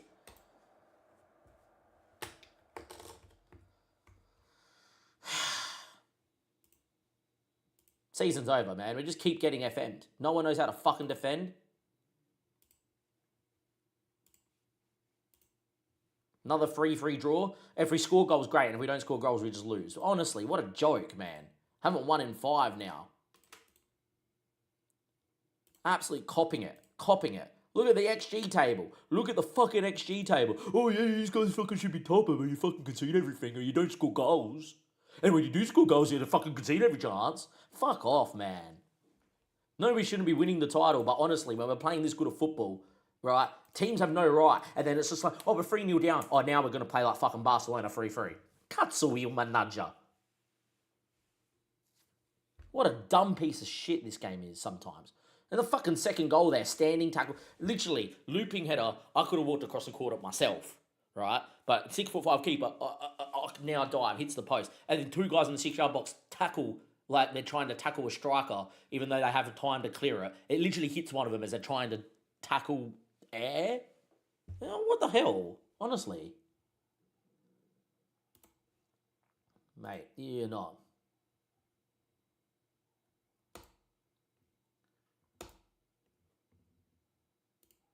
Still not happy about the situation. All well and good, Gomies. Didn't even realise it was a regular starter.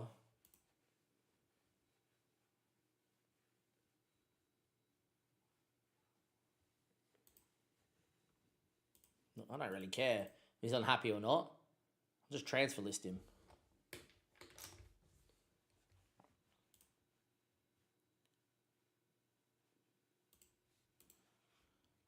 He can go.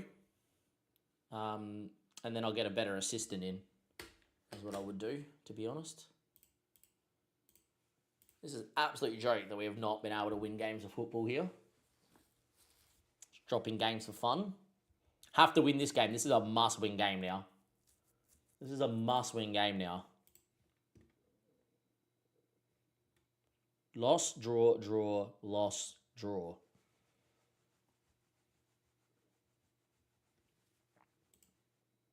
Might do this game for YouTube instead now. Might do this game for YouTube instead now.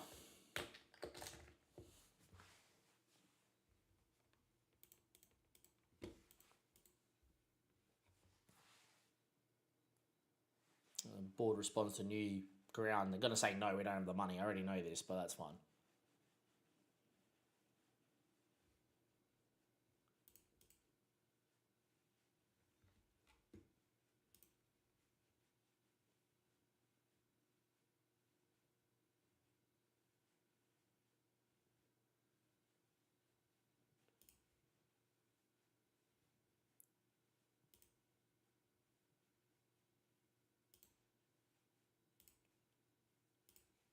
Didn't think we were going to get it, but, you know, you never know. This is ridiculous, boys.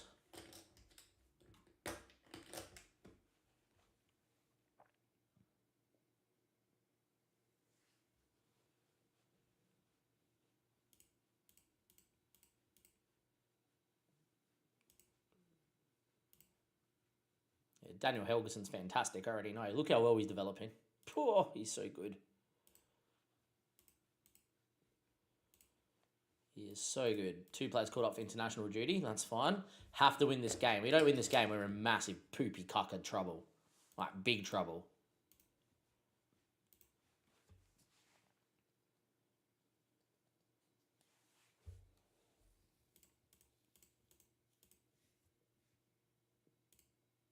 Sammy's developing very well. Phil Hill's doing enough. Andy Wakefield's probably not developing enough just yet, but yeah. Mate, you can discuss whatever you want with me, Gomes. It doesn't really matter. Hey, Finn Welch tells him to drop it. Good from you, Finn. Webster wanted by Swindon. Does not bother me. 37k in compensation, I'll take it. Just get another assistant coach. Does not bother me at all. Fitness test and away we go. Beautiful. Save the game here.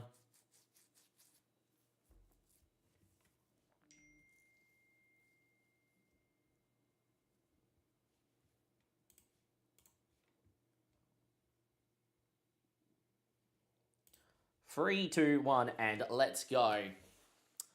Decided to not give you Fulham, ladies and gentlemen. We're giving you Wrexham because this game is massive for our season, I believe. You might be thinking why. Well, we have not won in our last 5 games. 1-0 loss to West Brom in a game we probably should have scored a goal in, but they were the better side, so be it. It's fine, right? It's okay. It's fine. We then, after that, we go back to Cardiff, right? 3-3. Had 4 shots on target. One was a tap-in, one was a pen in the 87th minute. Another non-win. Okay, is what is, but sure. We scored 3 goals and we didn't win. We then drew 0-0 against Rotherham. We did rotate in this game, but we had 1.3 XG, 16 shots, 9 on target, could not score against a newly promoted Rotherham. That's concerning, right? Anyhow, it's fine. We then played Brighton. Look, on paper, we meant to lose this game, but again, we had 11 shots, 5 on target, XG of over 1, couldn't score a goal. Okay, again, concerning. Should be able to beat Oxford, a full-string side. We are 3-1 up, absolutely dominating, and then they score in 78th and 92nd minute. We seem to be incapable of being able to keep a clean sheet when we score, and when we do score and dominate games, we just ship goals late doors. Going to defensive has not worked, going to cautious has not worked, and staying on attacking has not worked. Nothing that we have been doing for the previous seasons of seeing gains is working, and we haven't won in our last 5 matches. This is the first time in a while since, I think, honestly, the Vanarama National League North South season, where we have not won a game in 5. If you look at the season preview or the XG table, we should be top, but we're under on our XG by massive amounts. We're over on our XGA again, and we're 3 points under where we should be. We should be top of the table, yet we sit in 5th, which isn't bad. And, on paper, we should be taking this, but not winning in 5. Every time we score goals, we just concede. Every time that we don't put chances away, we lose, or, it's not a good position to be in at all. And maybe the injuries are taking into effect. And I think this game is more important than the Fulham game, because the Fulham game, sure, it's great for the title race that you believe that you're in, but you can't be in a title race if you drop games. Jacob's been keeping okay, but, not really happening. Helgeson's looked really good, to be fair to him. But all of a sudden, the back 4 don't know what the frick they're doing. Otabayo, who looked really good start of the season, keeps conceding stuff. Samba's been woeful. He's been a train wreck. Yeah, on paper, they're fantastic. Appiong's been fine. Wakefield's been okay. Casanova's fit enough to start, so he will start today as well. And Zem's looked good in the box-to-box. Filbert's not been, his greatest, if you have a look. A lot of games where it's been whatever, he keeps getting knocks and injuries, and it's not been really that good, to be honest. 2 goals, 2 assists is really poor for Filbert. Maybe he's met his level in his match. Finn Welch has been the star boy. Just do it from career. He's got 9 goals, 3 assists in 15. He's been fantastic, which is fine. Phil Hill's actually been okay for his first full season playing actual first-team football. 3 goals, 1 assist, probably a little bit low, but, on paper, fantastic, looking really good, developing quite nicely. And unfortunately, Hans Pullis is out for the next couple of weeks, but we are about to have an international break, did a groin strain. He's looked really good. 4 goals and 2 assists in 10 is not a bad, solid start to your first, full strength sort of professional career. He did play, obviously, in League 3, but there's a massive jump up in terms of quality. But yeah, obviously, Daniel Jefferson on big amount of money, he doesn't know how to score, even though he did score in the last game out. Just things are happening. Injuries are happening. We can't be clinical. We all of a sudden can't defend. My big signings at centre-back, who look really good to start the season, are now conceding. I think this game shapes our year. We don't win against Wrexham here at home. I honestly believe we're going to be fighting to be, in the playoff push, which on paper, yet again, we should be happy to stay in the division, right? But after as good of a season we've had, and our XG table saying we should be winning the title, right? Every other season that's equal to us winning the title. I'm now this is title mode. You cannot drop 5 games in a row if you're in title mode. And here we go. For most of you don't get a crash. This is a pretty big game. I'm a little bit annoyed. I'm not going to lie. I've seen my team throw away 3-1 leads 2 times in the last 5 games. I've seen us spurn a million chances against Brighton, and then I'll turn the YouTube episode on and I'll get my pants pulled down because they score, and then we don't get a highlight. So today, shake off your bloody malice and go win the game of football, please. It is us in the black and the white, Wrexham in the red, and away we go. Hopefully, we'll be okay. Hopefully. We sell out basically every game. I did ask cheekily for to expand the ground / or build a new stadium, and they said no, we don't have the money, which is fair enough. We're hemorrhaging money, which makes no sense because the wage budget is super low, and Wrexham are dominating us. So yeah, maybe we've just met our match. Maybe we met our match. We're not in this sort of title race or whatever, and I'll come back with a game, in like March or something when we get a youth intake and finish like 12th. Maybe we're just overperforming again, which we have been all say. But anyway, Finn Welch, Appiong, back to Otabayo, in an Nzem, who's looked really good in the box-to-box role, to be fair to him. Helgeson goes on a run, cuts it back to Dante Casanova, and we do lead 1-0. Good little link-up play. Dante's moved into the DM role with the injuries we've had to Harvey Bunker, and bang, back from a injury so he can actually play consecutive games. Dante scores. We lead 1-0 in a game that, we're being dominated in, which is quite nice. Now, God forbid, could we keep a clean sheet, boys?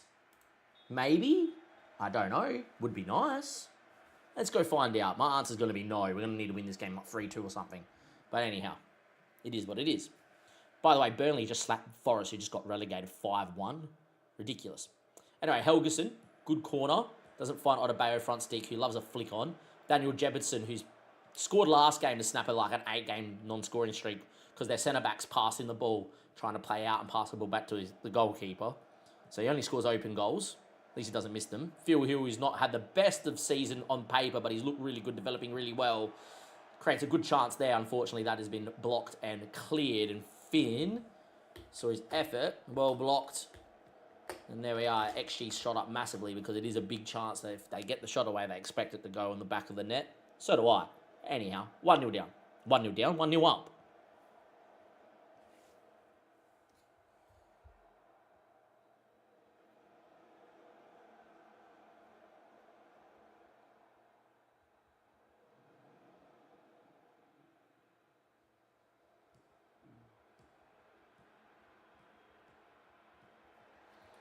Anyway, Nzem, Finn Welch, and a Daniel Jebberson finds Filbert. Good run, Mr. Filbert. 42 minutes played. Still 1-0. Text your girlfriends back, guys. Happy wife, happy life. Just what I was doing just before. But anyway. Another big chance missed there. 12 shots, 6, 1.57 XG. Again, underperforming at XG. Highlight right on half time. This will be 1-1. We've seen enough of this season. One of the goals we conceded against Oxford, that sort of header, Jacob could have caught it, dove, ball hit the post, and then my two centre-backs in the 6-yard box standing tackled each other, and then one of them literally touched the ball and didn't clear it. And then they scored to make it 3-2, and it was like, what? But yeah, anyhow, dominated the game here after their initial onslaught. Gonna tell them I'm fairly happy with that, because I am. But it'd be nice to see that continue in the second half, not just get to the 70th minute and think the game's won and then stop playing. But anyhow, time is ticking. 50 minutes played. 1-0 to the good. Doing all right. Hopefully we can continue on. Otabayo and Sandbar goes out to Helgeson, who's been developing quite nicely at right back and is looking really good. Should be starting left back over Appiong, but I can't drop Appiong. Finn Welch, what a ball. Speaking of Appiong, there he is. His effort, top bins. That's why you can't drop him. Speak of the devil. That is a finish. 2-0. We should be over the moon with this. I'm not, because I've seen us drop games from here over the last 5. Anyway, Appiong on the ball. Non-preferred right foot, twats at top bin. That is a finish. That is 2-0, and that is brilliant.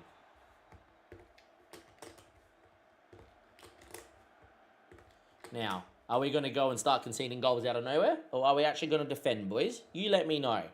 You let me know. Time is ticking. We've done okay. Another highlight. I'll start thinking about a couple of changes. Maybe we just need to stop making subs and just let the starting 11 just play. Because it always seems when we start making subs that the game changes. Dante with a good ball out there to Helgeson. finds Filbert, who's tired, and will be one of my 2 changes I'm about to make. Filbert goes on a run, beats one. Can he score? Oh, that's a great finish. Palmer's beat, we're 3-0 up, but we have thrown away 2 and 3 goal leads this season, so hopefully this is one where we can see this one out. In the end, very well done. Good to have Filbert back. He's having a very slow year, but hopefully this is the start of a resurgence for him. I do believe in him as well. And I am going to go and make a couple of changes here. So Weller's going to come in, and Jebson's had a stinker, and I'm going to get in O'Dwyer up front, and we're going to do that. 2 changes. The rest of the team, just go play. Just go play your football. It is perfectly fine. Boys are looking good. Look, we're 3-0 up here, 72nd minute. We should be okay. If you look at Sammy Blankley, by the way, our former man, he just develops like an absolute god. I really want him to stay here next season. I'm going to get him in. Otobayo is now on a 7, and he's not had the best of seasons so far, so Wakeford's going to come in there as well. And we're going to make those 2 changes at 3-0 up, and hopefully keep 1 change to time waste with as well. Also going to move us into... Now that there's a highlight, I'm not going to move it, but the plan is to move us into ballast and onto a little bit more time wasting and start trying to time waste a little earlier in games, even though it shouldn't matter. We've given them back the ball, which is not what I wanted to see, but Appiong, apparently Jario Sammartino, who, by the way, that's a coup for Wrexham to pick him up. Good save from Jacob. That's how we've conceded every goal. Here we go, boys. Are we going to draw 3-3? This is going to be 3-3, isn't it? Oh, highlight from kickoff. Of course there is. Highlight from kickoff. Watch this be 3-2. Oh, my word. I've seen it so many times in the last hour. Dom Weller picks the ball up. Good ball here. Blakely, Weller cuts it. Falls to Blakely. Wasn't far away from our right back. Blankley. I should say not Blakely. Blankley. But there we are. Okay. Oh my God. I'm so done with this game at the moment. Great save from Jacob. Just out of nowhere. Oh yeah, you guys get to the 75th, 80th minute. Can't play football. It's football. You're allowed to make substitutions. You're allowed to bring people in. Does not mean, oh man, you made 1 sub. Okay, that means the whole team falls apart with no cohesion and you're going to lose now. Honestly. Anyhow, 90th minute play. We should win 7 minutes at a time because of course there is. Yeah. Here we go, boys. They score now from this highlight. We'll find a way to draw 3-3. Ball goes long. I don't know why my keeper's all of a sudden going long with the freaking ball for. Here we go. Fujimoto beats Appiong. Shoots over the bar. Just got 1 time wasting sub. Go out there and make it, please. Just Neil, come in for Appiong. And just time waste, please. Take your time. Yeah. Should win. We will win. Mercifully, we break the non-winning streak. After not winning in 5, we've beaten Wrexham, who are one of the teams that have been in and around the top half of the championship for a few seasons now in this database. But that is a win. Very good performance. On paper, played damn well. But we still conceded, and again in the 75th minute, they really could score 2 or 3 goals. But nice to win a game, finally. Definitely a game worth giving you guys. You could hear the anxiety in my face. Yes, John Terry's in charge at Wrexham. Control S doesn't work because it thinks you're trying to page down on the thing, which is always good fun. But yeah, in terms of next episode, I don't know. I don't know if we're in a title race. I don't know if we're just out of performing and we're going to come back to the mean. It will be a game. What game? I don't know. Nice to win finally. We should be on a few more points than where we are, but it is what it is. Till next time, catch you guys later. If you enjoyed the episode, give it a like. The playlist is above me. Come watch it live. We are currently live. Hit the bell button, and you'll know when we go live. Or hit the playlist button for the episodes. That's all in order. Same with the playlist for the lives. They're all in chronological order too. I'll catch you guys later. Have a great one, and bye. Yeah, that was a dumb game of football. Dumb game of football. 3, 2, 1. Dumb game of football. Dumb ways to die, as they would say, and it feels like that was the case here.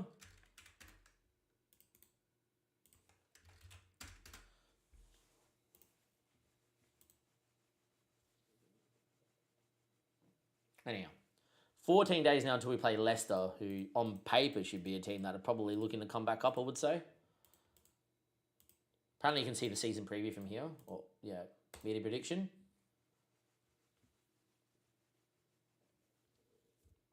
That's pretty broken. But yeah. Media prediction has Leicester finishing 5th. Wrexham finishing 17th, even though they've been top half. Yeah, there you go.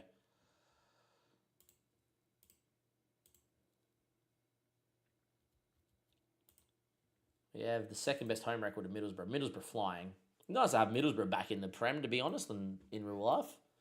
Club with plenty of history. Viduka played there. Swartz played there. Swartzer played there. Kobu. Oh, just players. Absolute balls. All right, 14-day break, and then we'll go again. Hopefully it'll be all right. Oh, going to take this opportunity to stretch the legs a little bit. Stand up. Oh, yeah. Important to stretch. Keep your posture. I suffer from really bad shoulders and really bad neck. So, yeah. All right. Key findings. All wants to stay. Helgeson. Yes, Daniel was developing quite nicely. Yes, he is.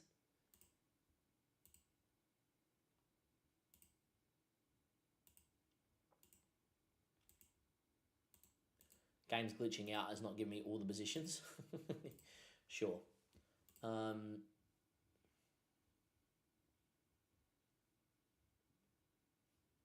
He's training as a fullback on both. That's fine. All good. Right. We need to go to recruitment, or staff, I should say. And that means we do not have an assistant anymore. Yeah, so we now need an assistant. So let's go to recruitment and staff recruitment. Staff recruitment, staff database. That's the one I was looking for. And now we need to find a assistant coach.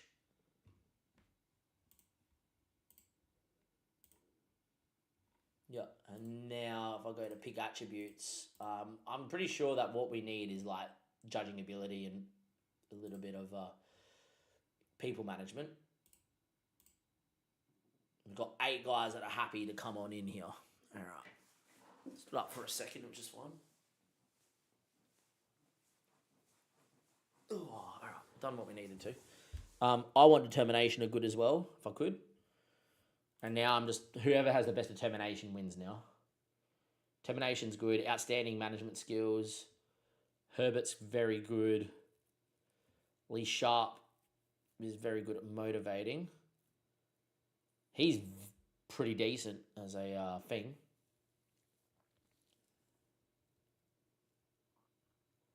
I think he's the best one on the list. He's currently wanted by Cam Burr.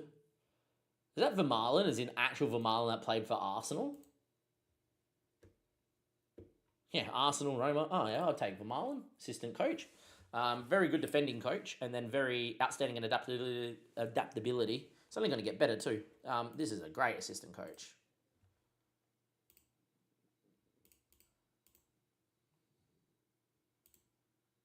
$2-1 a week, mate. In you come.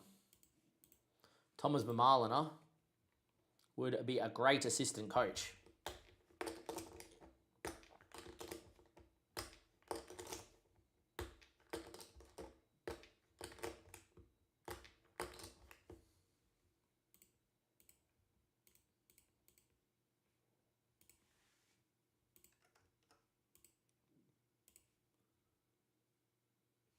Yeah, Hans ain't going to play that game, that's for sure.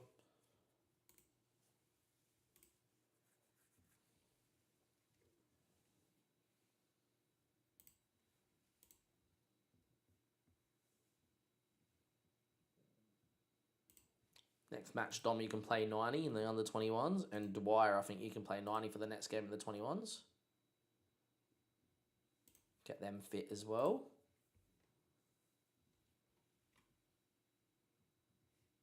Do that.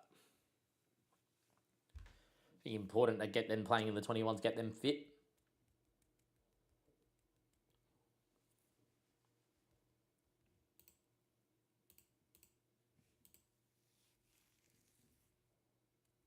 Marlon transfer delayed due to work permit. He's going to get one on the 30th. So we're going to be without a coach to the 30th. That's fine. Should be no issues, to be fair.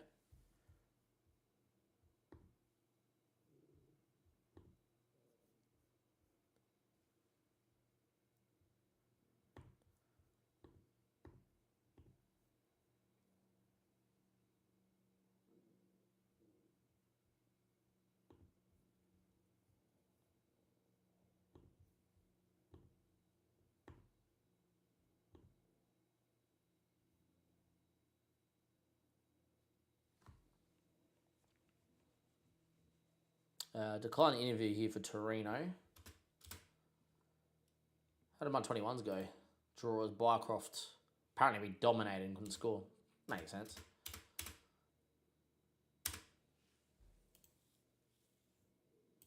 Did they get more fitness? Weathers did. Dwyer's did not. Maybe he didn't play. Who knows? Filbert's suspended for the next game, apparently. Okay, that's not good. Should be back. Is Hans, but he won't start. And I'll start. Probably just start O'Dwyer and do that, I think.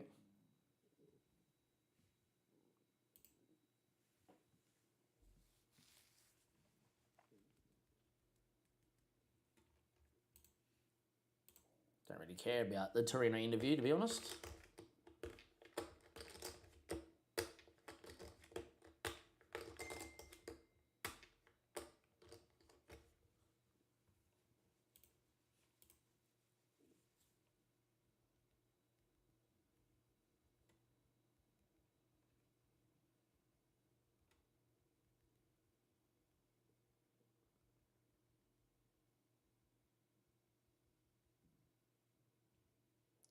Bycroft injured. Hopefully he's all right. Hill's making more development, which is good. Nice, nice. Keep doing what you're doing. 1 to 3 days for Bycroft. It's one of those little training injuries. That's all okay. Take that and run. Ooh, staffing advice. Don't really care. Obviously got Vermaelen coming in on the 30th. He will get a work permit. Played at Arsenal for many a season, did Thomas Vermaelen. So should be all okay. Filbert is suspended, so he can play 60 minutes.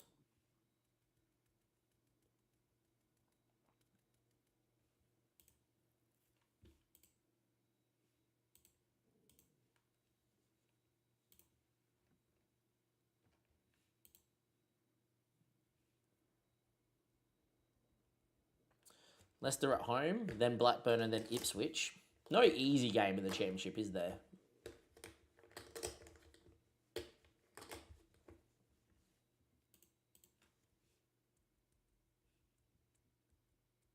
Nigel's developing quite nicely. Good on you.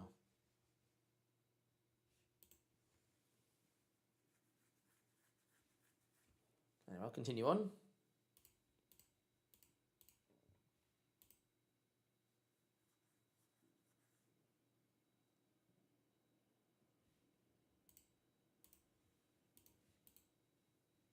All right. Bring O'Dwyer in. It's the only change. Everyone else will just play as going, and then, yeah.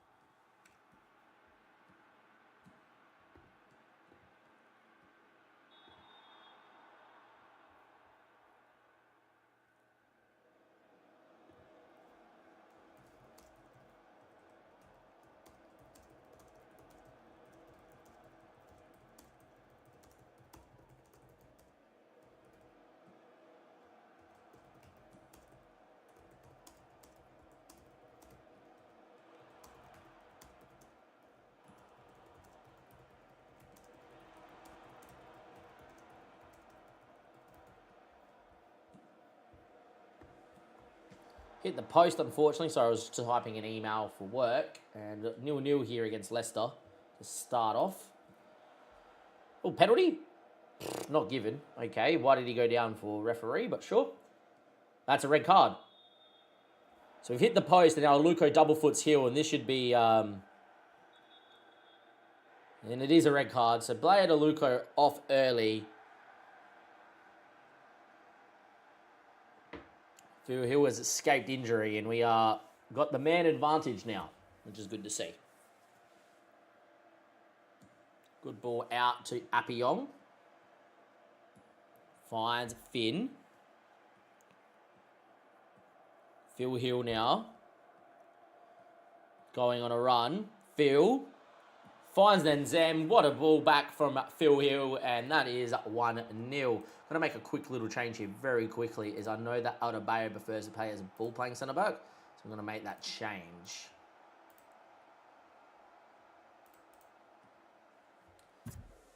Great run from Phil Hill. I don't know if he's going to get credited the assist. Did he actually chip it back or did he shoot? He did shoot. And Zem ain't going to miss that one. Phil was not credited, but yeah.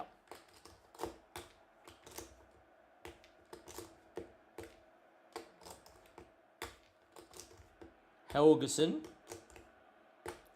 Ball in. Cleared away.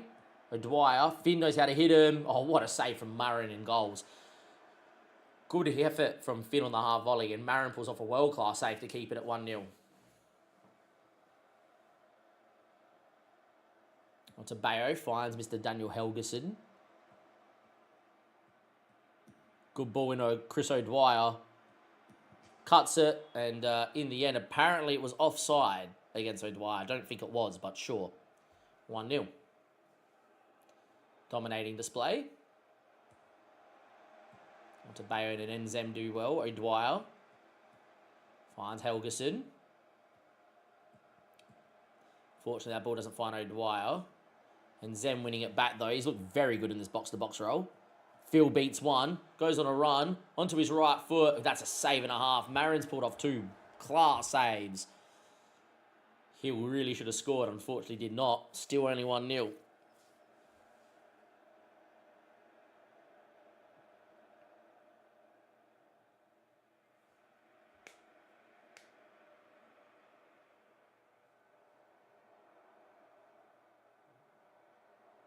Time ticking away. And at half-time, only 1-0. That wasn't good enough is what I'm going to say. Fire him up, because I'm a big believer that when you're playing against 10 men, you need that second goal. But, yeah, Dante, and that's a good ball inside, and that will be your highlight.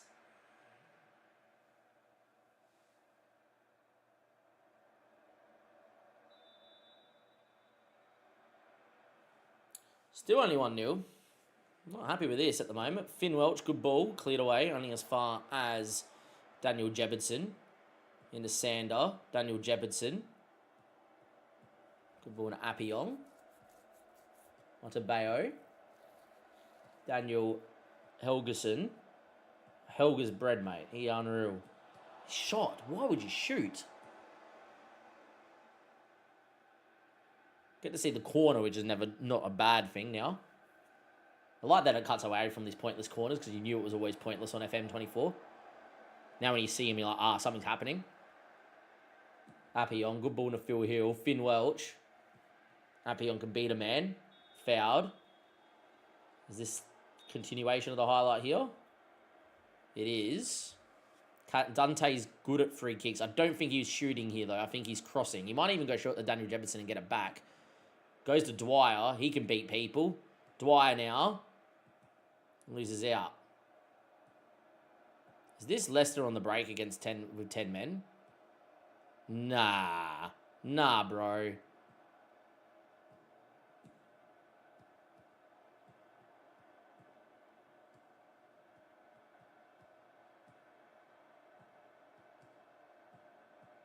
It could be.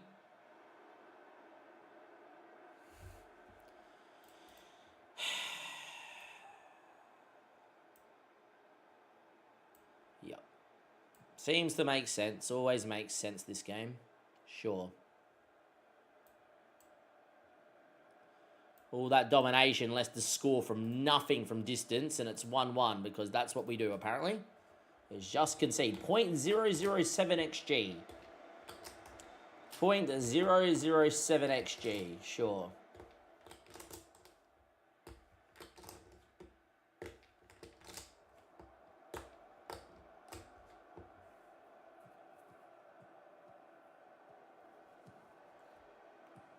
Poor ball. If they make it 2-1, I am so done.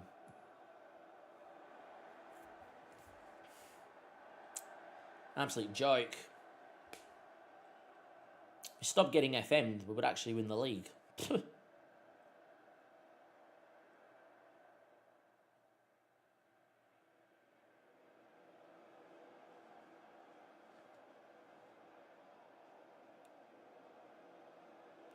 Blankly, Weller. Good into between the two of them. And again, instead he went to Dante and Zem. Hits one. Never going to score, mate. But anyhow. Sander. Daniel Helgeson. I think Phil was offside. Just proving to be yet again one of those games. Yeah, this ain't good, boys. This ain't good.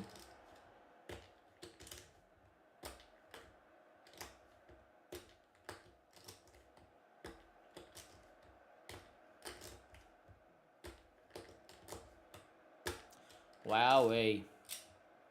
Another FMing, eh? Another stupid FMing.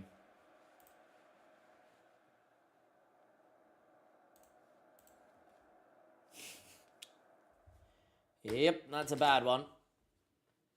That is a bad one to not win. On paper, oh yeah, not the great, not bad. Fucking in game, fucking Jesus. What a fucking joke.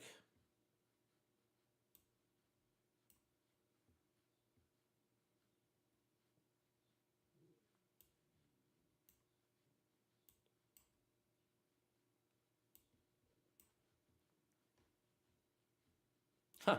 Both my left back and right back are both suspended on the same game. Beautiful. That seems legit.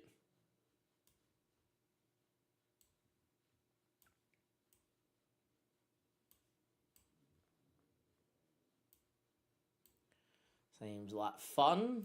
2 suspensions on the same game. At least Wakefield can get a start. I know he's a regular starter. He wants to start.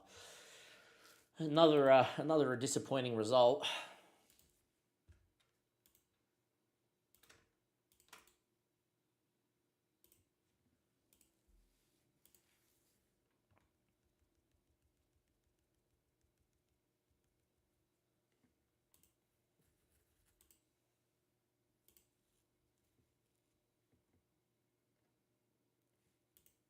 See how fit everyone is for this next one.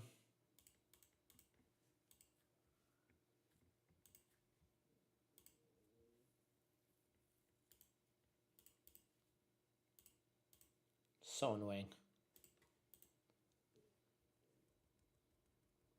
So annoying. Just got home. Nice. Only needed for a team meeting. Yeah, I've got nothing on for my day at work, to be fair. Nothing on. That's another FMing though. We're copying it. Absolutely copying it at the moment, which is not good fun. Just plug in the work computer. I'll be likely working from home again as well tomorrow, boys and girls. So we'll likely live again during the day.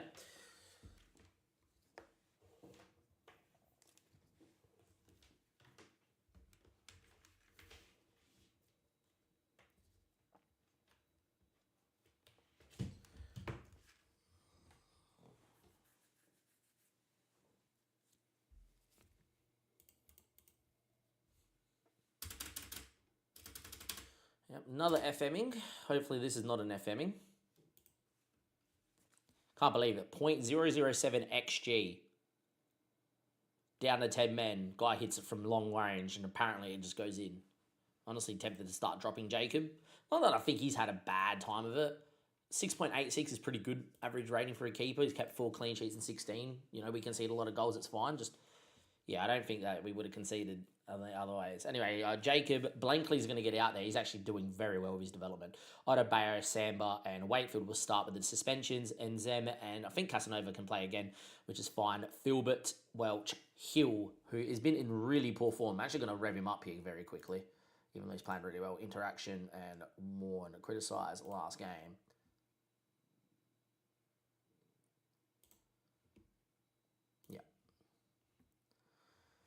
Let's save the game before there is another crash. Hopefully not. And yeah, hopefully it'll be all right.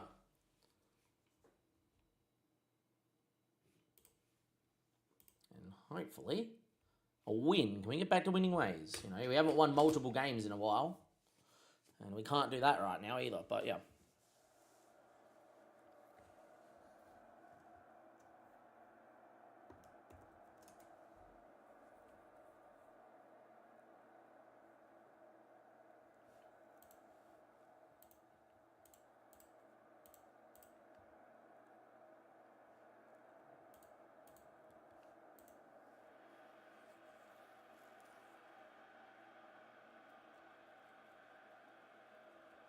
All right, Blackburn away from home should be winning.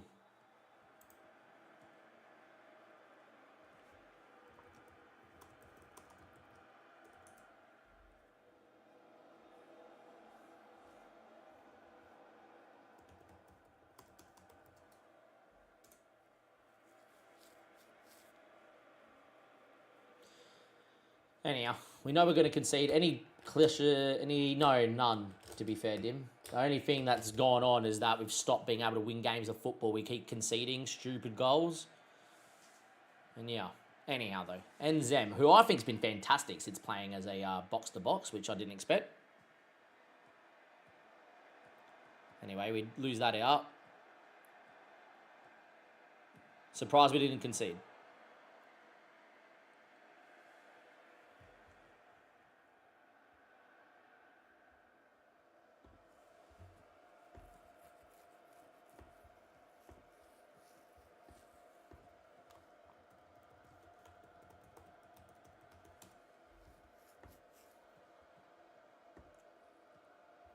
Filbert, good save from their keeper. Nice to know that other keepers make saves and whatever. Sorry, just doing something for work. Had a question.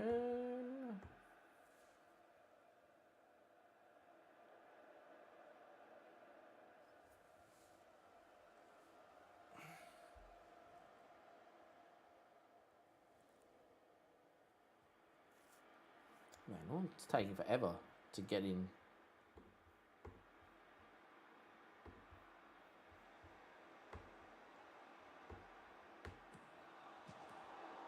Nearly conceded there.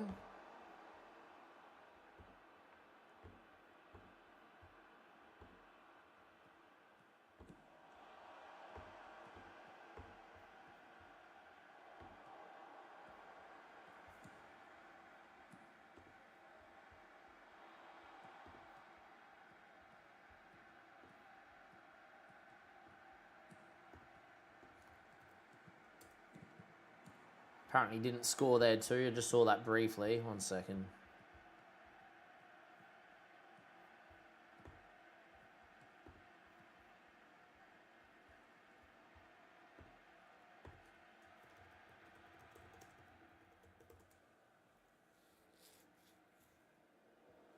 Well, half-time approaches, 0-0. Probably lose the game in the end. That's kind of how it's going at the moment. It's been a little bit frustrating. We can't seem to score a goal. It's not fun. Just lacking the ability to score. Oh, we're going to concede from kickoff. Beautiful. Apparently it was offside. Thank Christ.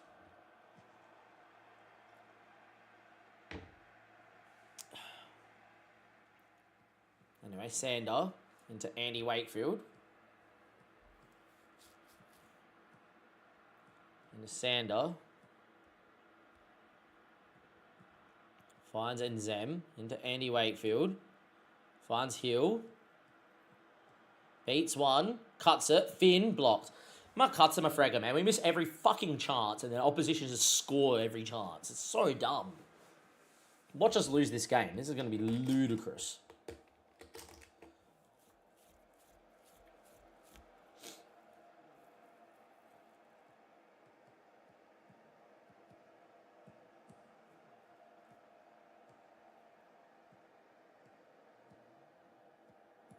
Here it is. Offside, thank Christ.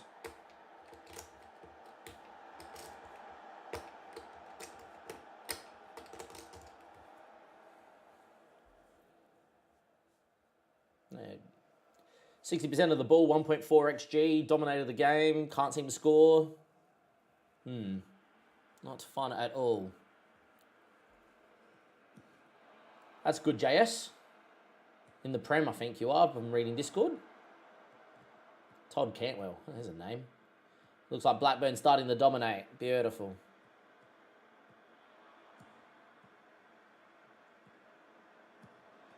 Good save, Mr. Jacob in goal.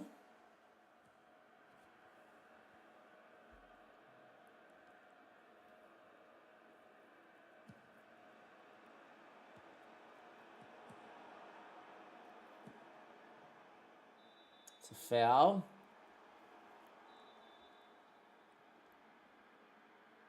Here we go. It's a free kick. This will likely go in and continue the trend of us conceding very low XG chances. We've hit the bar and... yeah. It's pretty good, JS. Nice. What system are you using? Starting to lose the battle here.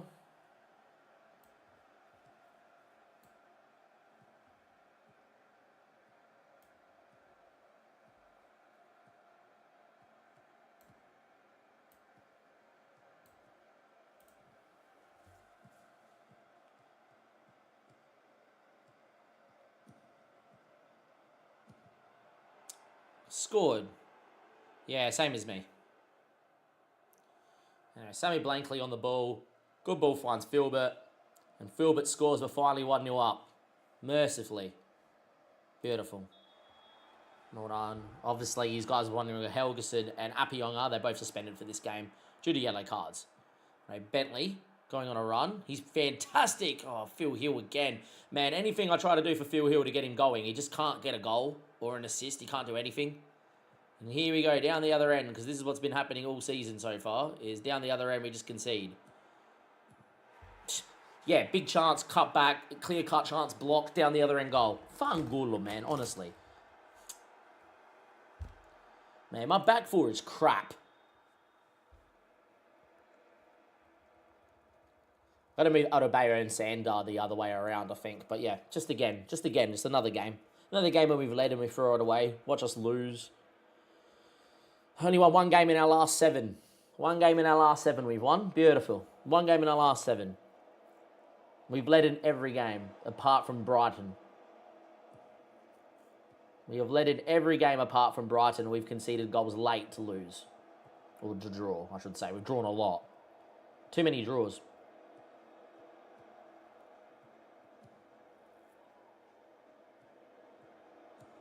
Phil Hill has scored. It's a miracle.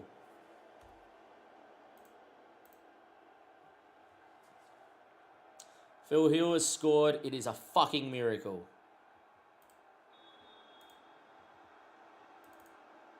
Highlight, beautiful. No matter what I do to try and see a game out at the moment, which we've been doing all whatever, we just concede every time we try to see a game out. It's not fun.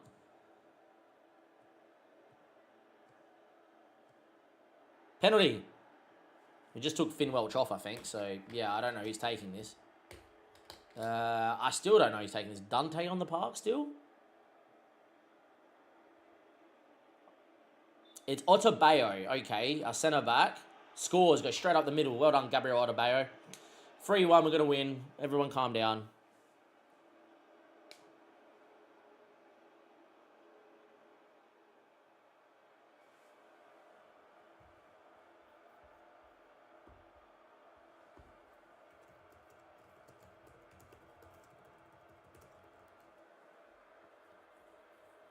Right, everyone relax. We're going to get out of this game, thank Christ.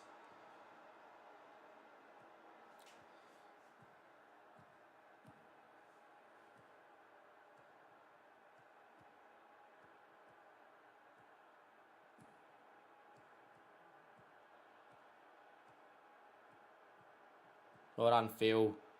Keep going, Phil. Oh, Bentley, unlucky.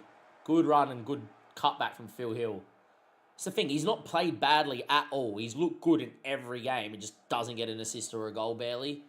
In the end, we win 3-1. Bentley really should have scored late doors there. Bringing Bentley on was actually quite a smart move.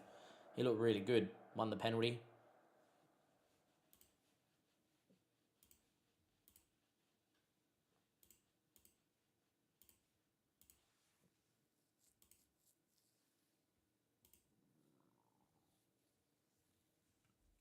Few yellow cards around. Should be fine.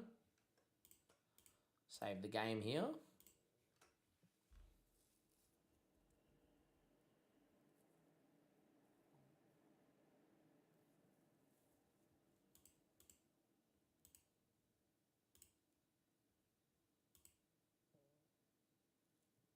No, back-to-back FMs. We've been being FM the whole way in the league. Again, in the XG table, 4 goals under XG, a goal over XGA, and 3 points under. Just recap the run that I've been complaining about. We lost 1-0 to West Brom. To be fair to West Brom, I thought they were the better side, but according to the XG, we should have scored 1, so it should have been 1-1. Right? Is what is. We then drew 3-3 to Cardiff in a game where they had 4 shots on target. Their XGs come from a penalty, and their second goal was a cutback that our centre-back ran through the ball, and then they've tapped it into an open net. It was great. We're 3-1 up and should have scored to make it 4, 5 or 6. And yeah, just conceding late again and very annoying. Didn't deserve to draw that game. We then played Rotherham and we absolutely dominated, couldn't score, and it finishes 0-0. Then played Brighton in the Cabaret Cup, and as you can tell from the game, probably deserved to not lose, but it's Brighton, it's fine, it is what it is. We then played Oxford, who are newly promoted like Rotherham. 3-1 up, looking absolutely great. Conceded 78th minute and a 92nd minute goal, which is sensational to draw 3-2. At 2-0, we should have been like 4 goals up, by the way. 2.68 XG. Yeah, and then out of nowhere, Brighton and Oxford just like made subs, and Oxford just came alive. And it was like, oh yeah, every chance goes in for them. We then beat Wrexham 3-1. Mercifully, even though we tried our best to throw that game away. And then we drew 1-1 to Leicester. We had 17 shots, played against 10 men the whole time. Canavas hit one from 30 yards, and Jacob, goalkeepers, pushed it into the back of the net from 30 yards. From nothing, 0.007 XG they had at that time, 0.008, because they had another shot, which went well over the bar. And yeah, just against 10 men, absolutely dominated, no chance would go on the back of the net. Great. So being absolutely FM'd again, and then you guys just saw that 3-1 game, which we just won. So getting back to some more form, but yeah, we've just been, in this whole run, we've been absolutely FM'd. Like, if we haven't been FM'd, we're honestly winning the league again. It's just like, we're going to the Prem. But yeah.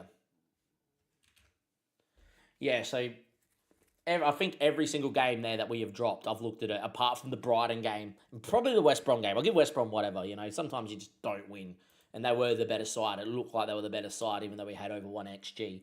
I'll give that one. The Brighton game I thought we deserved more out of, but anyhow, we barely saw a highlight. But yeah, and then every other game was literally us dominate and then bang. That Leicester game has really set me off the edge. But yeah, Richard King and Sam Westerveld are running out of contract spots. I don't really think that's going to do much for us. In terms of the team, we're like pretty full strength and whatever. We should have our boys back, actually.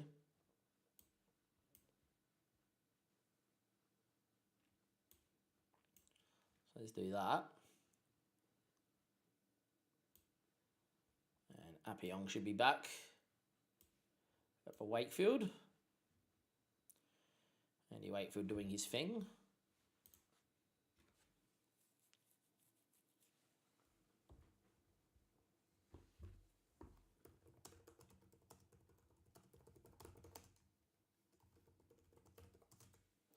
All right, Thomas Vermaelen coming on in as our new assistant coach after we lost our assistant coach to Swindon. It was poached, but now Vermaelen comes in. Vermaelen's got great determination and is very good as a coach. So, yeah, pretty nice.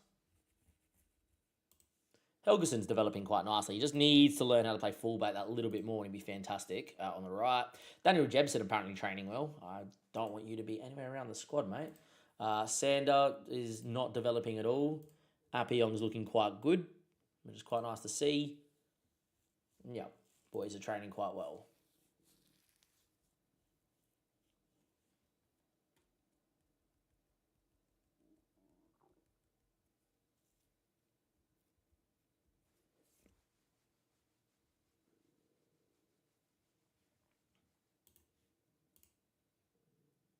in the negative, even though we have so much money that we have made. And then,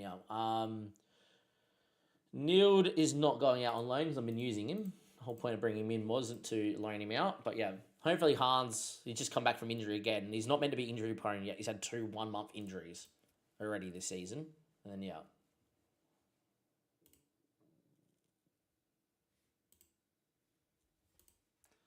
away we go. Hopefully we'll be all right.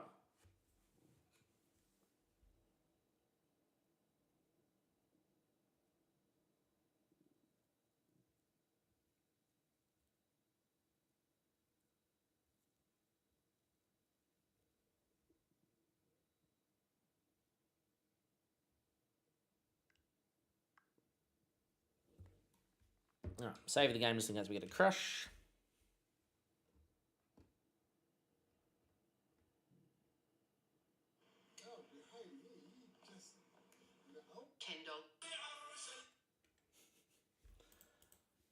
Good story shared by my mate then. But anyway, hopefully Haas can get going again. Just needs a good couple of games to get back under his belt, I think.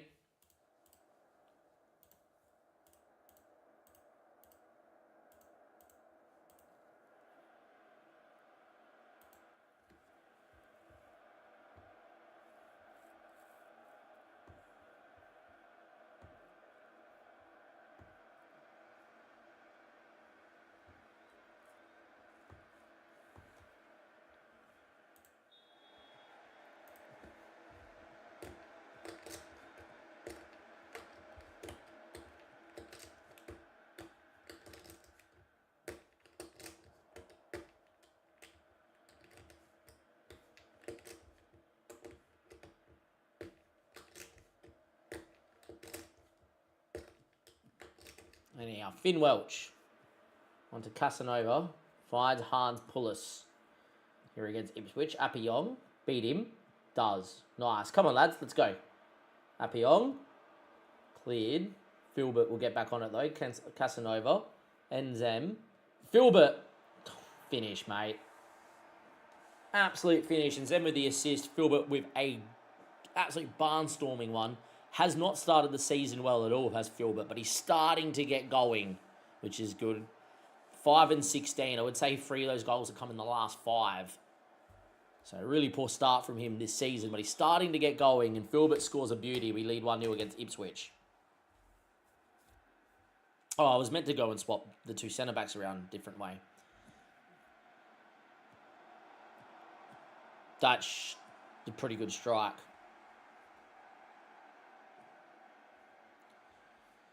Right, let's try it now and see if it keeps a clean sheet. So do that. I know that Samba wants to play as the ball playing centre-back. So ball playing centre-back, normal centre-back, and then centre-back, and then covering centre-back. And do that. Move it around the other side. Just make the change and see if that helps. They're both right-footed with no good left foot, so it could be an issue, but should be fine. Dante, Helgeson, good ball into Filbert. Back into Helgeson. Finds Dante Casanova. Good run, Finn Welch. Now, where's Hans? Then he goes himself and puts it well over the bar from point blank, sure. Just cuts it to Hans. Hans just taps it in, and that's a goal.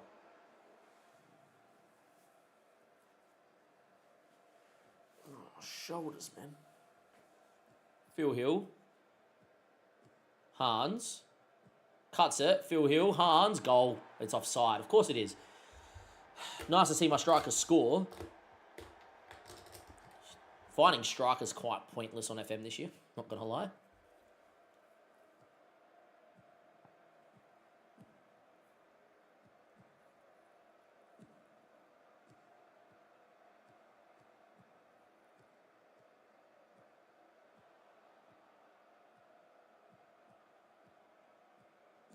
That's a good run. Oh, should have conceded there. 1-0, great run, to be fair, though. Should have definitely conceded. Luckily, we don't. We should be a couple goals up before then, anyhow. You know, if Finn Welch wanted to cut the ball instead of just, like, not, would have been nice. Helgeson does very well to sweep up.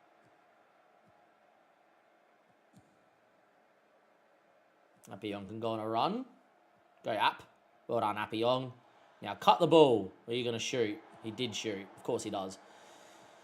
Be nice, boys, if you just wanted to actually cut the ball in the box and not do that. They're going to hit us on the break here. Sam Dar's done well. Have looked a little bit better switching those two centre-backs around, but we'll understand that once we're winning. Or once we've won the game and hopefully kept the clean sheet would be nice. Not looking for a million clean sheets, just looking for the occasional clean sheet. We just can't even get the occasional clean sheet at the moment. Highlight here right on half-time. It looks like Hans Pullis having a moment there, but fight over the bar, and that should be your half-time whistle. It is. 1-0. Doing okay. Dressing room. It's a good first half display is what I would say. Start the second half. Yes.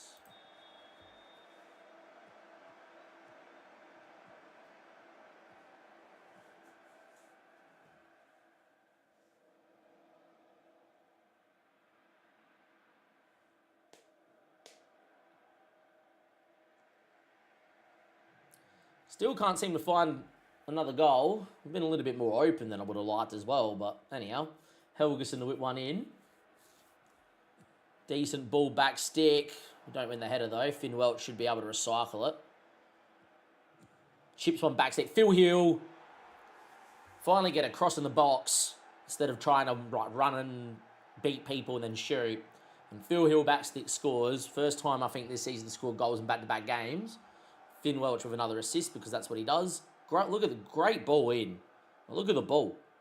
Just stands up his man and then gets half a yard and outside of the boot. What a ball. And Phil Hill, good header. Keeper really could have saved it, but very well done, boys. 2-0.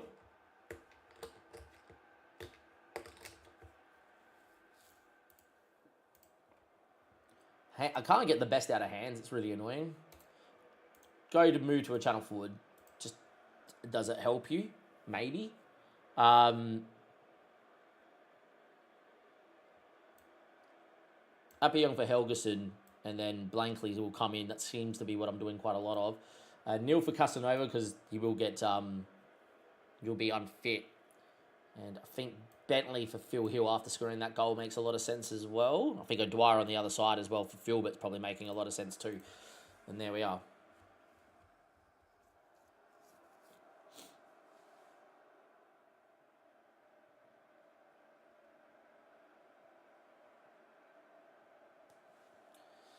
All right. Will we keep another clean sheet? Maybe. Who knows? Bentley, Helgeson finds Finn. Good ball looking for Jans Pullis. Unfortunately, he does not much with it. O'Dwyer, Joe Neal, and Zem. And there we are.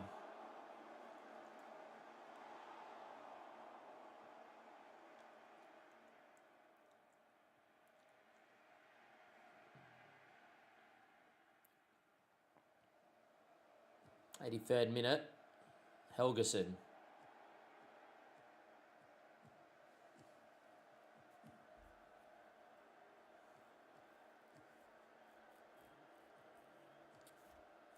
Dwyer, Helgeson, Finn Welch efforts blocked, and that'll be that.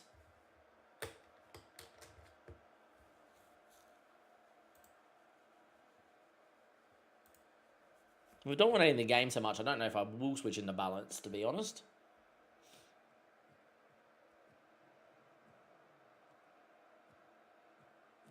Good ball to O'Dwyer. Can he cut the ball in? Well done to beat you, man. Finn Welch's effort was blocked. Jesus. Man. The amount of goals we could have scored today. Far out.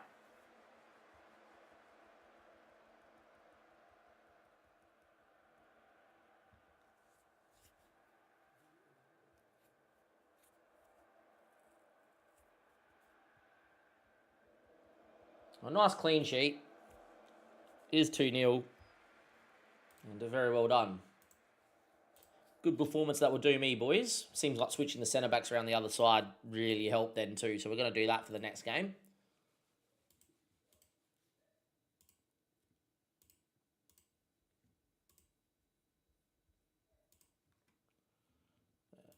probably better to do it from the tactics screen, to be honest.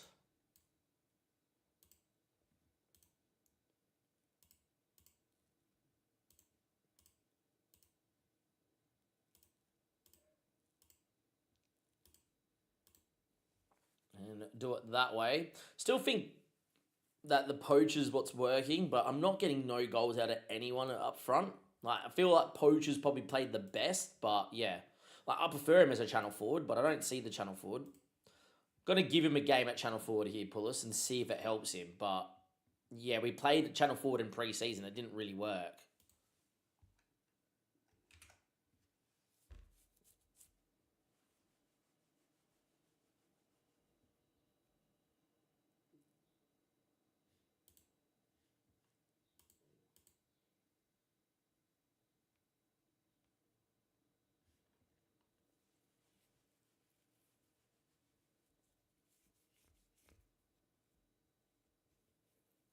Seven plays until we play Derby County.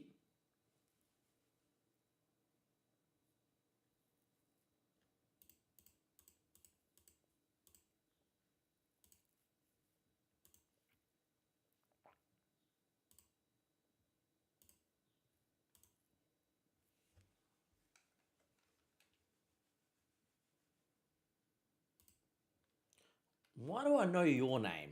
Just got released from Wolves, Belgardo.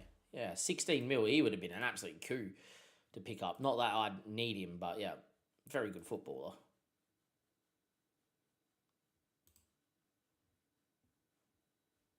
Why does it go back to overview? That's not what I want. I want to, like, know the star ratings.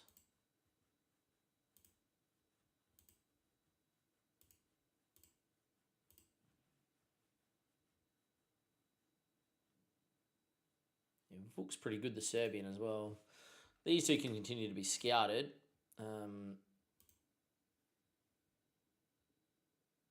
This guy's at Motherwell and is wanted by a couple of clubs that ended contract. Look at him. He's 19 years of age and he's already that well-rounded. Interesting. Can I get like a full scout report unless you got one? These would be all consistent. Decent League 2 has championship potential. Like, he wouldn't be bad either on a free at Motherwell. Playing in the Premiership at Motherwell this season. Sure. Don't really have the money, but like, how much money would you want? That's the question.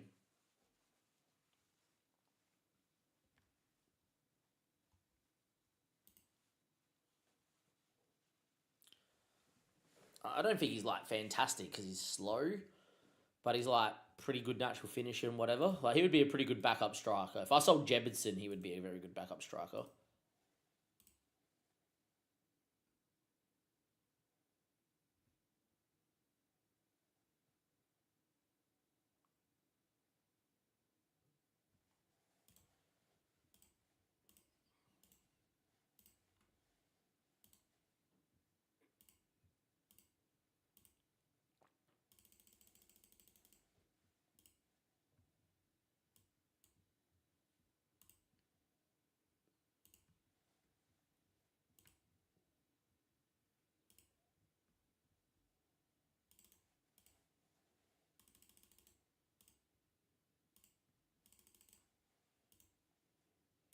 $1.9K a week is absolute bugger all for him, to be honest.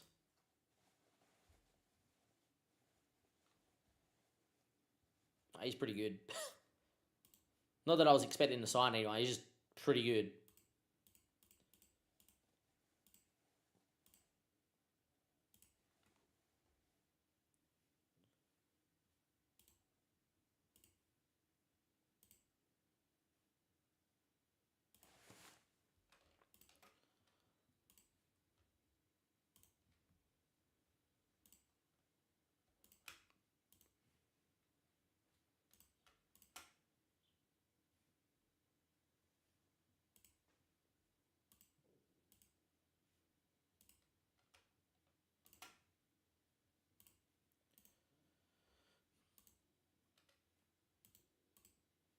No, so he's not good enough. So all the way to like, there's a lot of people that aren't good enough to like there.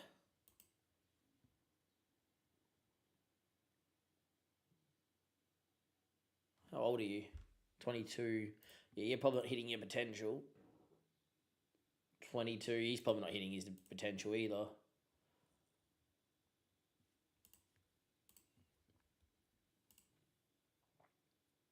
No. Yeah, probably not going to sign you either, to be fair. Oh, yeah, we found someone. Our wage bill is ridiculous at the moment, but anyhow, here's what it is. The ball keep letting me spend the money, or we'll keep spending it.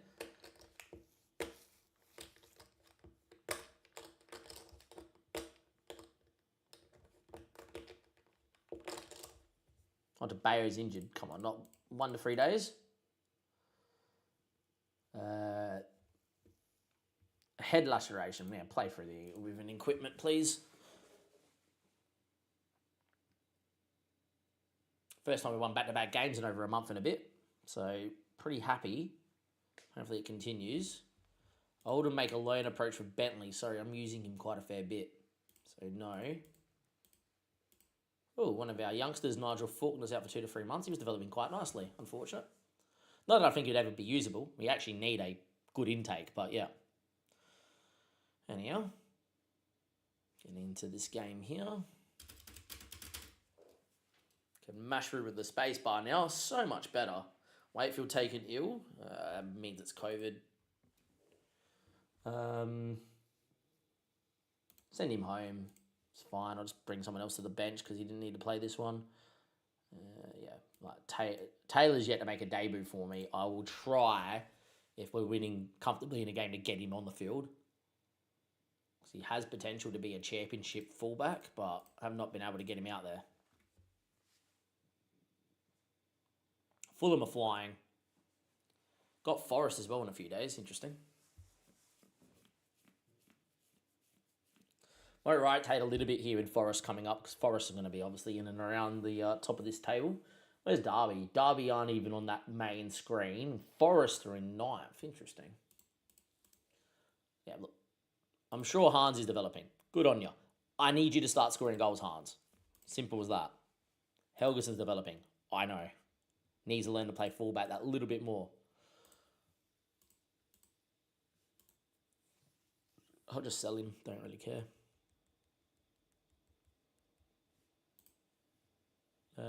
What are we doing here? Slightly rotating, I think, is what we were doing, right? So Wakefield can't because he's away. Neild will come in, then he can play centre back. That's fine. I think Dom Weller can start a game, and I think that O'Dwyer can start a game. Don't want to rotate too much. I think Blankley can actually start a game as well. We can do that. A few little changes here and there, but nothing too major as we go into this Derby game. Should have saved them because the crash could have happened, but that's fine.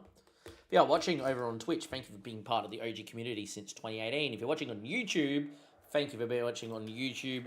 If you could please hit the like button, that would be very important. For those that maybe are watching on Twitch, didn't know that I do YouTube, there's the YouTube link. One of the playlists is, of course, a playlist of every live stream we've done for this save. All in order, because the VODs don't save here on Twitch, but they will save on YouTube forever and ever and ever, which is always good. Anyhow, boys look happy. Away we go. We're playing Derby. And hopefully it'll go all right here. We have put Pulis in that channel forward role off the poacher, because it doesn't seem like poacher's working as well as it did last year, but that's fine. See how we go here today. 17,000 away from home. Josh Smith is your referee.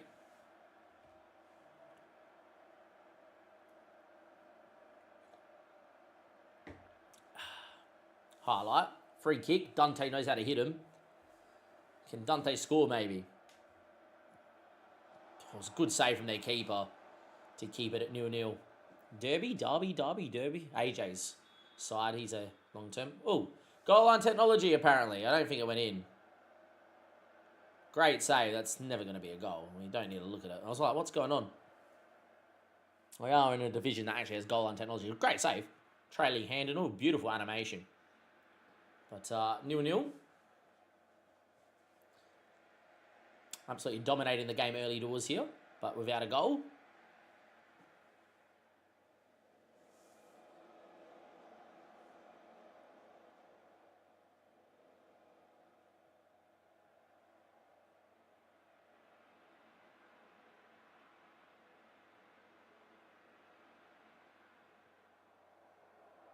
Yeah, even moving to the channel forward role doesn't seem to be helping Hans. I'll give him this game and the next one with the full strength side, see if that helps. And then if not, we're moving to Poacher. But yeah.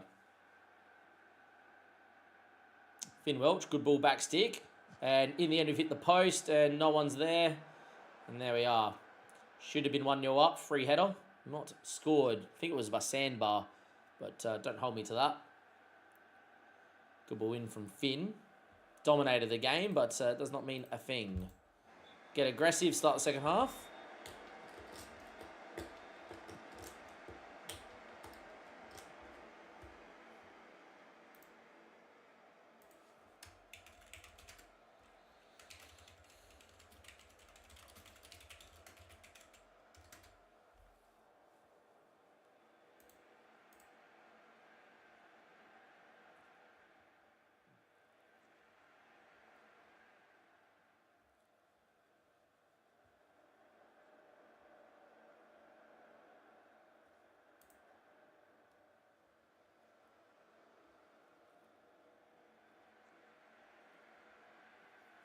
Anyway.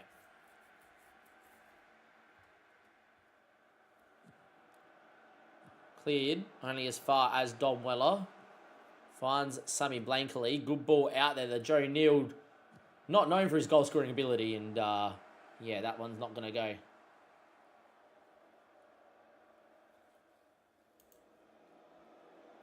Yeah, I don't know what to do, man. Trying everything to get Pulis to score.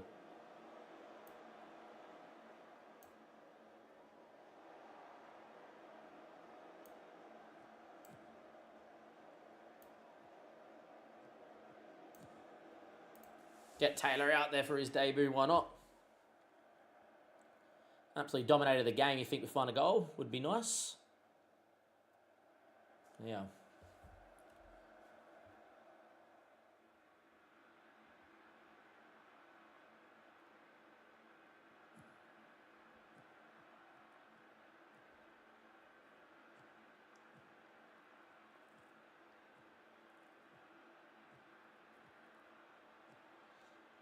Anyhow, a shot, of course it is.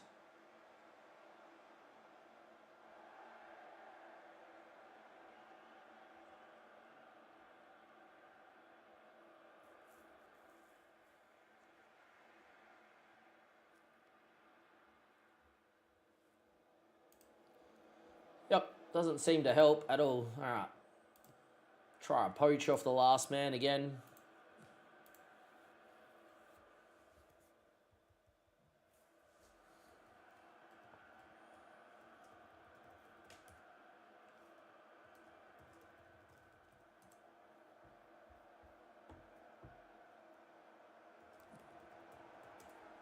Cleared, Appiong. And are we going to concede one late here? Sums up our season. What an FMing. What an FMing. Beautiful. Fuck me.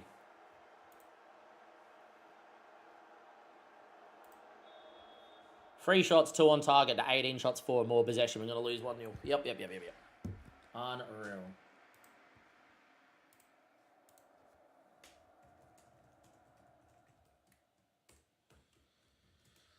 That's not fun. Give me 2 seconds, boys. Someone wants to call me for work.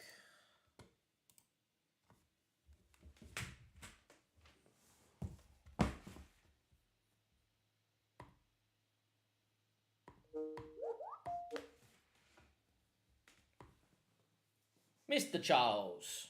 How you doing? Not bad, mate. Yourself? Yeah, not bad, not bad. How's the neck?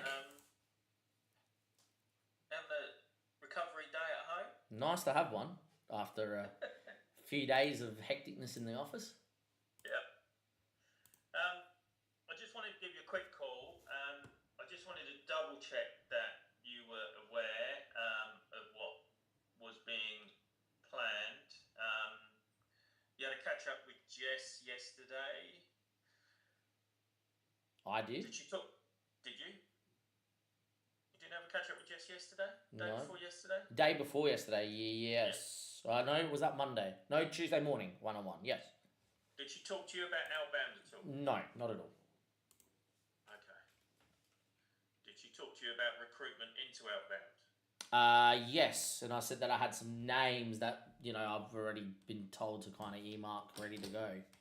Yeah, but she didn't talk to me about outbound. Matt Farrow, I think would be fantastic. I think who did I say? Matt Farrow,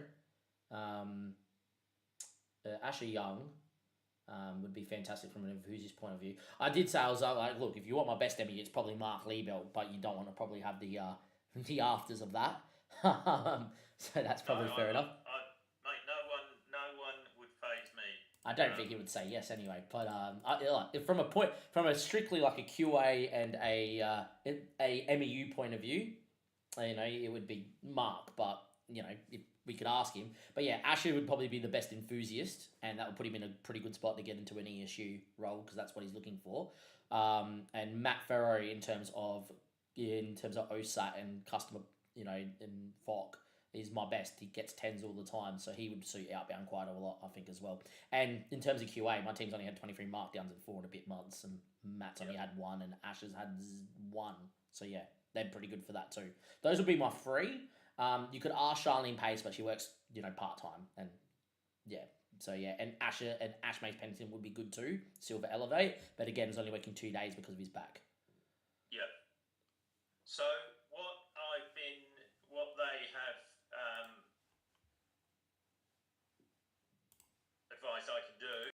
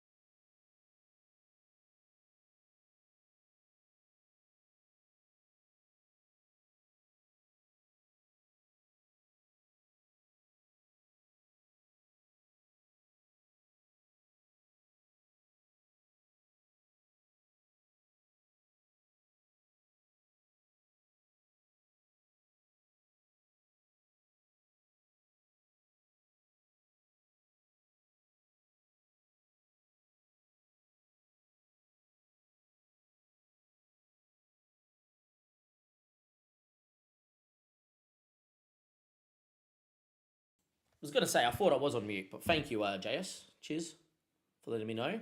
That was a very fun FMing. Yeah, not nice at all. I don't know what you do, man. I can't get a striker to score a goal. I don't know what to do. My strikers just refuse to score. Poacher role works, and then it goes on a run of games, like 8 games without scoring. Channel forward doesn't do your thing. Like, I might try a centre forward, but I don't think it would really suit here. False 9, maybe? The false 9 will work, but I don't think it's a scoring thing.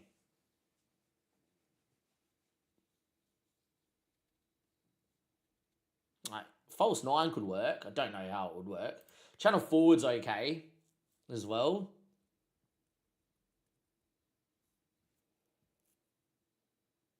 Or centre forward, I should say.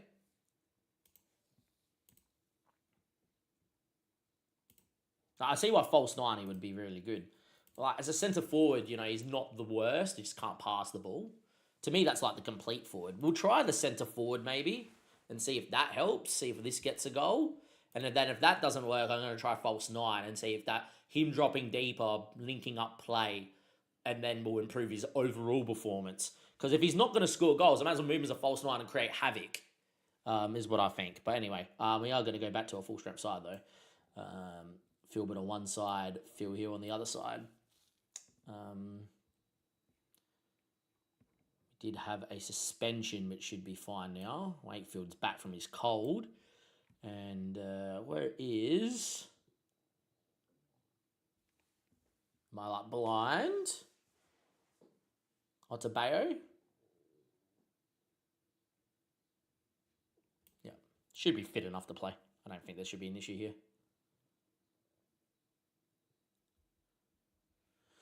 Yeah, you can just play, mate. I don't really care. And away we go. All right, see how this goes.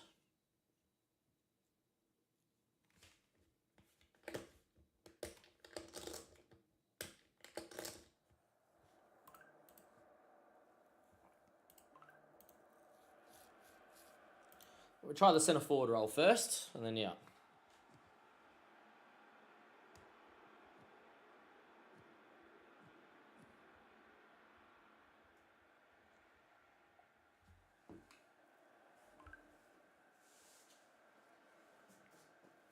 Hopefully we'll be all right here with the centre forward. Pull us straight away on a 7, so that's nice. Dominating here against Forest, which is not bad. We should have actually had a look at Forest's side, but anyhow. Dante finds Nzem. Good ball out to Phil Hill.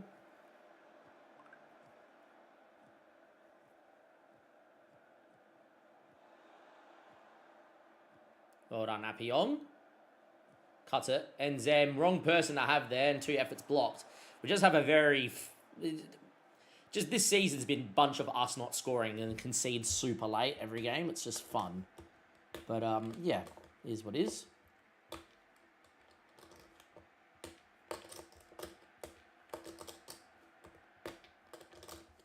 Dominating here. Yeah, their team's changed a lot, to be fair. No one really there from when Forest currently... Yeah, look at that team. Maybe Marmol's there, maybe, off the bench. Trilly, we used him on FM plenty of times. Great right back. But yeah, Phil Hill wins it. Finn Welch. In Nzem. Hans. Good ball to Philbert. Phil's offside. Don't even bother. That's why he finished. Like, the finishing's brilliant when they're offside. But when they're onside, they don't know how to finish. It's good fun.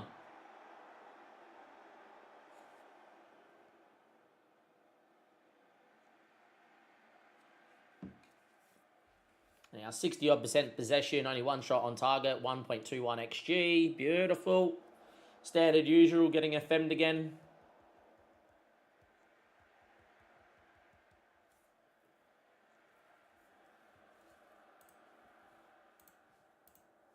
Far from pleased. Oh, like Aina. There you go. Maybe they rotated thinking that we're going to be crap, but I don't think so.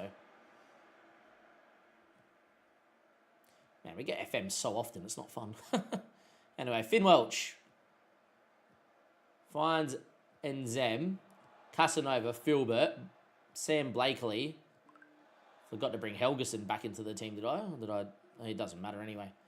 Philbert, Dante, Appiong, 1-0. Good finish from Appiong. May have forgot to bring Helgeson back into the side, but that's okay. It is what it is.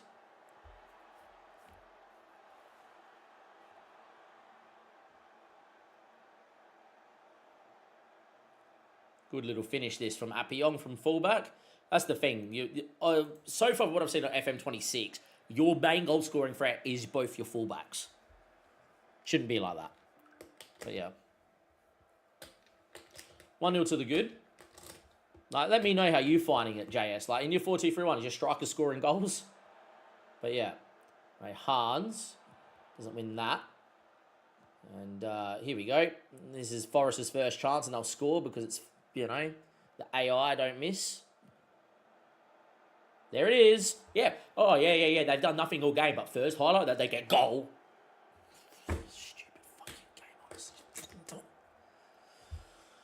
This is getting so annoying, man. 4 shots, 2 on target. Yep, bang, 1-1. Yep. Every game. Every fucking goddamn game. We just fucking cop it in the fucking culo. Sorry for the swearing.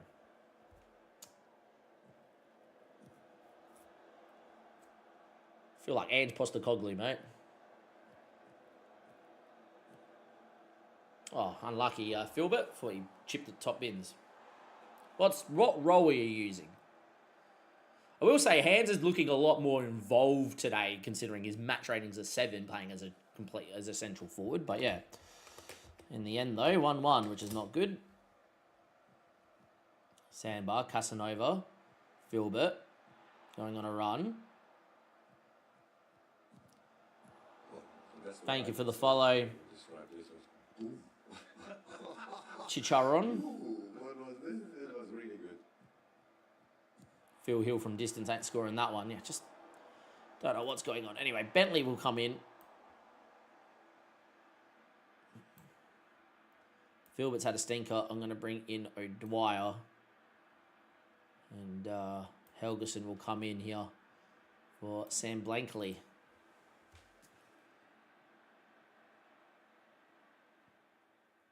See if we can find a moment. Hans on the ball.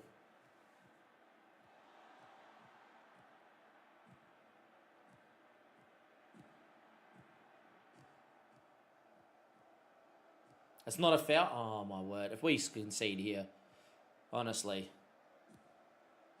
Here we go.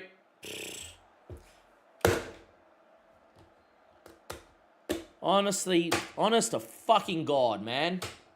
Honest to fucking God. How many times are we going to get FM this season? You know, you get FM maybe like twice or 3 times throughout a season, like properly FM'd, right? Fucking the last 2 seasons in this fucking game, I've been absolutely FM'd to God's end. Honestly. Should have won the league easy last year in League One. Had to come back about 5 different times from being second or third to win it on the final day. XG of... Hans has scored. Nice, 2-2. But still, man, only scores when we're losing. When parity or we're 1-0 up, no one knows how to put the ball in the back of the net. But as soon as you're behind, oh yeah, the AI's like, yeah, okay, you can score now. Dumb, man. Look at this. Honestly. Give up bugger all shots, bugger all XG, and they fucking score every time, man.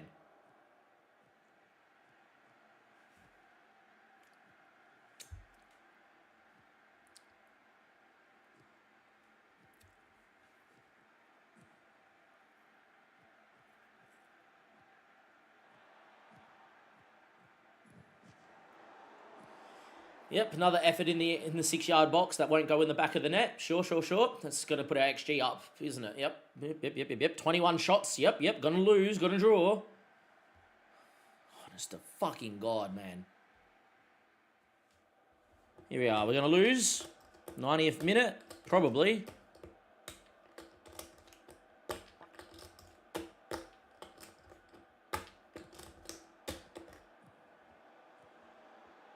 Here we go.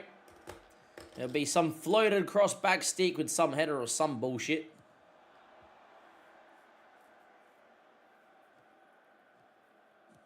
Yeah, man. Like every time you cross the ball, in real life, the ball goes in the 6-yard box. Never see it blocked. It's always a tap in for the striker. On Football Manager, every time you put the ball in the box, block. It's like playing fucking FIFA. It's disgusting.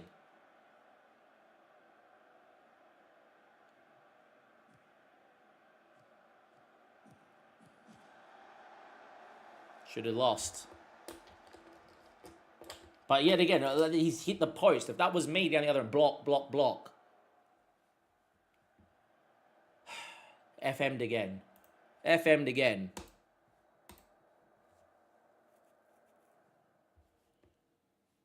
FM'd again. Look at this. Look at the games we have dropped in this run, and they've all been FMings. It's not like the only one that I am like whatever with is the West Brom game, and to an extent Brighton, right? Because it is Brighton we are meant to lose, right? All these other fucking draws and losses, we've been fucking the better side. Like this 1-1 against Leicester, 0.008 XG. Oh yeah, 1-1. Derby County, 14 shots, 8. They've done nothing. Bang, 92nd minute. They're only their second shot on target. Absolute fucking joke, bro. Look at this XG table. 6 goals under the XG. 6! That's a fucking joke, man.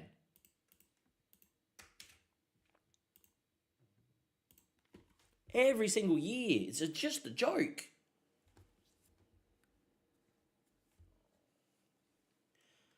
I'm going to do the good old fucking close Football Manager, reopen Football Manager. Maybe it will maybe just change the luck modifier.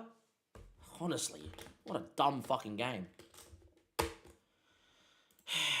Just get FM'd every single fucking game. No break.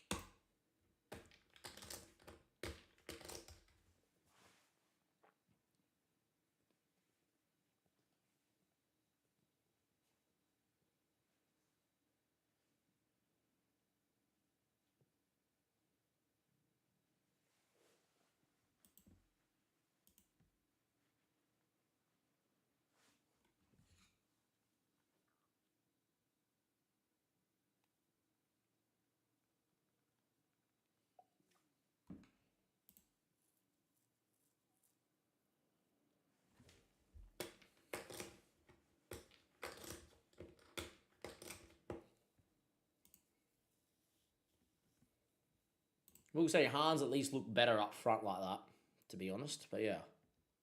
How many days break do we get? Only a few, so we're going to rest the squad.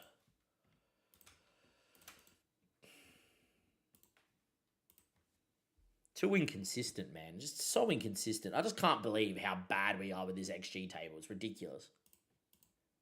It's 2 seasons in a row. I was like, oh, last year was last year, whatever. It's just 2 seasons in a row of fucking underperformance. Apparently we're meant to get 1 good attacking midfielder. That's not bad. Might actually get a youth intake that's good outside of season 1.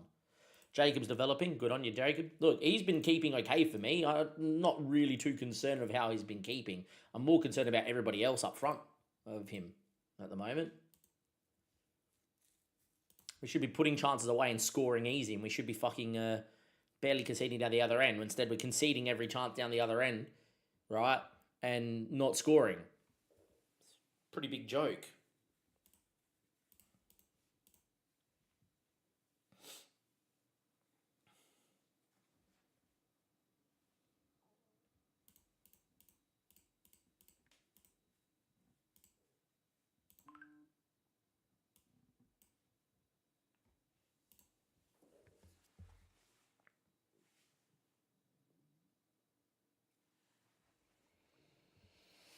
Anyhow, is what is.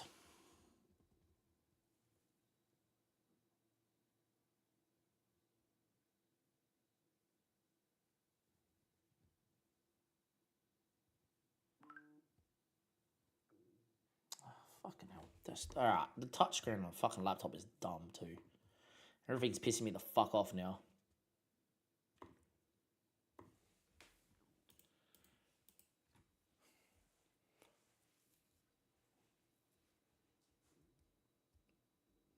Honestly tempted just to get off and not even bother playing anymore, but what else I'm going to do for the next 4 hours until my girlfriend comes home?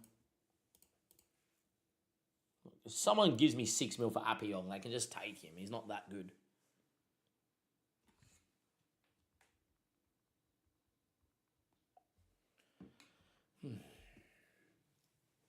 So ridiculous, man. I've never been FM'd so much in my life, I don't reckon. Like, FM24, you had the occasional FMing. FM23, FM20, it was occasional, you know. It was almost to the point, it's like, haha, you can feel this one, and then there was an FMing, you're like, yeah, cool, right?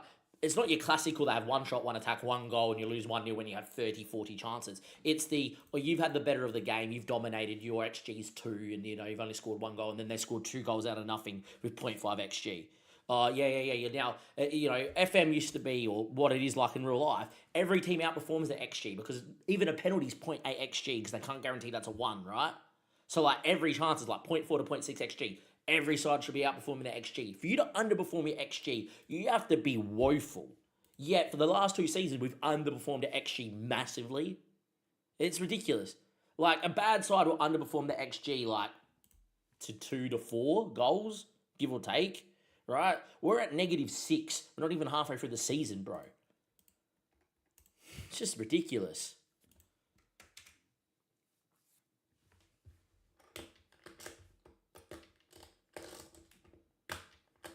No side that's in the top half of the table should be underperforming an XG. Anyhow, away we go. See what happens. I'm going to go make myself a cup of tea to calm down.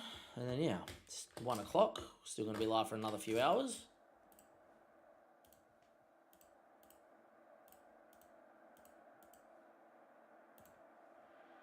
See what happens.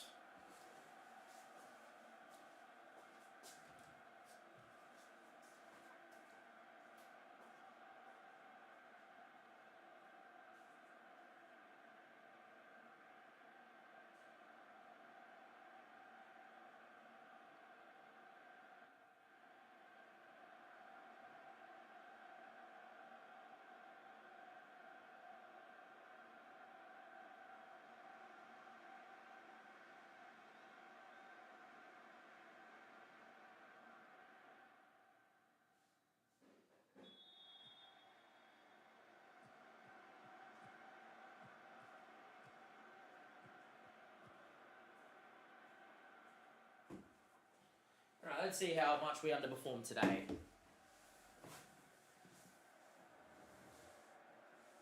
Wait, oh wait, you're in England? No, I'm from Australia, mate. What about yourself?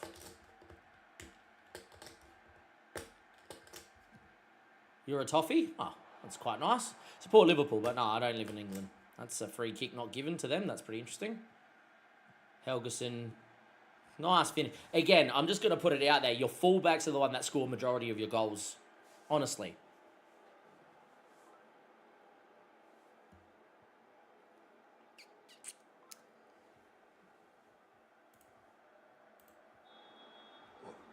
Thank you. Very up the mighty Potters. Go you West Ham lads. Helgeson does well. Good ball into Casanova. Finds Helgeson. Again, we've given it away in the middle of the park. Good stuff. 1-1 incoming because we don't know how to keep a clean sheet or not concede. And there it is. Man, honestly. Gonna lose my mind. Gonna lose my mind at some point. Gonna honestly lose my mind at some point.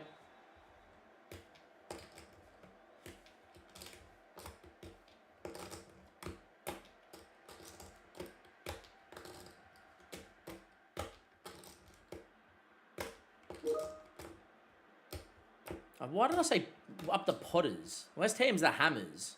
Don't know why. My poor brain. Fucking sorry. Sorry, brother. Sorry up the mighty Potters. Apologies, mate. That's fucking dumb of me. There you go, boys. Definitely need some food. Well, we're going to lose this game. This one's already done and dusted. Beautiful. And then we're going to lose the Fulham. We're not. Yeah, game over. Don't know what the hell just happened there with that animation, but sure. Yeah, this game's done. We've underperformed at XG too much, so all the teams that are around us and below us, right, we have been unable to put to the fucking sword, and now we're going to play Bristol and bloody Fulham, and we're going to cop it. It's just dumb, man. Like, our season's cooked. We're not going 5 promotions in a row. We're not winning the title this year. As much as the XG table has us on first, it ain't fucking happening, is it? You can fucking see it. So dumb. It's fucking a joke, bro. Every metric you look across the league, we're outperforming everything. We're better than everybody, right? Now, even though our team's like a League 1, League 2 side, right? Fine. If that's the case, FM, our team's a League 1, League 2 side, let us be dominated, let us lose. I'll sit here and enjoy it because it actually resembles. Not the fact that, oh, by the way, you've got a tactic that's really good and your players are outperforming, so you've got to have all the possession in every game, you've got to have all the chances, you're going to have 20 shots every match, and then you're going to fucking lose. Just stop with the FMings. I'm not saying this one's an FMing, but at the same time, you just know as soon as the opposition get a highlight, it's a goal. You see 8 highlights and you don't score, they get 1 highlight, goal. It's dumb. Again, it's 1 shot on target. It's gone in. Honestly, it's ludicrous. Hey, a goal. A cross into the 6-yard box that wasn't blocked by a defender. Oh, because apparently every fucking game there's 4 to 6 blocks in the 6-yard box by defenders. I didn't realise that. I didn't realise when Man City fucking rump it around sides and they cross it to Haaland in the 6-yard box that every shot is blocked. Maybe once every fucking 5 games. Fucking 4 to 6 blocks every fucking game. Surprised this has gone in.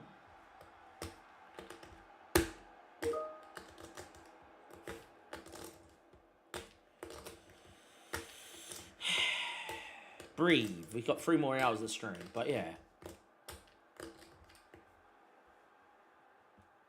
Again, by the way, striker. You can't do nothing. I try everything to get this striker role to work. Nothing works. Honestly, got to get rid of playing with a striker because it doesn't work.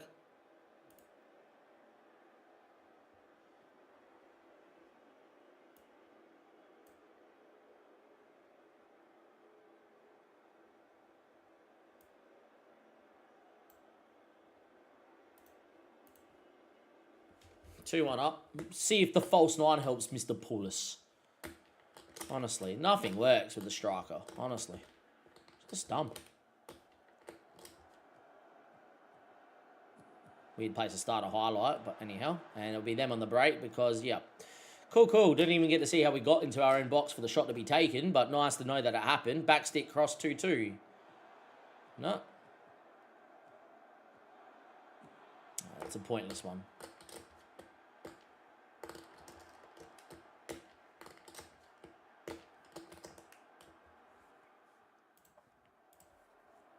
You might think this is dumb, boys, but I honestly think this would be a better system.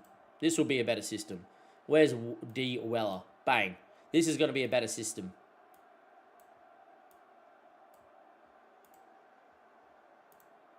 This will be a better system. Watch this. Watch this, lads. Watch this. Now that we're playing strikerless, watch us score 3 goals. Well, probably I threw it away, but anyway. 2,000 all of that. Referee says no to both. Good refereeing. Just can't bring myself to play strikerless. You play with a striker.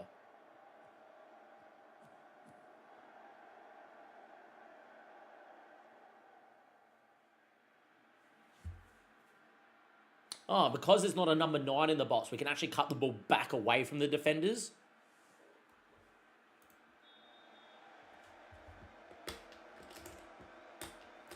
Hans was the one that scored that, so maybe it was while the striker was still on. But yeah, someone has got injured here. We're going to bring him straight off. Blankley will come in for Philbert. And since I'm here...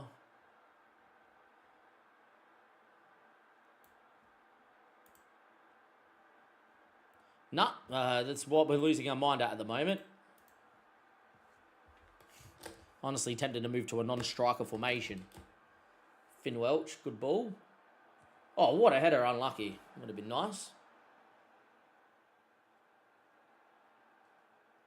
Honestly, think that would work better. No strikers.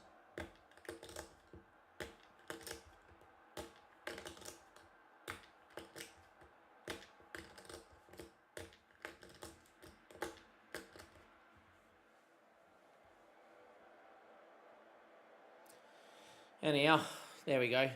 Paulus did score as he came off. You know, I mean, he scored at striker. I don't think he would have scored as an attacking mid.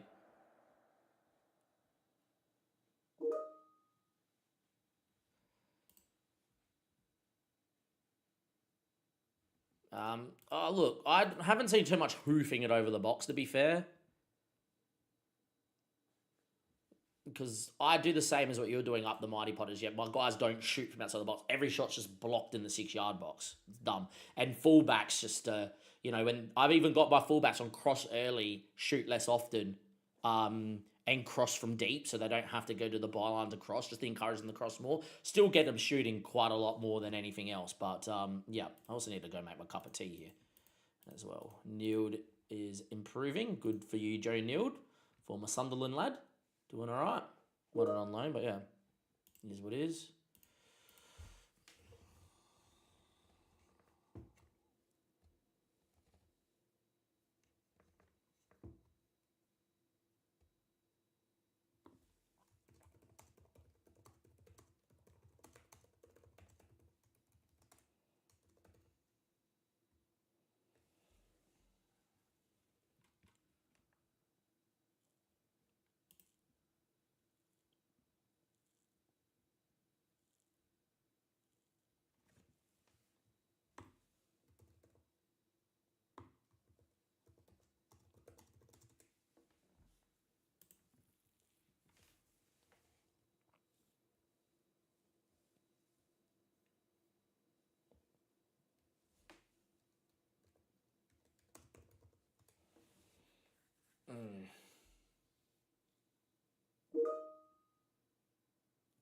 Yeah, look, I played on balance for a long while, and then, yeah.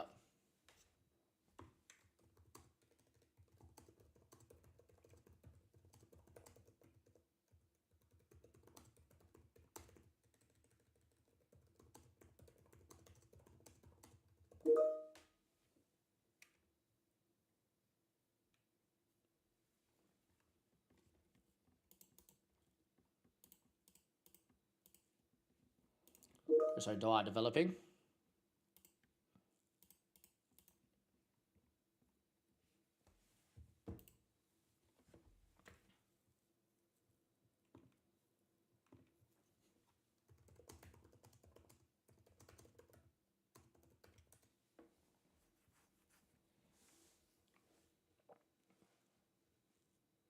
Can't tell I'm working whilst I'm playing. Good old Football Manager. That's what you do. Look, Channel 4 didn't work. Poachers seemed to work, and then they would score like 3 goals in 3 games and then go on 8 games without scoring. Now I've moved a central forward, and look, he scored 2 in his last 2. That's what I think. Yeah, 1 goal, 1 goal. So maybe, but I did move it to a false 9, and then I did move him to a 10 as I was trying to take him off, and he scored in that highlight. So I don't know if that's actually something to keep an eye on. See how he goes against Fulham. It's getting to the point of my annoyance with strikers not scoring. I'm almost ready to go strikerless. Nild's out for 5 weeks. Beautiful.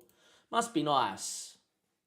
Apparently he's sprained his knee whilst jumping. He must have landed awkwardly. So I don't think jumping would have broken it. It's landing awkwardly would have. I don't know how you can do your knee jumping up. It's usually the impact of falling or coming down. But yeah, anyhow, here's what it is.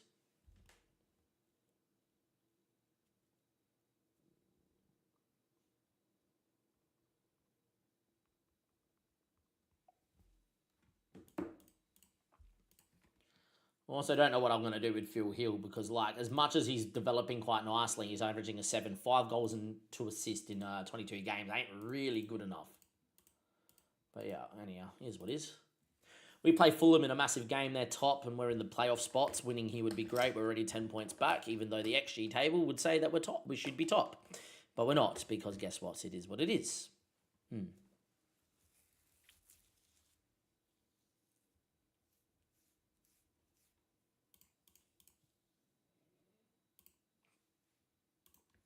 Yeah, Daniel's developing out of his skin, Helgeson. He arguably could be my best player. He's already a championship level left back, but playing him on the right hand side. No, I have no money. This glitch here is what's killing me at the moment, being so many promotions in a row. Newly promoted team should receive a reasonable wage budget. Problem not having a game that is 100% great. But yeah, I'm over on wage. The board are unhappy with my wage management because we're 104% over. I have nothing I can do. So yeah, and to be fair for the championship, Mr. Hans Puller should be scoring goals. The under 20 German international striker we signed for 31k. It was a pretty good find, I thought, after hours of scouting. But yeah, he should be banging them in. But no one bangs me. I bet Haaland's banging him in for the AI. But if you play as Man City, Haaland won't be scoring. It's kind of what it feels like. Anyhow, should I complain? No, we've got 5 promotions playing with this system, or 4 titles, and yeah, but just it's so annoying just watching yourself get FM'd every game. Let's have a look at that XG table. Are we still meant to be top? 6 goals under. 5 points under. It's happened again for the 2nd year in a row. Mostly the teams ahead of us in League One decided to start screwing the pooch themselves, and then yeah, Newell's out for the next 6 months. That seems very fair. So let's go and get Gomez to the bench. Outside of that, everyone's fit enough to play. Can we go and actually play well against Fulham, or Fulham going to pump us? Fulham should be pumping us, but yeah. Well, here we are anyhow. Yeah, imagine getting to the Premier. That's the thing. There's like they only gave me an extra 20k a week to spend, even though the club had over $1 million in the balance. Like obviously now we're negative in the balance, but yeah, we had over $1 million, and they gave me $1 million to spend in transfer. It was like great. So they gave me a proper transfer budget, but no wage budget, and it's like, huh. And then I had all my players come to me like, hey, we want 5 to 10k pay raises because we're in the championship. And I'm like, I can't afford it. So we had to let a lot of people go and whatever. But anyhow, we're surviving. We're here. It's great. Have to go sign people from outside of England to come on in, or from the lower levels. Anyhow, that team of Igor Jesus up front should be beating. I'm just going to go make my cup of tea.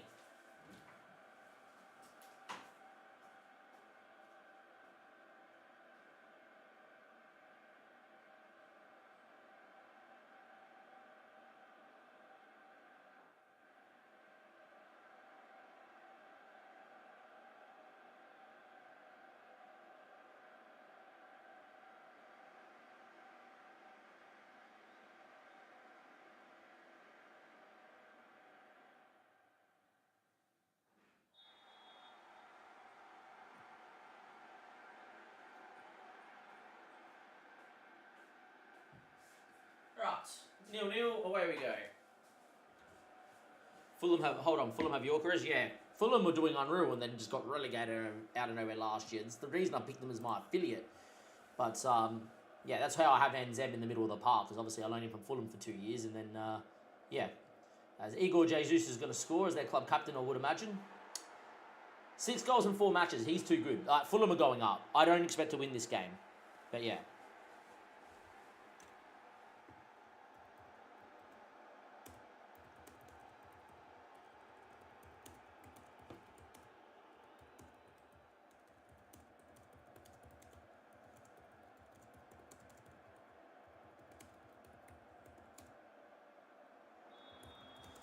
Yeah, I think we're going to get pumped too.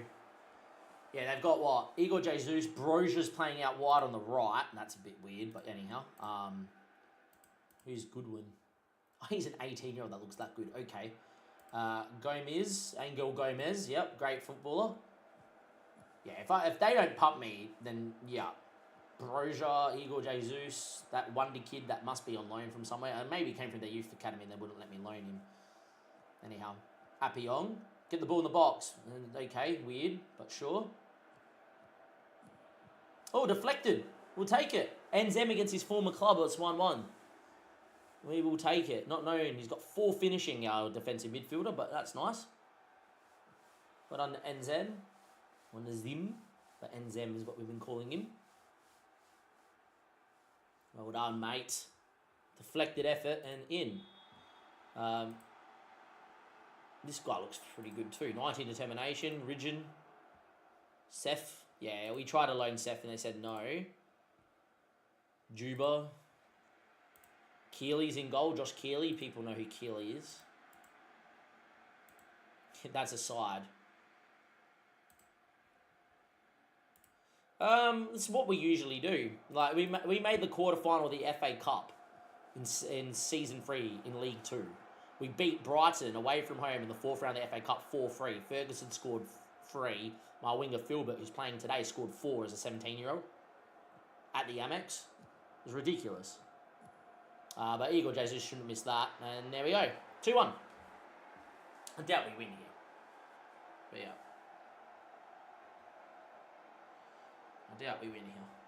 Just standing up, my legs are a bit sore from sitting all day. And I'm at work in the office. I try to go on a walk 3 times in the day. It's good for you. But yeah. 2-1. Losing. Seems legit. To be fair, Fulham have had 2 shots, 2 on target, 2 goals. It should be quite annoying.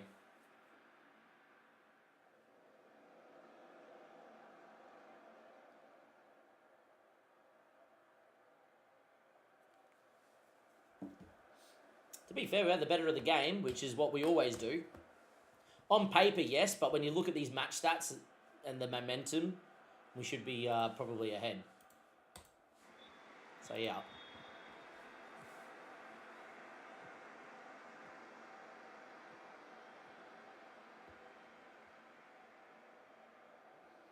Anyhow, see what happens.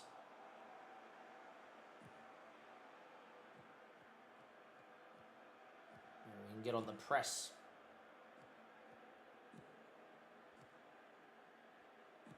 Pretty good ball into Goodwin. Beats one. Shot that's blocked for the AI. That's nice. It's probably a highlight, right?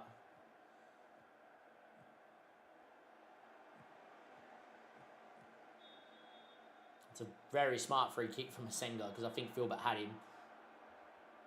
Highlight's still going, even though it shouldn't be.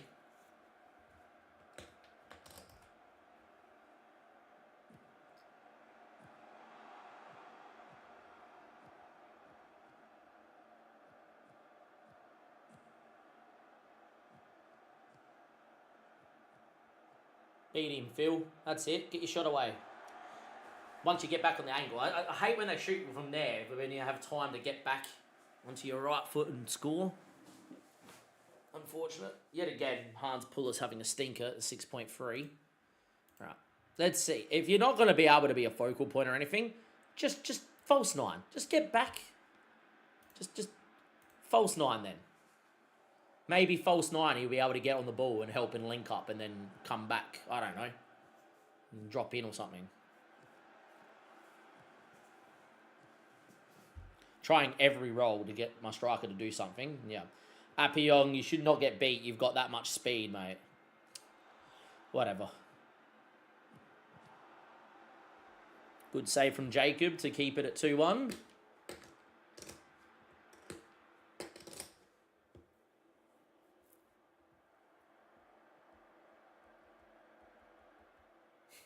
No matter what, you can't get a good game out of your striker, can you? Fine then. Honestly.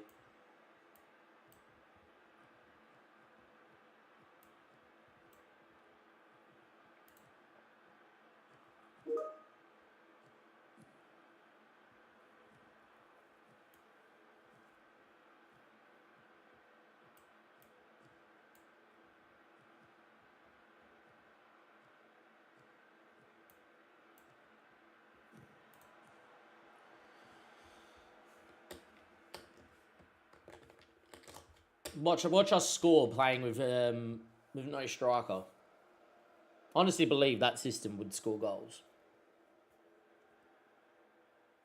Watch us score, no striker.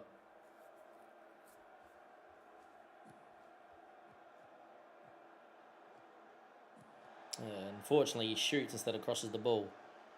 If they knew how to cross the ball from that angle and cut it across, we would score so many goals, but they never do. Arguably, looking at the game, we've had the better of it, but Fulham have got so much quality. It is what it is.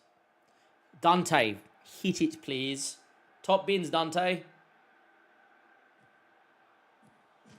Oh, it's gone in. No. Oh. Should have been a goal. Blakely. Oh, that close to a point.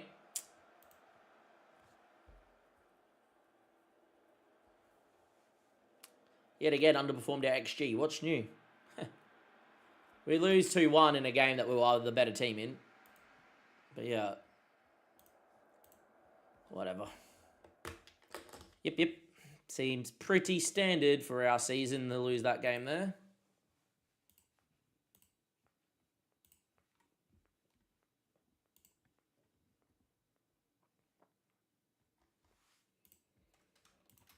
Yeah, not nice. Who wants Appiong? Liganes from La Liga. Okay, interesting. I think they offered me to go be their coach, but yeah. Lose another one. Again, though, you look at the XG table. You should be top by miles, but no. We're not. Football not played on paper. Yeah.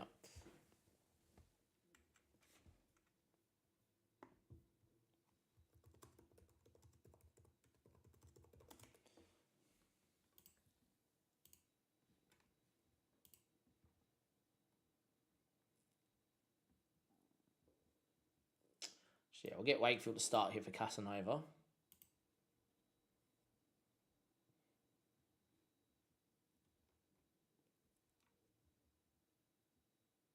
Just don't know what I do. Yeah, I don't know what to do. False 9 makes no sense to play it like this, but, you never know. I'm going to play false 9, but if you play a false 9, you should play a shadow striker to get beyond the false 9. Then, yeah.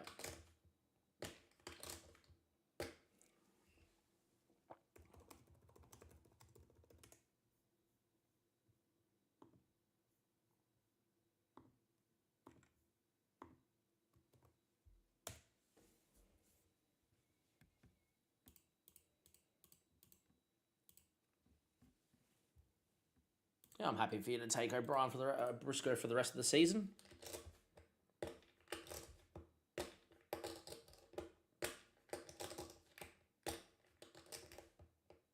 I hate that I'm changing Finn Welch's role to accommodate a striker because he's been our best player. Yes, Phil has been developing. I know, I get this every week now. Weller's apparently been developing. Go on, Dom. Keep developing, son. Yeah.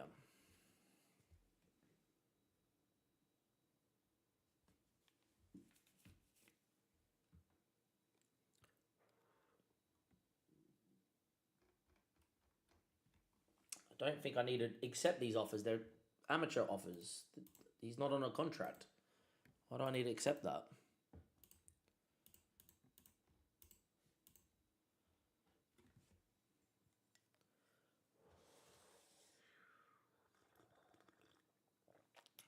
Been sitting here since the first youth intake and I haven't bothered. Stephen Mpack is apparently developing. Oh, nice to know. 19-year-old. He's got a bit of potential too. All right, anyhow. Derby County at home. Let's see what we can do, yeah?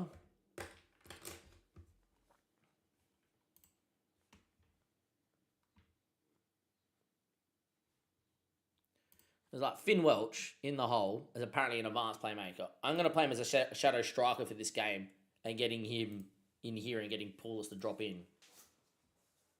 But yeah, anyhow, see how that goes.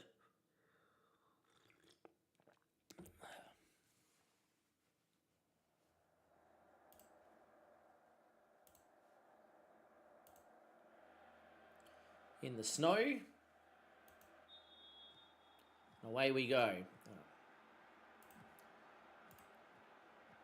Both teams in white too, that makes sense. So let's try a false 9. Yep. And let's try a shadow striker. See what happens.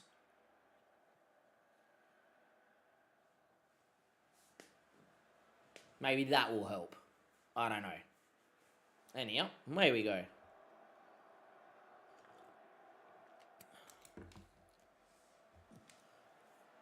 A little bit of a colour clash and a lot of white here today. Apologies. Anyway, Hans, good ball into Finn.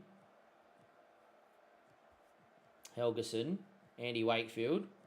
Finds Nazim. Paulus. Appion. And yet again, he had a free little pass inside to Phil Hill, who would have been able to tap it in. Instead, he shoots because that's what they do.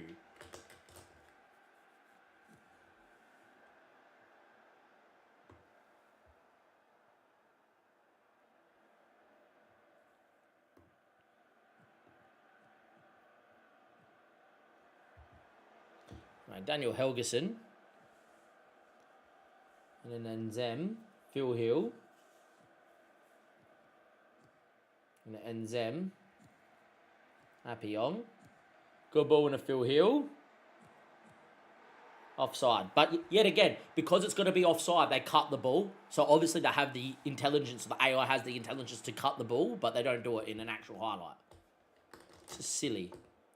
Anyhow.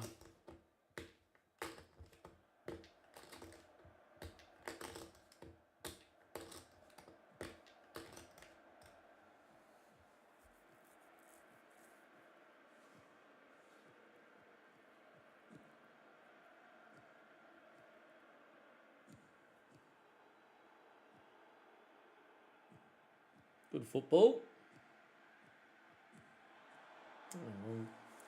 Nice to see our striker actually take a shot. Encouraging. 11 shots, 6. Yep. It's going to be one of those games, isn't it? Gonna be one of those games.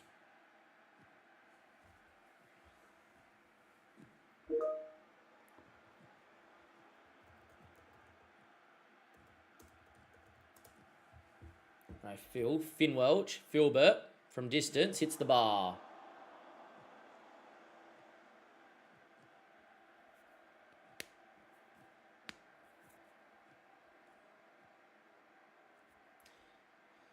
You're not being as not creating as many clear-cut chances as what I would say here, but we are dominating against Derby. Andy Wakefield. Daniel Helgeson, good ball into Filbert. I'm going to run. Watch him try and shoot here. He'll beat one. Yep, now it's a shot. Which he should shoot here. That's fine. Another block, though. Like, so many blocks. So many blocks.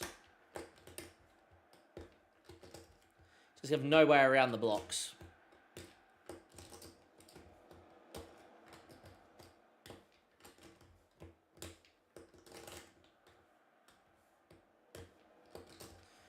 Half time, 0-0. We're playing really well. I'm going to tell them that, but yeah, deep down, I'm a little bit annoyed that we haven't scored.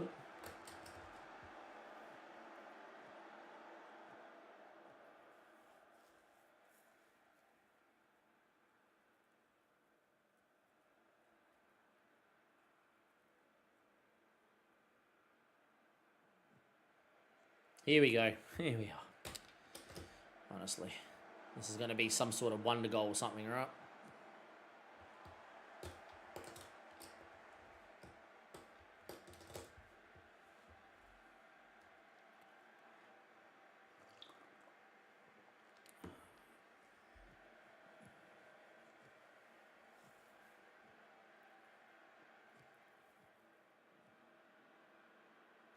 Yeah, let's pass it with the... He's literally standing behind a player. I'm just going to pass it to him. What the fuck?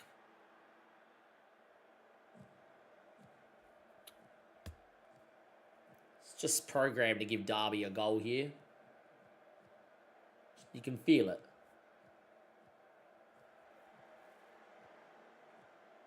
Well done, Hans Pulis, dropping in and spreading the play. Cross it doesn't beat a man, of course. Probably a foul, yeah.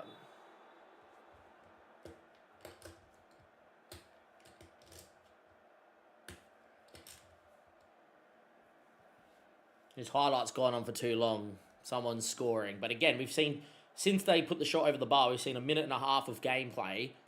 This isn't a key highlight. Not once has this been a key highlight.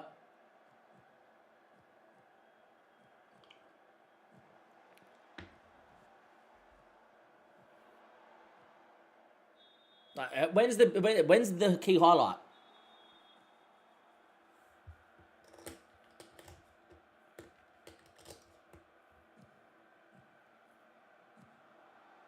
Offside.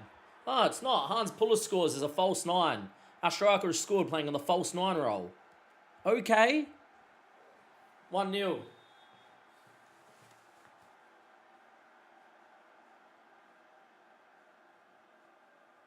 Good ball back stick. Good header by Hans Pulis. Yet again, though, Finn Welch has had a pretty poor game playing as a shadow striker. Wonder if the channel forward would still work. The channel midfield, I should say.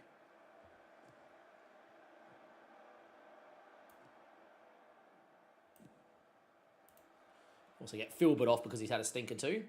21 shots, 11 on target. Could be maybe. Dare to dream.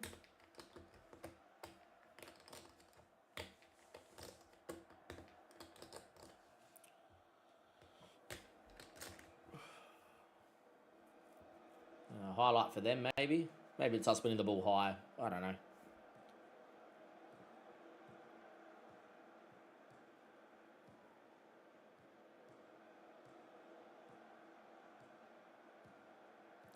Good ball movement from Derby. Here we go. Against the run of play, 1-1, because that's what happens. And as soon as you start changing roles, they just concede. Even though the role I'm changing has nothing to do with us out of possession. Great.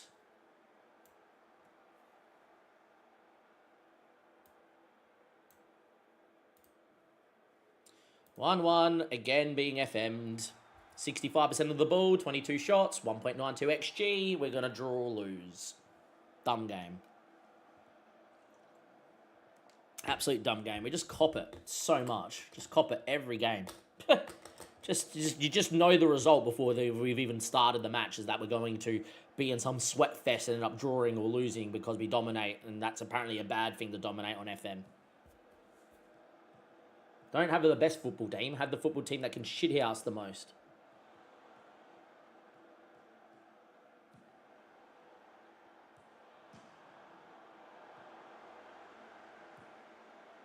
Yep. We're going to concede after having a header stopped.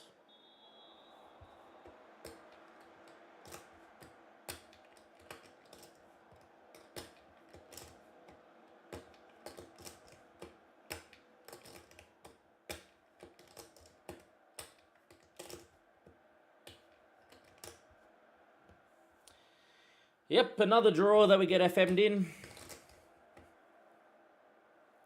0.48 XG, 39% of the ball. Yeah, that equals a goal. 23 shots, 11, 1.94. Yep. Honestly, I just don't know what to do anymore. Don't know what to do. I might just start instant resulting games because what's the point? Might just start instant resulting games because there's no freaking point. We just cop it every game. As every game we cop it. Every game.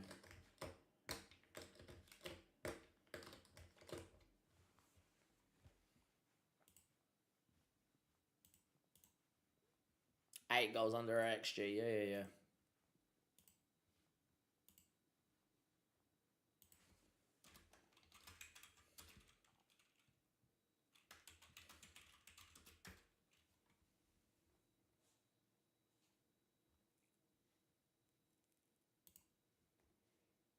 Just don't know what to do anymore.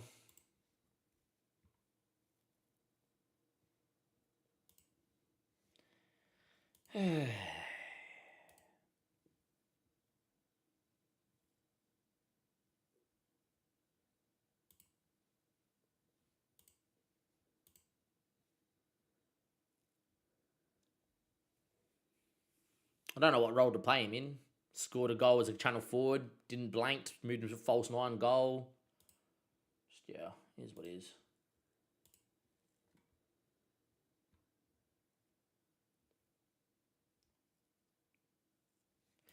That's it. I refuse to make any more... I just refuse to make any more subs in a game. Like, don't make a sub in a game. Players get tired, just leave them out there. Because as soon as you make subs, you concede. Make subs or change a player's role, you concede. Like, you should just... Apparently, what the game wants you to do, go in, score, dominate, not score. Don't do anything to stop the game or change the game, and then you'll win. Just ridiculous, honestly. It's going to make me blow a gasket today, honestly. Just dumb, man.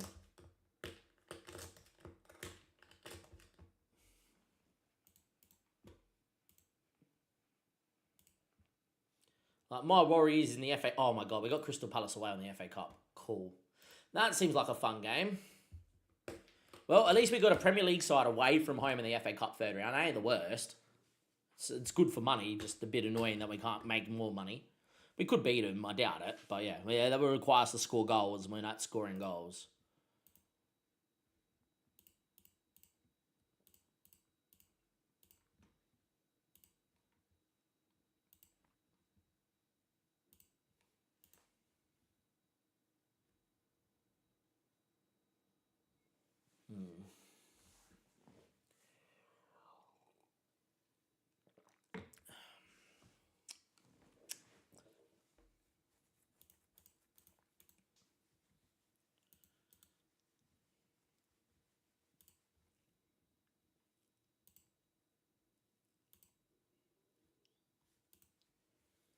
Worry about contracts later on.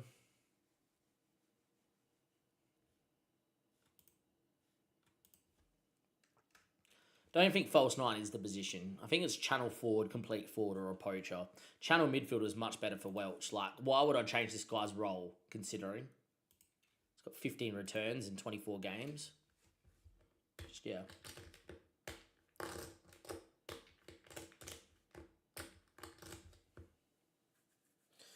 Anyhow. I think the same team that just played, they played really well, so, yeah.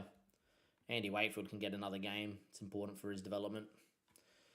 But yeah, I think it's just the same team that just played so well plays again. It's the norm.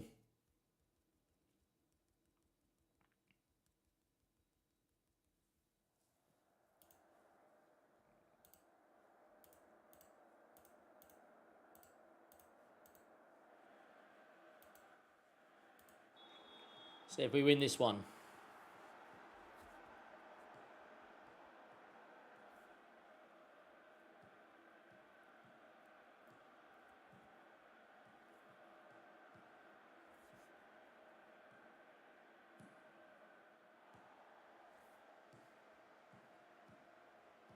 Offside. Offside. That's why he finished.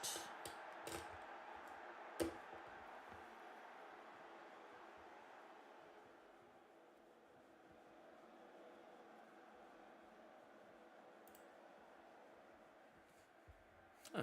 Andy Madley got dropped from doing a Premier League game. Cool.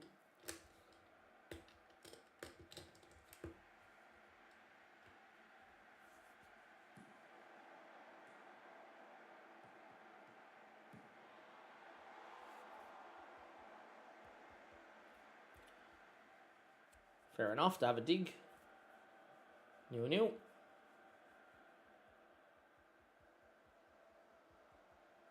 At least I don't think we'll get relegated this year. Just super annoying that we're going to end on the XG table top and not make the playoffs because we can't win a game. Because, yeah. Anyhow.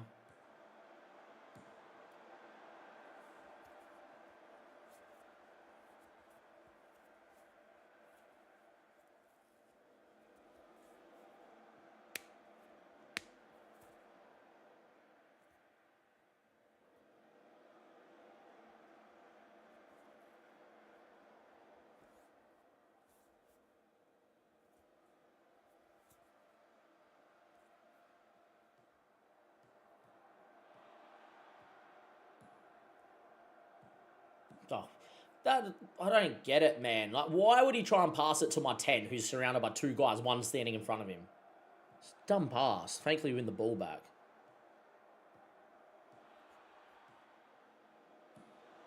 Another shot over the bar from 8 yards out. Great. Just every highlight. Just, oh, yeah. A simple side foot bottom corner would have just sufficed. Instead, no, I'm going to blast it out the stadium.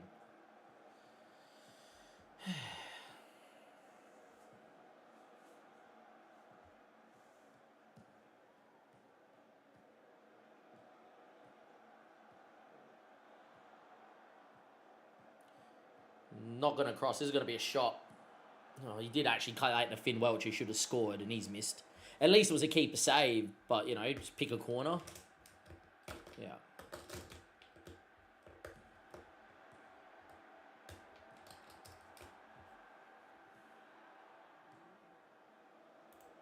I'm going to try something.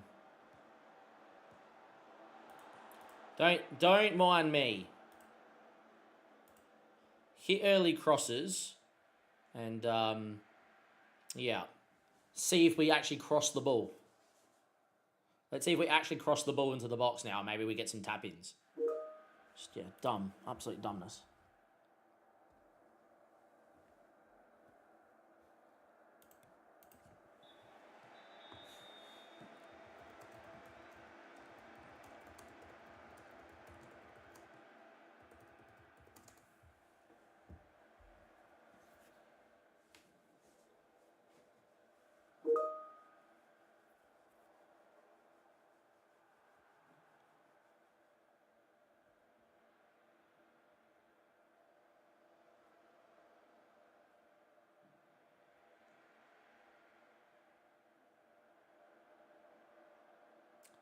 Yep, this game's just going to peter out into a bloody 0-0 draw or we lose. Just again, 13 shots, can't score.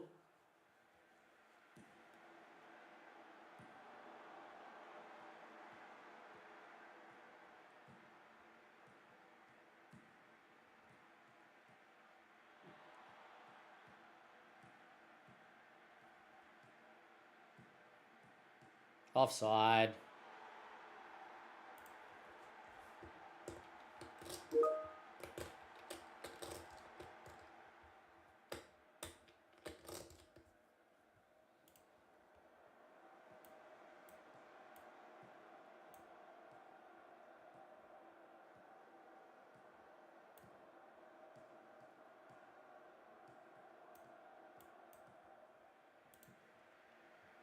Make some changes up front, see if that helps. Just again, another game of domination, another game of not scoring.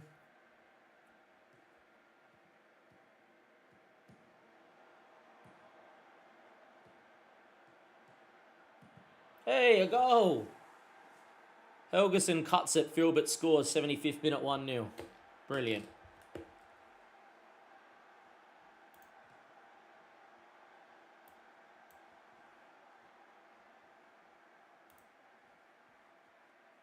Maybe because we hit early crosses, he actually crossed the ball back. I don't know. Or Dante, I actually like a short pass and then a shot from the outside the box from whoever's on top of this box here. Instead he shoots. Keeper actually wasn't sure and probably has saved one that was missing the goal by about a foot.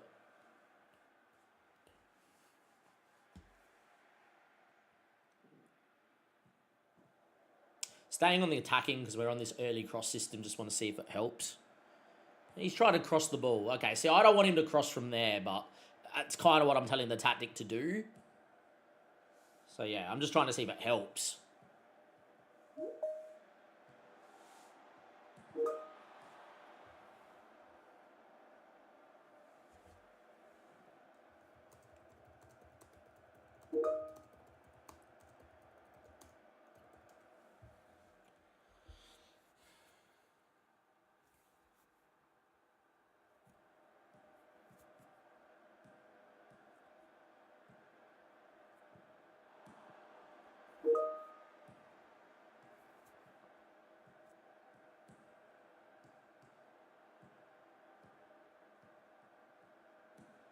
He's offside too. 3 offside goals. Whenever it's offside, they finish the best. Like, he's just gone, looked at the keeper, outside of the boot, around him, far corner, bottom bin. But yeah, I don't think the tactic really did much difference, to be honest. So, but yeah, we won the game, which is good. It's nice to win the game at least, but yeah, it's just dumb.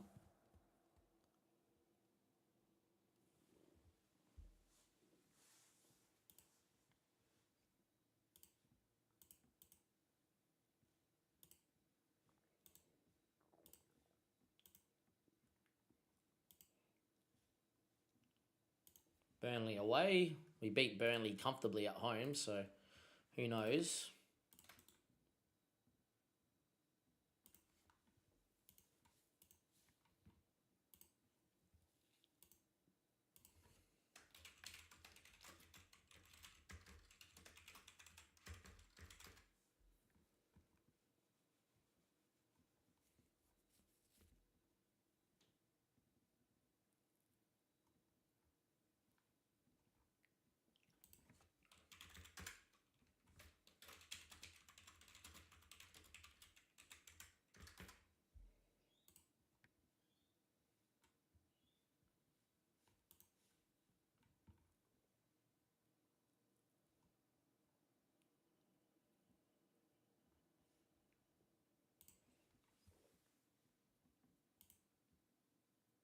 It's dumb. Don't know what we do.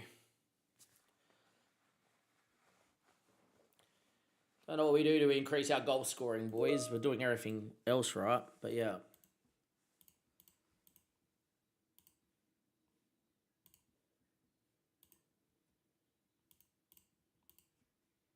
Nine goals under our XG now.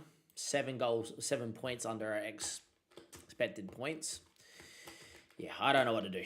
Do not know what to do, boys. Do you know what to do? I don't know what to do. But yeah.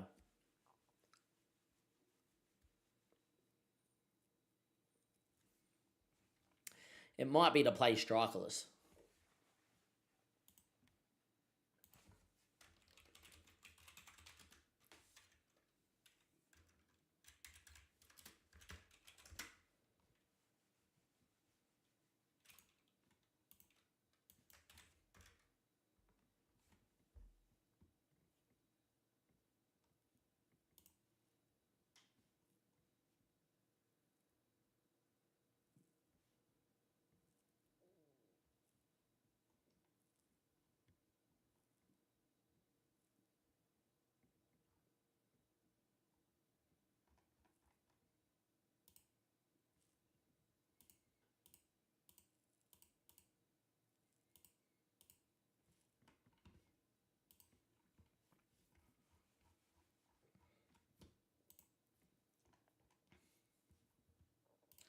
I don't think there's anything wrong with our tactic. I just think that we're just copying it and it makes no sense. It's the striker role that's the big one for us as well. It's just how little we're doing here.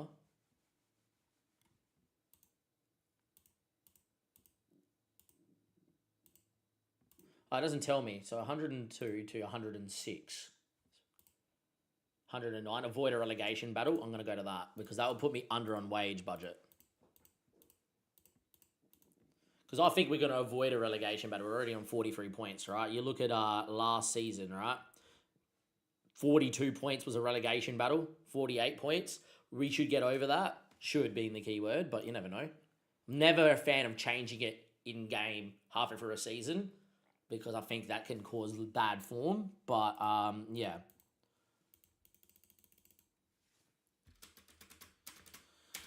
Right, anyhow. Burnley away. See what we can do. You're enjoying the stream, say g'day. Let us know where you're watching from. Yeah. Hopefully it'll be alright.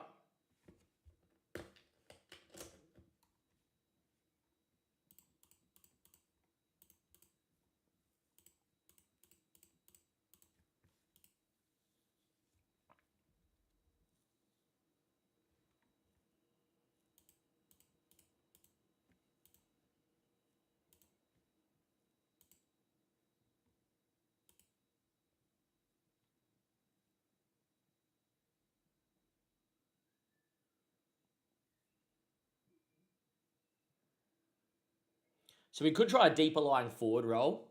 Links the play, drops in, does all of that, and then gets in the box. With the main function of a deeper line forward, they'll seek to drop into the lines, receive the pace before linking in past of their own teammates and number ways, moving the ball back to the midfield, spreading it wide or to the flanks, or playing in their dropping partner. It used to be able to then turn them to go into the box. Central forward is the typical number 9 and is expected to lead the line of spearhead attacking moves. Simple, whatever, right? Target forward, we all know what a target forward is, and I don't think it's really going to be the thing. The poacher sits on the shoulder of the last defender looking to break the defensive line and run to through balls from midfield. Not really what happens. The channel forward is a high energy role. The channel forward looks to consistently be a forward on the opposition's side, regularly making supporting runs into the channels for their team, which gets into space. And the false 9 it drops between the lines of the opposition, looking to act simply as an attacking playmaker for the team. I'm going to try a deeper lying forward role. You might be thinking, why? Because it was good on FM24. It hasn't changed. And you used to be able to get your striker to drop in, get the ball, play it to a 10 or out wide or to their partner, and then get in the box and score. So I'm going to try the deeper lying forward role. I think that's, out of all of them, it makes the one with the most amount of sense. Right? Oh, the one that makes the most amount of sense is channel forward, but it is absolute garbage. Poacher off the last man sounds nice, but doesn't offer anything in link up, even though they do link up fairly well. So yeah. Anyhow, it's a hard game. It's Burnley away. We should lose this on paper, but you never know. Lucas Perry in goal, Humphreys, Kim Ji-soo, you name it. But yeah, I would love to see what Paulus does here, because if he can drop in, get the ball out wide or to the Finn Welch or whatever, and then get in the box and score, I'll be happy. Big chance here, early doors. Well, within 20 seconds of the deeper lying forward roll, we're 1-0 up. So, maybe. That's what I was looking for. Can we, literally that. Is he going to still attack into the box? And, well, 31 seconds away from home, from kickoff, Finn Welch has found Hans Pullis, and Pullis has scored, our striker. 1-0. There we go. Did his best to kick it into Perry, but it's in the back of the net. 0.8 XG apparently. That's why it's so hard to be under your XG. That's literally a tap in on the goal line, right? To me, that's like 100%. It should be 100%, one XG, but it's 0.8 because it's there's a world where the keeper could still save it, right, with something miraculous. So you can't give it a point whatever. That should be a 0.9 even, but yeah. Poor goalkeeping from Jacob there. If he just stood up instead of went down as he shot, he would have been straight at him and it's gone over him. 1-1, just like that. Poor goalkeeping. Poor goalkeeping, lads. Like, he's on an angle. You should stand and make himself big and react to the shot. Instead, he just goes down and gets beat. He's 6'5". What are you worried about? It's not like you're getting there as he's going to shoot first time. You haven't come out. You're still on your line. Sit, react. Poor goalkeeping to make it 1-1. Oh, wow, that's a good effort. Should have been a goal. Hans Pullis gets on it. Nothing around him. Keep going, Hans. Go, Hans. Score! Oh, good save from Perry. Good positioning from Perry, too. Good run from Hans. Looking... It's best that 10 minutes is the best my strikers looked all year.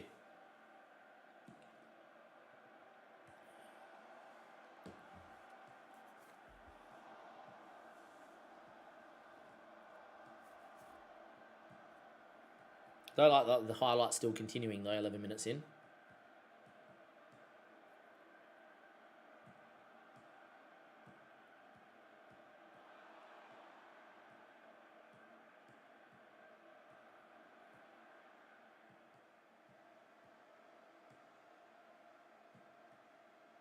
Good ball to Wakefield.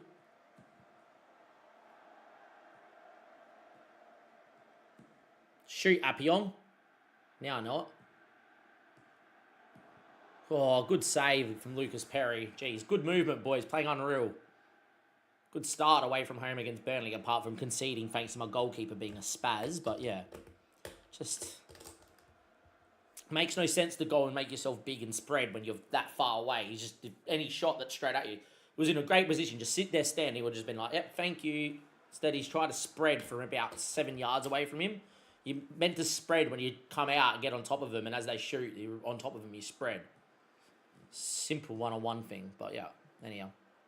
That's what it is. I don't know how Phil Hill's played that ball, but outrageous, and that's a weird animation from Lucas Perry. He's kind of dove really early, and it's gone through him, but Philbert scored. It's 2-1, and what a ball from Phil Hill. Don't understand this ball from Phil Hill, but that's a ball and a half. Philbert really should take a touch here and make it a one-on-one. Instead, he shoots and Perry just dives early. I don't understand that. Okay, both keepers have had some weird animations here. And there we are. Somehow all of this Finn Welch is on an 8.0. But yeah, we'll take it. We'll take it.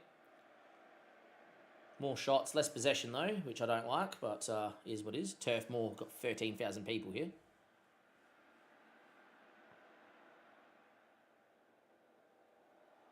Hernandez goes short.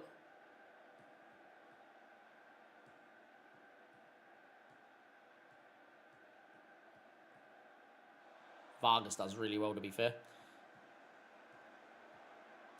Good save from Jacobson. That's a better time to spread. He's shooting from 6 yards. You make yourself big. Bang, yeah. Not when he's going to have a shot from 17 yards out, 15 yards out from an angle. Great save from Jacob. Redeems himself. That's as good as a goal down the other end, that one. Good from the keeper. 2-1. Go, Philbert. Take him. Unlucky. Came inside way too early there. Made it very telegraphed. Don't like that the highlight's still continuing, though.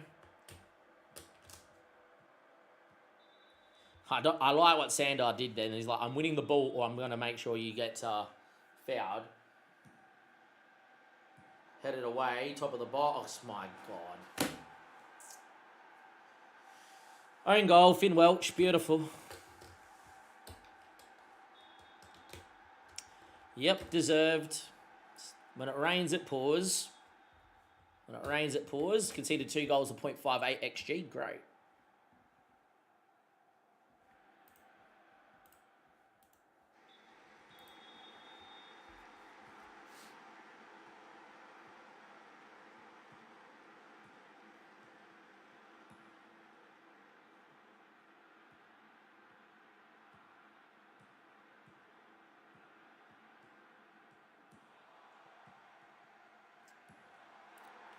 There we are, from 1-0 up and 2-1 up with 3-2 down.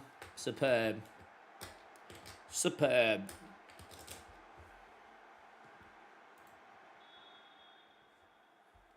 Nine shots, 4. They've had 0.86 XG. We've conceded 3.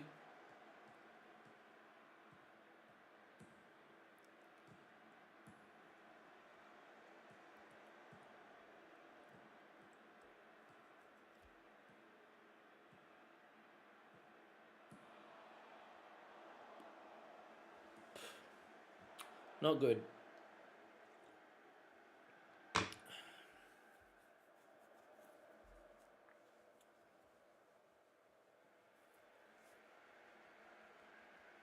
Not meant to lose. Just 3-2 and led 2 times. Doesn't make sense.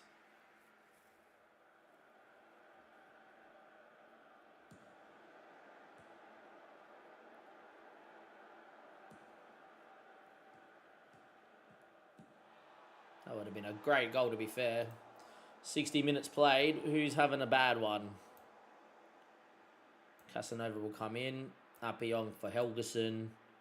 Appion's going to come off for Sam Blakely. Bentley for Phil Hill, because he always seems to be good in the match engine.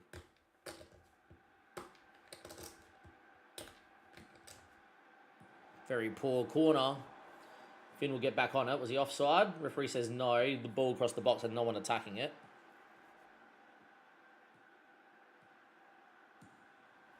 Casanova does everything right and then decides to shoot instead of whip the ball across the box, which he should have done.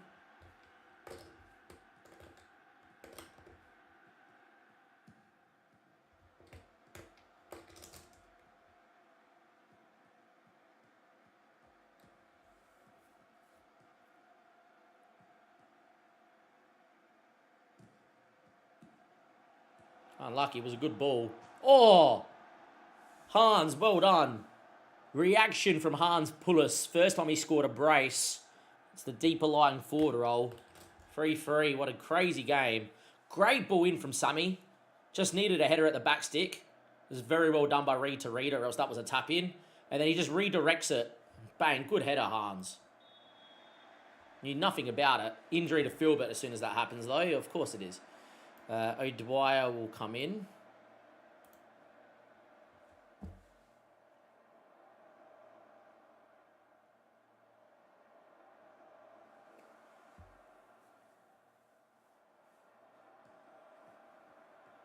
Sander, Blakely, Casanova, good ball out there to Daniel Helgeson. Finds Bentley, Finn, O'Dwyer, needs help.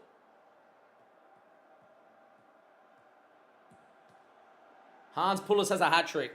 Changed him to the deeper lying forward role and he scored 3. 4-3, what a crazy game.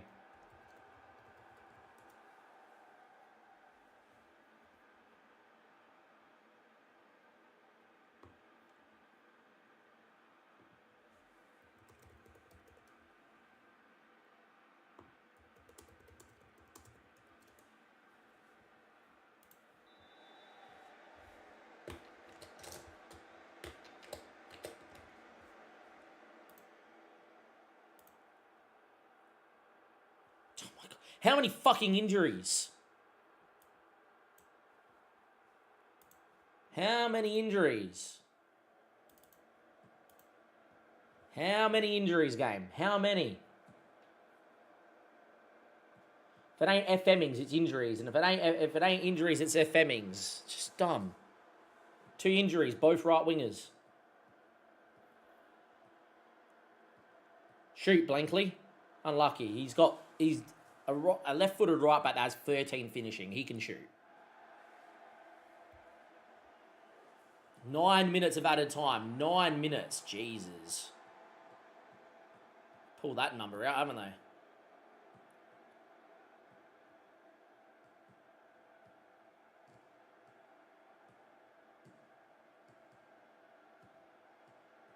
Finn finished the game.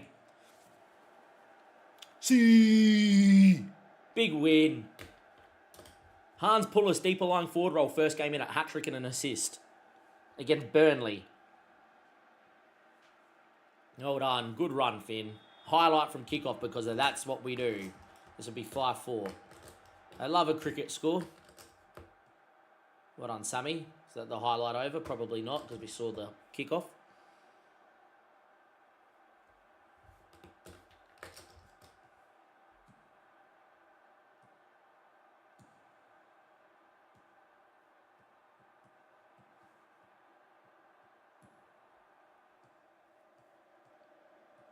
Go, Bentley. He loves beating people.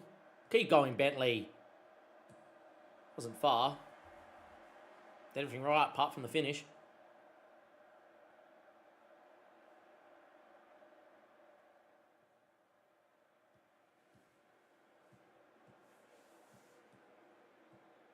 So many highlights. Not a joke.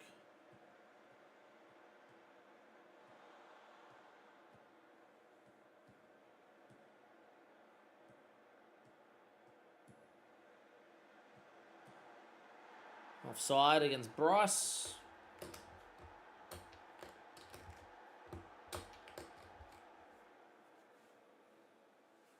I've had 4 highlights in the 90th minute. Interesting.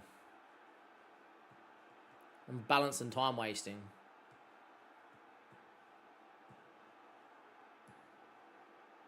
Good ball, finds Bentley. Across the box. He's going to shoot now. Wasn't far.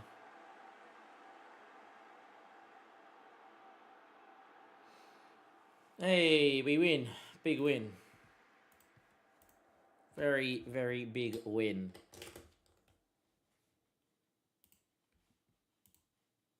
Dwyer's out for 2 to 3 weeks. Filbert is out for 12 to 15 days. Going to rest both of them.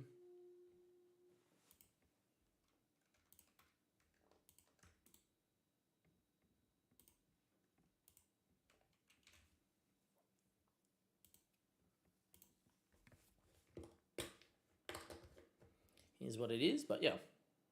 Got Crystal Palace coming up in a couple games, which should be fun.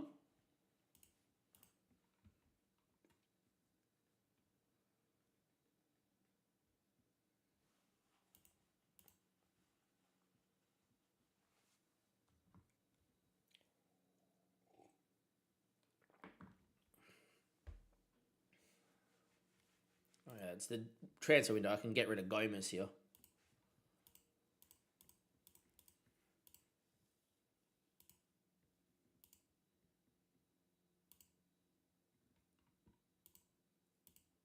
Must not have got that bloke that I went for, that striker.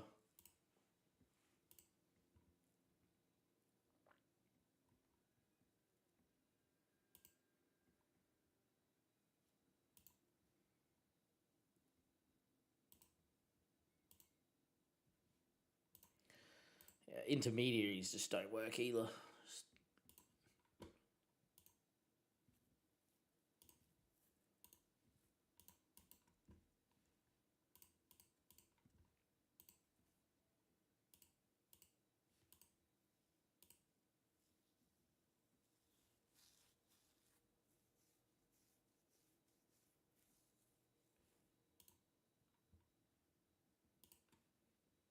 Set 225k, that's fine, he can go. Not bother me, Gomez.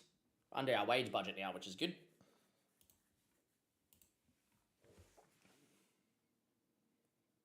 West Brom in a few days. Hopefully we'll be alright. Still need to eat. Alright, when this game goes to start for West Brom, I'm gonna go get some food and make some. I've got some pasta salad. I'll have something to eat, and then yeah.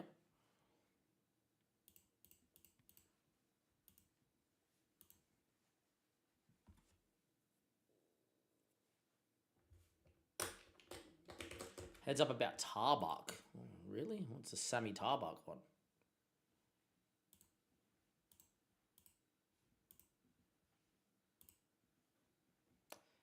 Answer is no, buddy.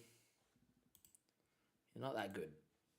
Did play a couple games for me once upon a time, a couple of years ago, just as a rotation option for Finn Welch. As a young kid, but yeah.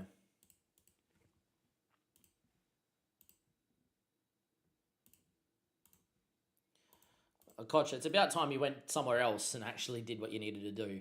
You're taking away from training time from someone else, so yeah.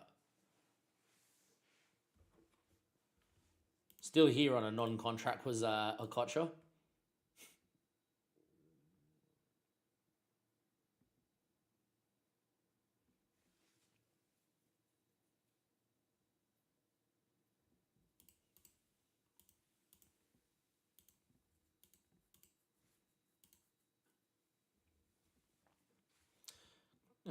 Probably rotate here slightly, just like really slightly is what I would do, I think. So Philbert's obviously out, same with Dwyer, so not much you can do here. And Pack's going to come to the bench, and Philbert's just going to miss out altogether, and I don't have anyone else. Weller's going to come in on that side there, that's fine. I think the front four's fine. And Zem's played a lot of minutes, so I'm going to get out Casanova in there. I think Blankley will come in for Helgeson. And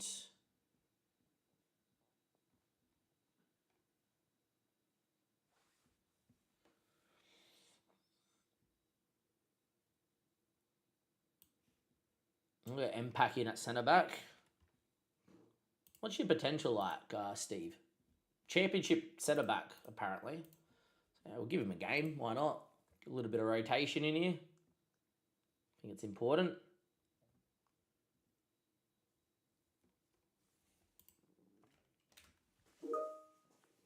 There we go.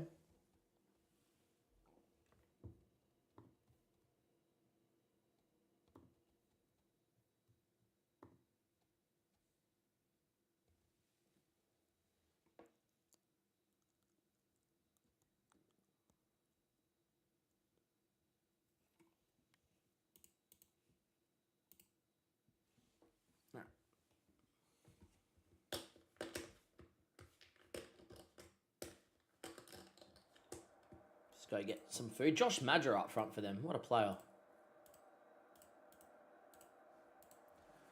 See how we go. Be right back. Go get some food.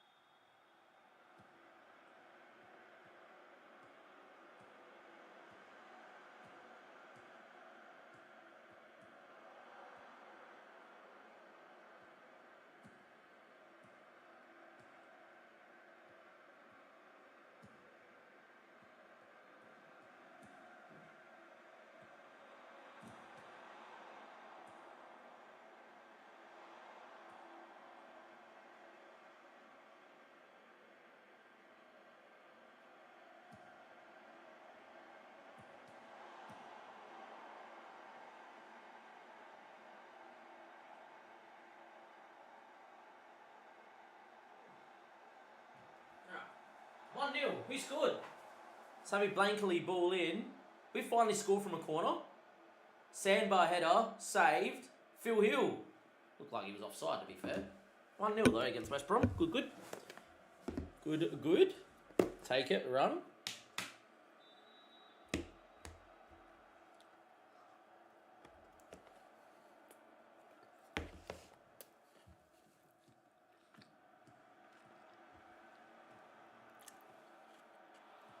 Penalty? Not even.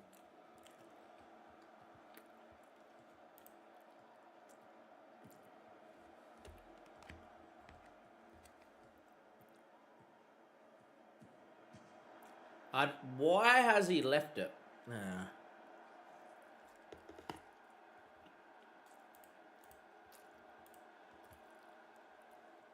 Watch Sander. He leaves the ball.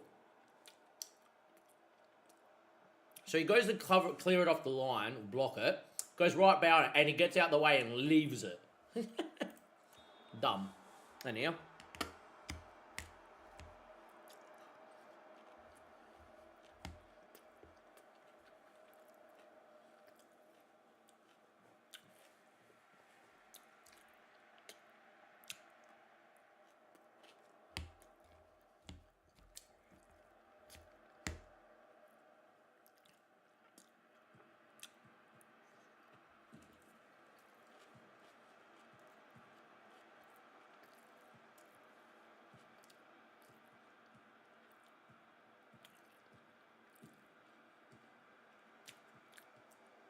Good football here. Hits the bar. Unlucky Appion.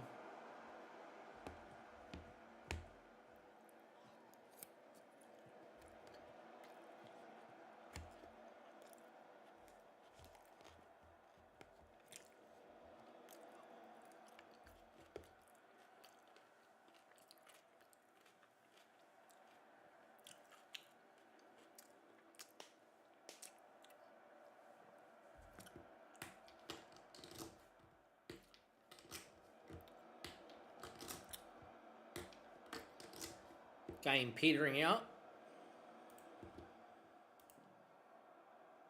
West Brom was 16th. Interesting.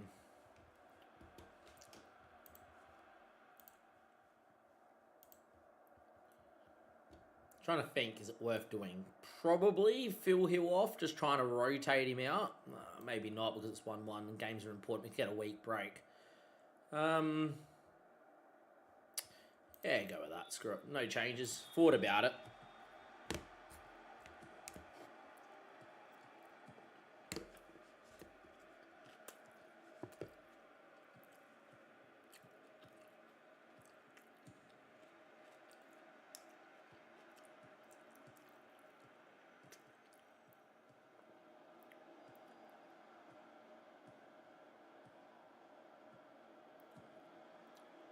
On your bike, Appion. Now, can you get the ball across the box, or are you going to just shoot? Because I know you. I think you tried to cross then. Oh, we're going to get hit on the break. Thought it was our highlight. Blankly wins it. Does very well. Apparently, we're thinking about making some tactical changes. I don't think I've done anything, but sure. Effort blocked, because that's what happens.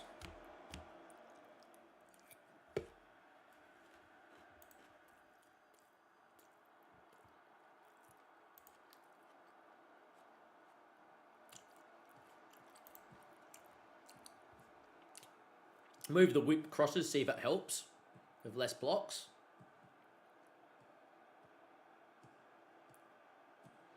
Unlucky Finn hits the bar. Played well, just no win and no goal.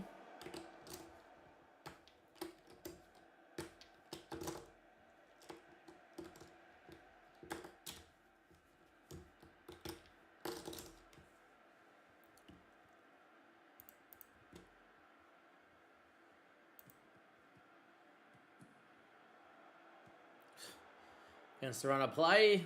Beautiful. 1-1. 2-1. Yeah.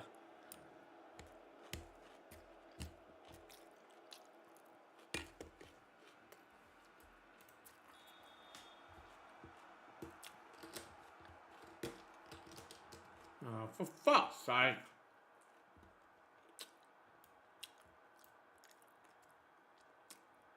How many goddamn fucking injuries, man? How many? Just tell me how many.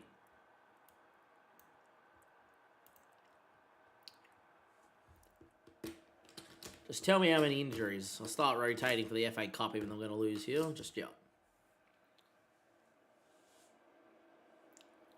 Apparently I put Helgeson at DM, sure. That's not what I did, but sure.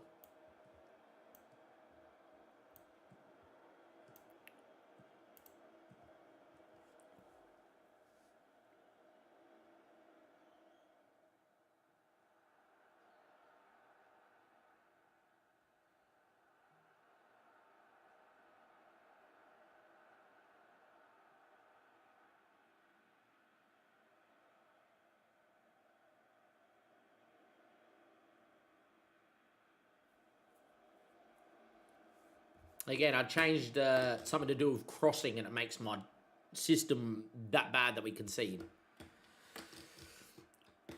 Yep. We lose 2-1 to West Brom. Beautiful. Great prep before playing in the FA Cup. That seems legitimately good.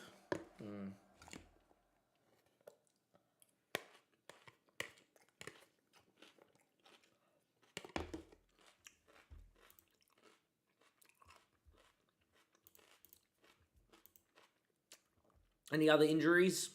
Any other injuries? Any other injuries, huh?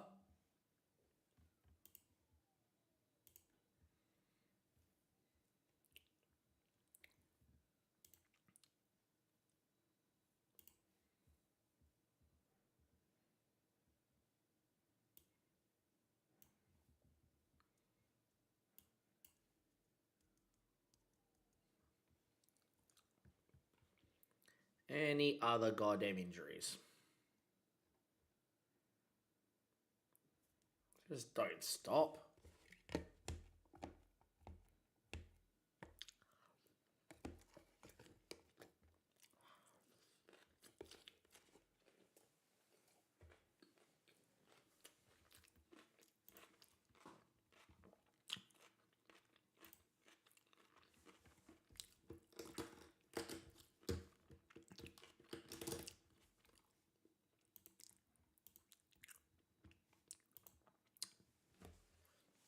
Injuries just don't stop. It's just ridiculous.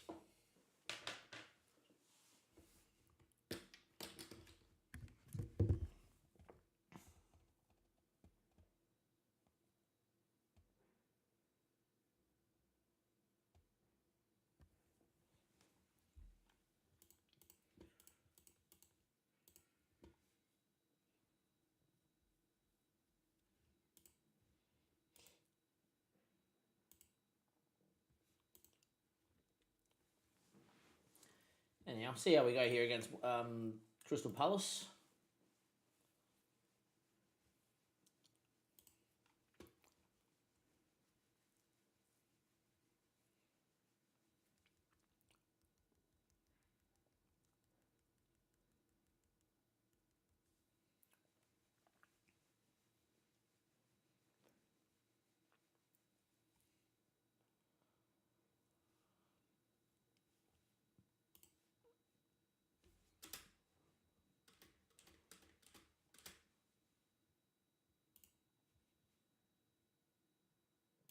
Developing nicely is Paulus. Helgeson is next level. We already know this.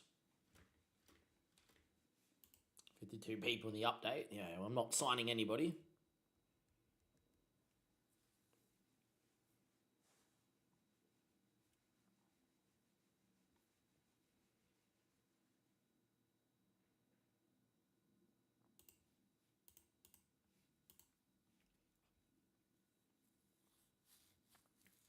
Hopefully we'll be all right.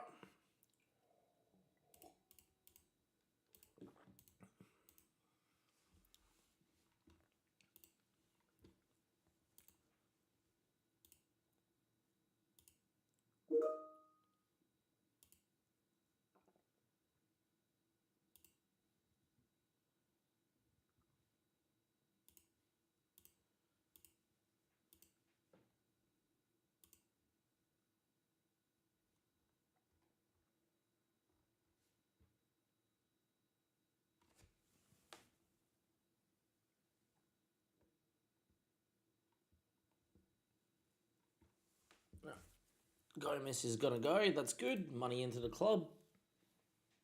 Oh my God, another injury. Please be 1 to 2 days or whatever. I swear to God.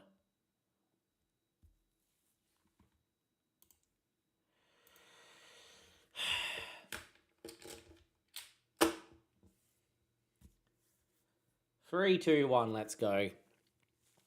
The amount of injuries this season is driving me insane. Every time we have semi-big game coming up in this season, injuries galore. This is our 5th first team injury that we have currently got at the moment, and our 1,000,000th this season.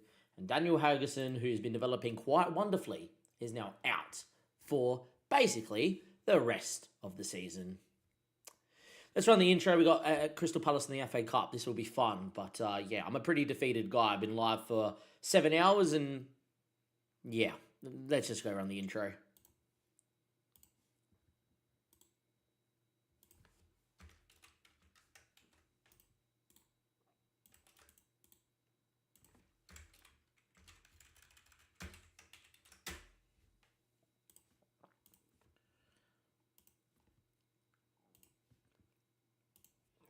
Three, two, one, and let's go. Yes, welcome back to another episode of To Prem. We look to take Maidenhead United from the Vanarama North and South all the way to the Premier League and beyond. As mentioned today, we do have a third round FA Cup game away from home against Crystal Palace, which should bring the club in some financial money from ticket revenue, and hopefully we can go and beat Palace, but I doubt that is happening. As you can see, if we pick our best 11, right, on paper, that would be my best team. As you can, 3-4 injuries. As you can tell, you got Helgeson now out for 3 months, so season over basically for him. Harvey Bunkner's still coming back and still 3 weeks away from his broken leg. Philbert's out for another couple of days, so he probably misses this game. Finn Welch has just got injured as well in a 2-1 loss to West Brom, 6 weeks out. You've also had Neild out for the next 2 to 4 weeks. O'Dwyer's coming back from injury, 4 weeks out. Yeah, 4 days away. You can see the injuries that we've had. It has not been a fun time. I have never had this many injuries. I did have like custom training schedules last season, didn't have this many injuries.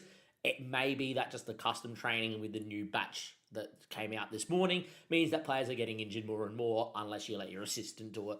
But yeah, I don't know. Maybe it's something to look into. It's very, very annoying. In terms of how it's going in the championship, on paper, like if you look just here, great.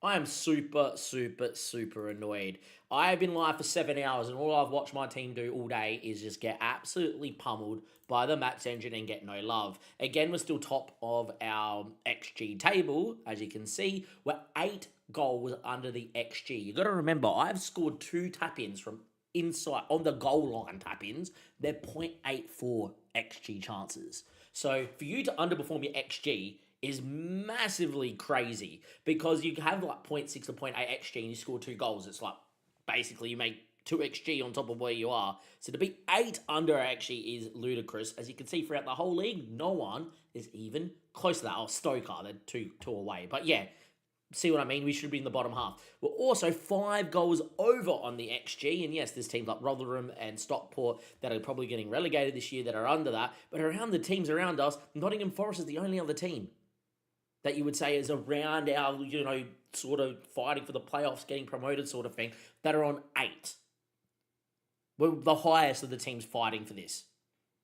And that's 5 goals on top of the XGA, which, yet again, understandable because, zero point 0.8 of a chance. So you really shouldn't be in a season where your XG is below the goals and your XGA is above. It should be, okay, XGA is above, but you're scoring goals, off you go. What it's saying here is that we're not scoring goals and we're conceding every chance. Yet, somehow, we are in a playoff spot and we're 9 points under where we should be. You add 9 points to where we are right now, it puts us on 55 points. We're currently sitting 3rd, a point behind Middlesbrough, 2 points behind Fulham, as you would see here.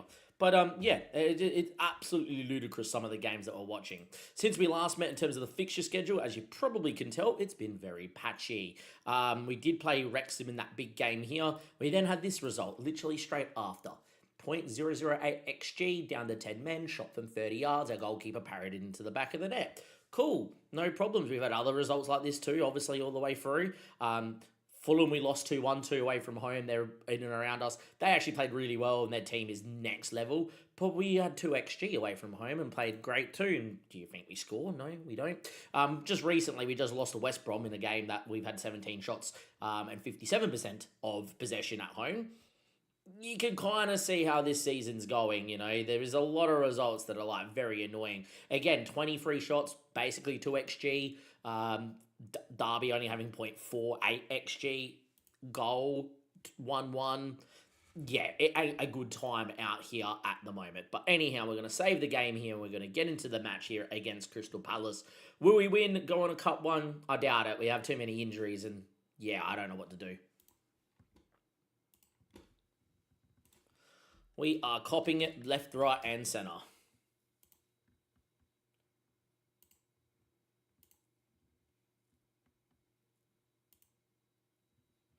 I don't even think the training's that bad, honestly. This is what people are doing on FM Scout. And, I doubt they're getting this many training injuries. Just dumb. Just dumb.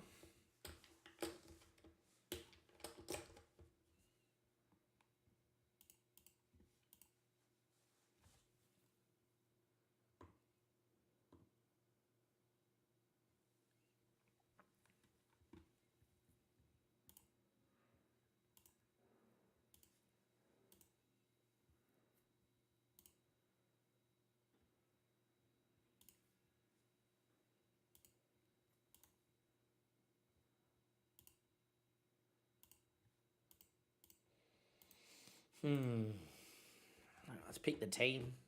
And away we go. We'll go lose the Palace. Once we're done with this, I think I'll just get off. Even though I'm going to play more games. It's just annoying. Just tired.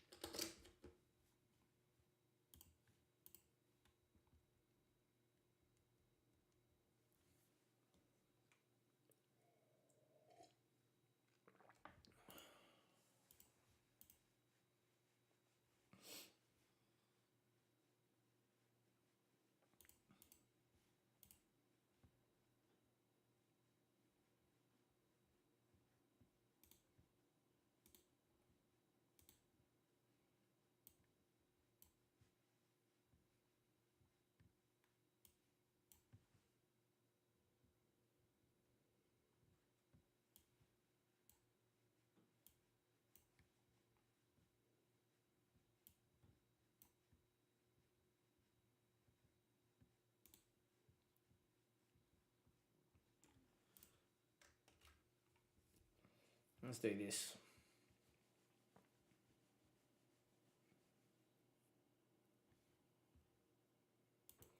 Three, two, one, and let's go.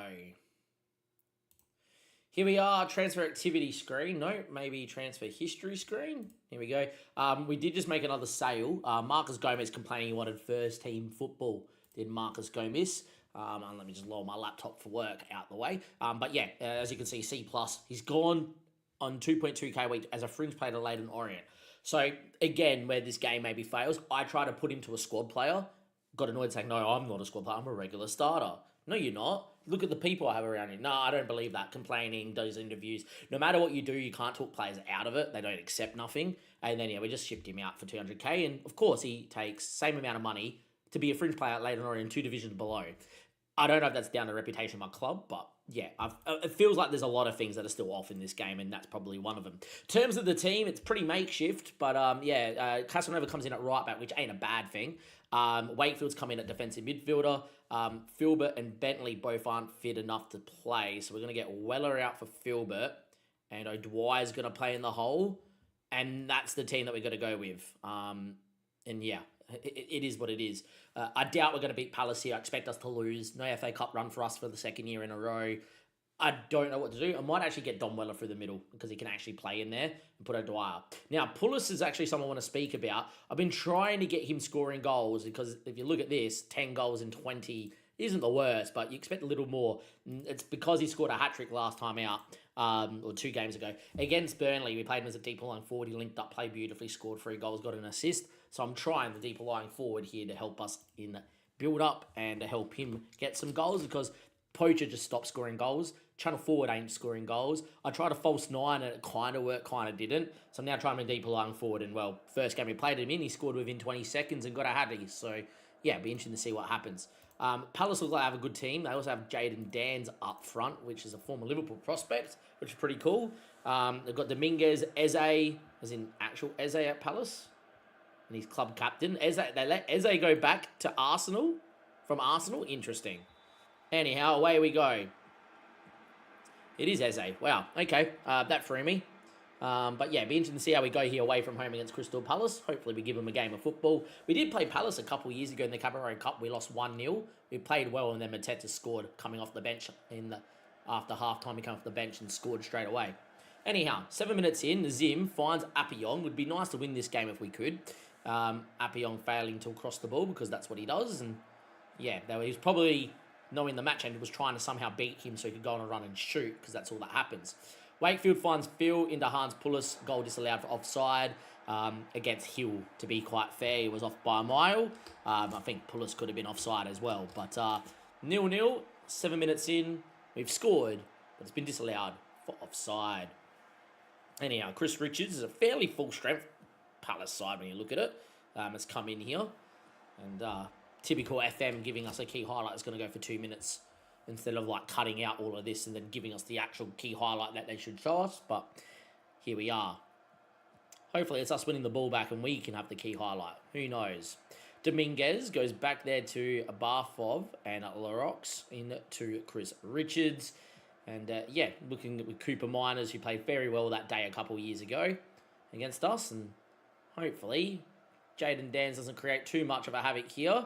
Good run from Jaden, and in the end a poor finish from the Liverpool loanee. I would imagine he's still at Liverpool. He had very good potential in FM26. And if he stops getting long-term injuries in real life, he'd be a pretty good player as well.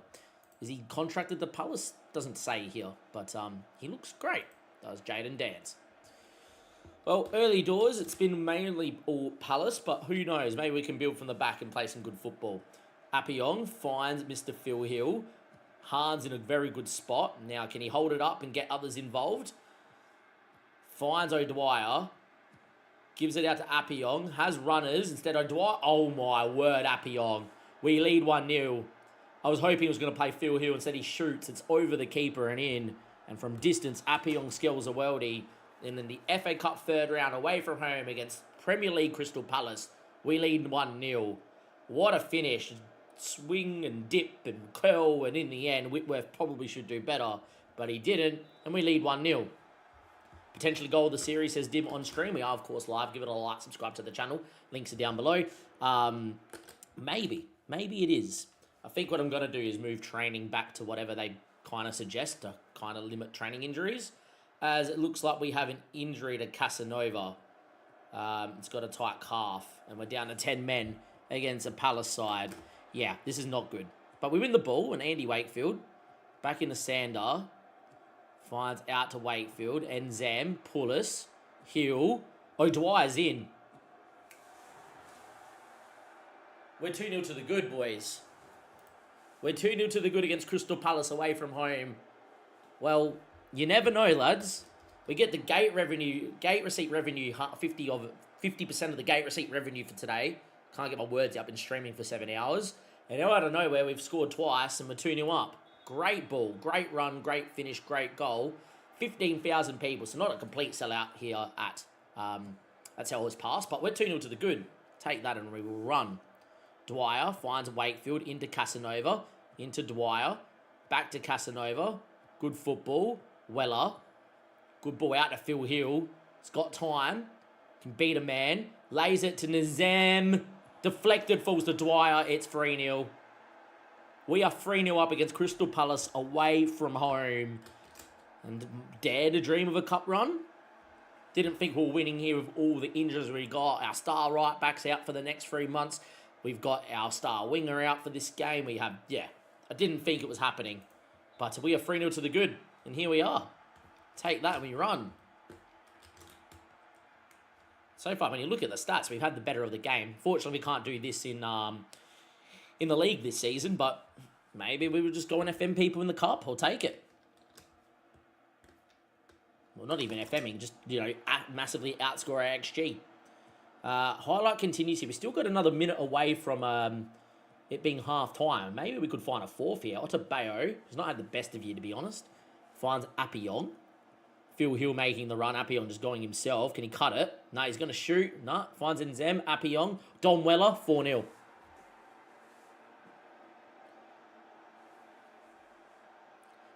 Dim, no one gave us a chance last year. We made the quarterfinals in League 2.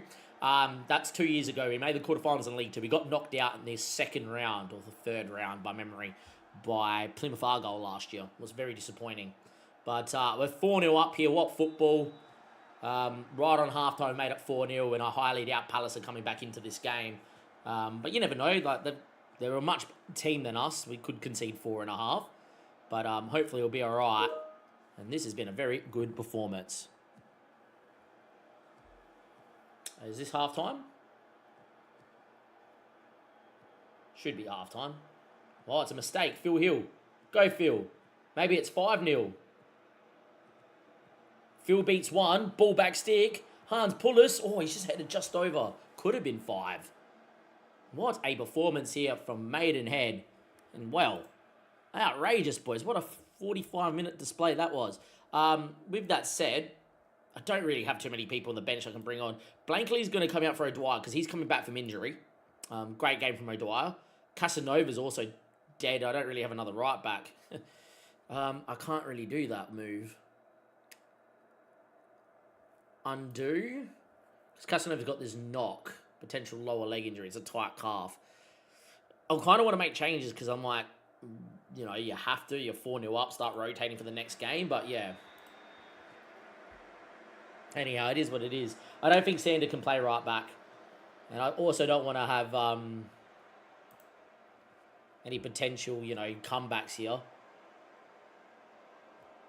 They are a good side, Palace. I should start looking like, especially these couple of guys coming back from injury. But anyway, O'Dwyer, Wakefield. O'Dwyer again. Hans looked offside. I wouldn't bother. Would have been offside. He's missed. But it's 4-0. What a performance. Highlight continuing. This is the annoying one. Like, can I go to dynamic and just be like, can you give me less highlights because this game is not important? We'll try it. It's meant to do that. Because out of nowhere, the key highlights go for too long.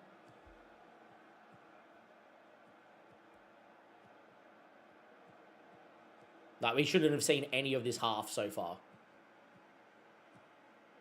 Good football, though. Appion's there. Shoots straight at Whitworth.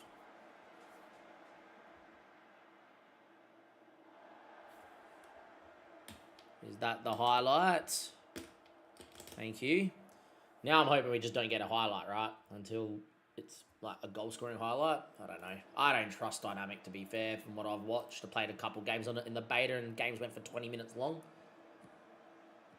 There's no nothing games. A couple just standard Premier League sides. Anyway, Phil Hill finishes 5-0. Beautiful, lads. What a sensational performance. Phil Hill scores. We have barely been scoring goals in the league, and then all of a sudden we scored 5. Someone tell me doesn't make. How does it make sense? How does it make sense? All right, Casanova must be Gornsky. Blankley will come in. Bentley's only tired because of lack of minutes played elsewhere. I'm going to get Dwyer off because I know he's tired and whatever. Do that. Or he's coming back from injury.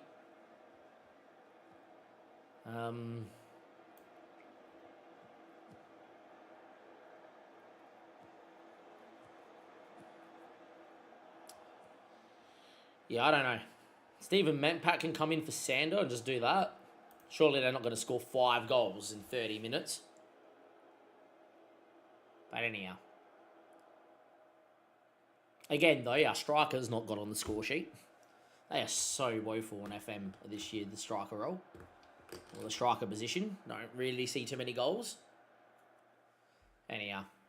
70th minute. It's another highlight. 5-0 to the good. Sorry about this 11 minutes of a nothing game. I'm always tempted to put it on, like, key highlights. I'm on key highlights, as in, like, text highlights, so we don't get to see anything non-pointless. But, yeah. Jaden Dans. Good save from Jacob.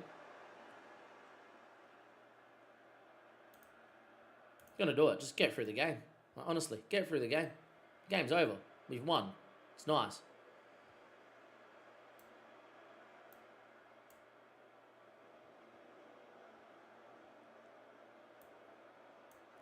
Let's even get Bycroft in for a game here. Proper rotation.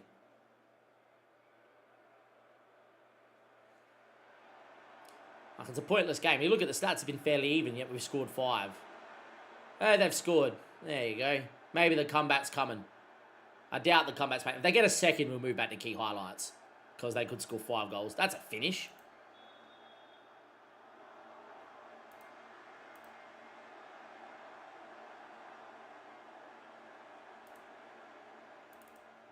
Start time wasting to get through this now.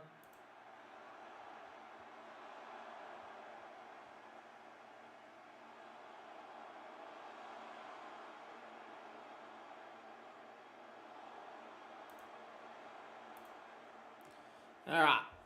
Go back to key highlights so I don't forget for the next match. But this game's all over. Who are we going to get?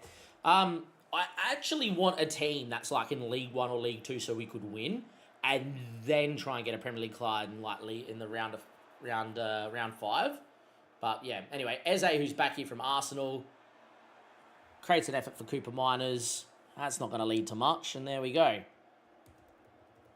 There we are. It's finished. Crystal Palace 1, Maidenhead 5. Next part of this video is going to be who we draw in the FA Cup. And yeah. Outrageous. Let's see this injury here to...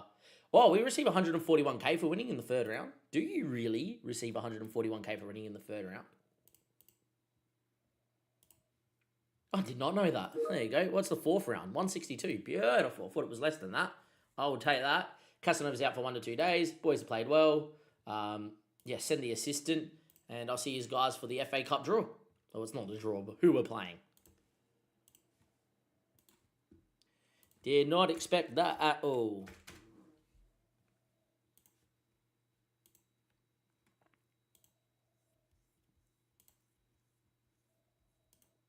Made a fair bit from gate receipts then too, which is quite nice.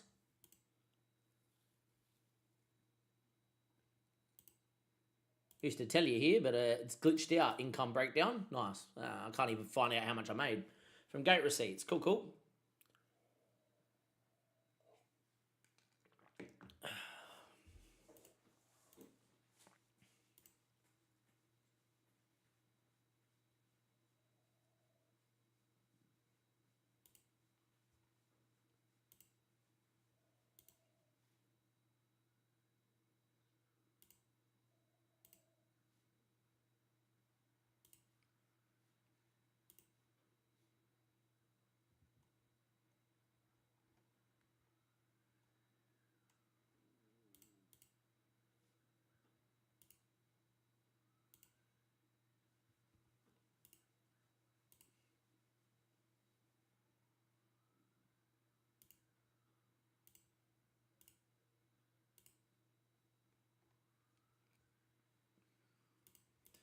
set all the media to my assistant.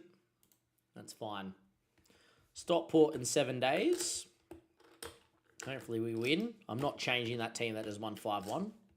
That team's going to be playing together for a while.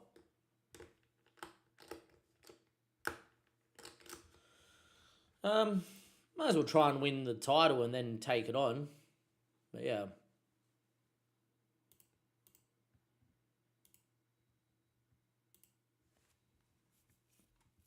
Boys played unreal. Especially while we're out with injuries. Definitely got to, do what we need to do.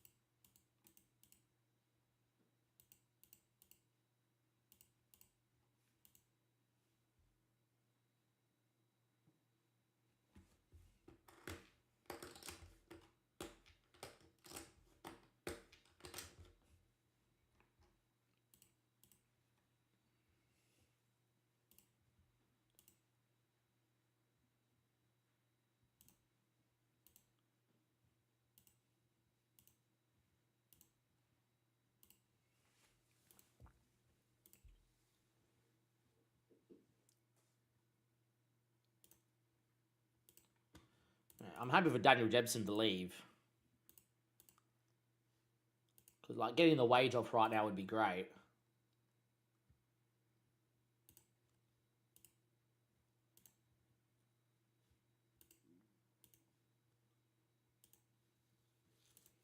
They ain't playing him anytime soon. Budapest and Hungary, nice. There is a problem with coefficients, but I don't know if they fixed it. Pro Vasily would be fun. I know there's a problem with coefficients at the moment. So, yeah, I would hold off probably doing a Rise of Nation sort of coming from somewhere else. But, yeah.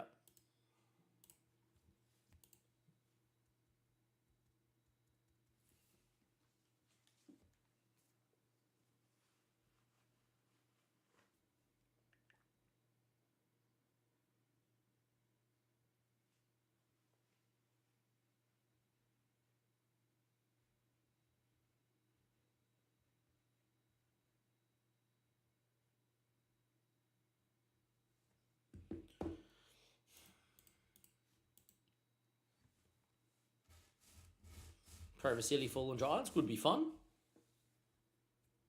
I didn't have the best of fun in Italy.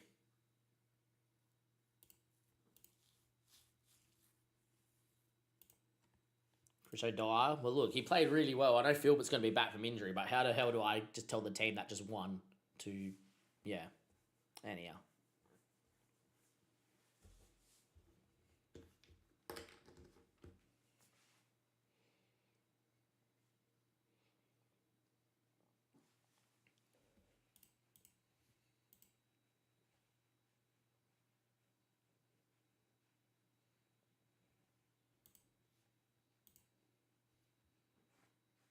If I cop another training injury that's more than a month, I'm going to stop doing these even though the training is fine.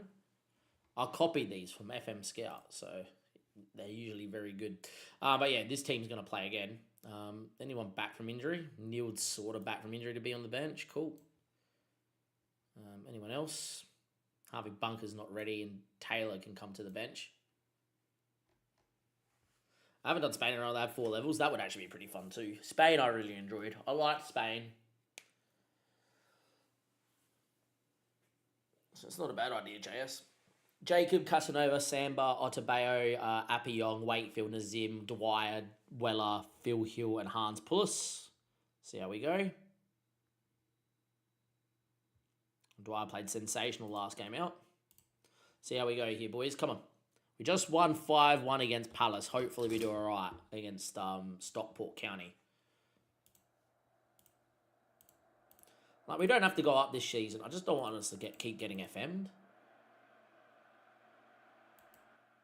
They have Barrio in the middle of the park. He used to grow into Barrow, sorry. He used to grow to an absolute fantastic player, the Portuguese. Looks like we're getting a highlight from kickoff. Maybe not, maybe. I don't know.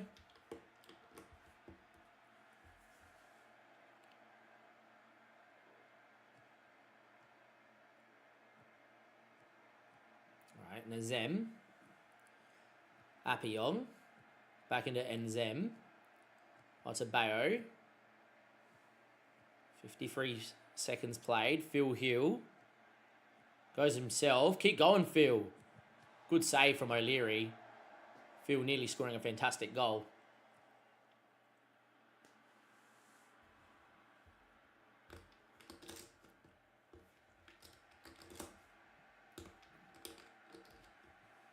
Phil Hill finds Hans Pullis. Back into Appiong, who played that sensational game last game out. Sambo wins. O'Dwyer flicks onto no one in particular. Don't know where he's flicking it onto. Free as a bird with that flick on. And the tackle falls to Mother Silly. Great save from Jacob to keep it at 0-0. But, like, again, that highlight frustrates me. It's a free header from our centre-back. Our winger's literally got no one around for 10 metres, so he flicks it on instead of just taking a touch. And then we tackle it, and a tackle falls perfectly to their winger to go one-on-one. Just, yeah, it's a silly highlight. In the end, though, 0-0. Appiong. All got to be cleared. He took a touch instead of flicking it down the line. What's the difference? Good header. Appiong takes a touch. That's a ball and a half to Phil Hill. Cuts it. Don Weller. O'Dwyer. Apparently it's an own goal and Ethan Payne, even though that ball is literally being hit from inside 5 yards. It's on target. But anyhow. 1-0. Like, I don't understand how this is an own goal. An own goal is where it takes a deflection and it takes it from going off target to on target. It's literally middle of the goal. Keeper ain't making a save. It's hit the guy and gone in and trying to block it. It's an own goal. That's just, yeah. That ekes me because that should be an assist for Weller, who's now only on a 7 instead of like 7.5. And O'Dwyer's on 6.6 instead of having a goal and being on like an 8 for a match rating. Phil Hill, good ball. Don Weller, what a save. Very Leary, world-class save. Very nicely done from Phil Hill, though. And, yeah, unfortunate. Good ball, too. Have a dig. Oh, Don Weller, don't know what you were doing. Good save again from O'Leary. O'Leary keeping Stockport in it. Hans Pullis did well to keep it in. Weller should have just taken a touch on himself. And then could have done a little bit better there. Decent ball again. Samba keeps it. Phil Hill. Cleared off the goal line. This is kind of summing up the season. Only 1-0 up here. We've absolutely dominated. 5 shots, 4 on target, 0.93. Only 1 goal. Should probably have a second from what we've seen in the highlights, but oh well. Phil. Nzem. Appiong. Phil. Great 1-2. Now, Appiong's got time. He's probably going to shoot. He does shoot. Falls to Don Weller and he scores. Don Weller's first goal this season in the championship. We'll take it. 2-0. Thank you for coming.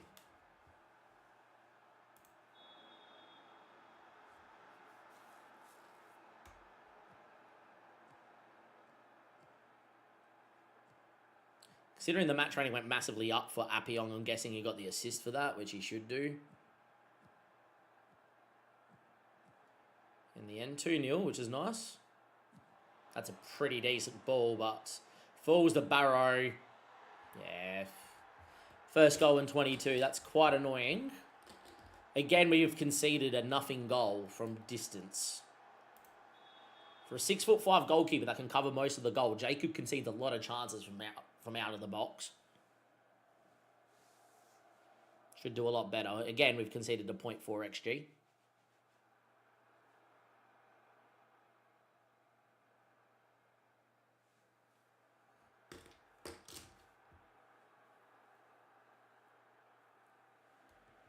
Appiong did get the assist for that goal, which is quite nice. The passing's been good, boys. Start the second half.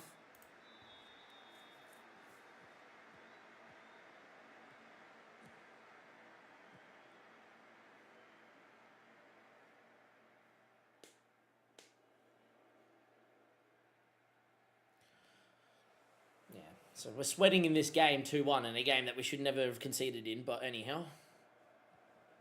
Joys of football. Good press. Phil Hill and Don Weller. Keep going. Nazem. Don Weller. Hans Pullis. O'Dwyer. What a run from Weller. And somehow he puts it wide. Point blank range. 2.2 XG. Don Weller from literally point blank range puts it wide. And now watch us draw 2-2 in this game after missing that chance. Just ludicrous. 0.8 XG chance missed.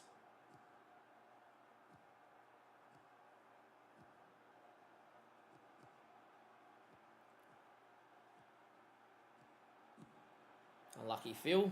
Would have been nice to score.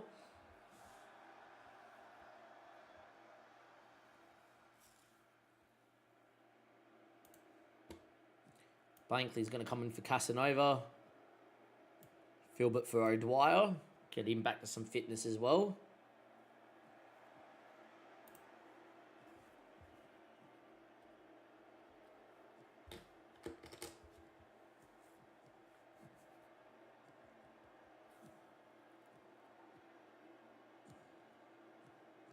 Oh, what football. Hans. Another chance missed. A pretty easy chance. Great one too. All he had to do was side foot it past the keeper and hits it at a nice height just to the left of the keeper so he can just go parry it over the bar. It's just like any decent finish all on the floor with a little bit of pace is just a goal. 72 minutes in. We should be up by 3 or 4 goals if we're not. Playing some great football though. Great chip into Don Weller. He's looked fantastic today. Cuts it to Filbert. Back to Weller. Sammy Blankley. Just over the bar. Yeah, they need to fix finishing a little bit because the amount of chances that we miss is ridiculous. Phil Hill corner. 76th minute.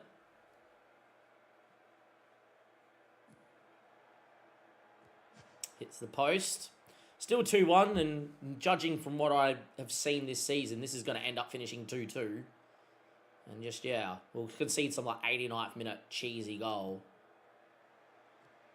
Been streamed for over 7 hours today, and that's all we've seen. Good from Wakefield. Filbert gets into the area. Beats one. Cuts it. Don Weller's effort's blocked. Another big chance goes begging.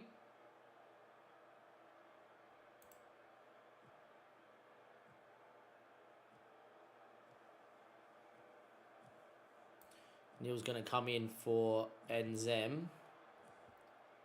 And Bentley's going to come in here late doors for Phil Hill. 3.23 XG, underperforming massively.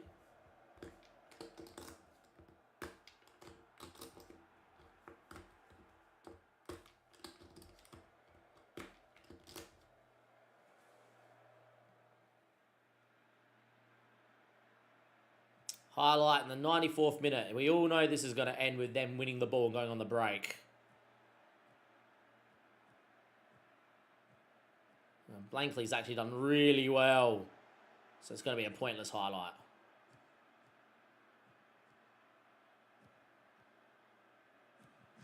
Don Weller misses from point blank range. That should be all she wrote. Nice. We win 2-1, which is great. Good for 3 points and all. 3.75 XG. 3.75 XG, only scored 2 goals. This is it's just a joke. It is just a joke, lads.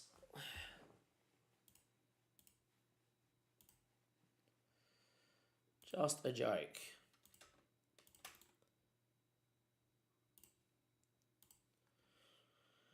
What am I going to do here?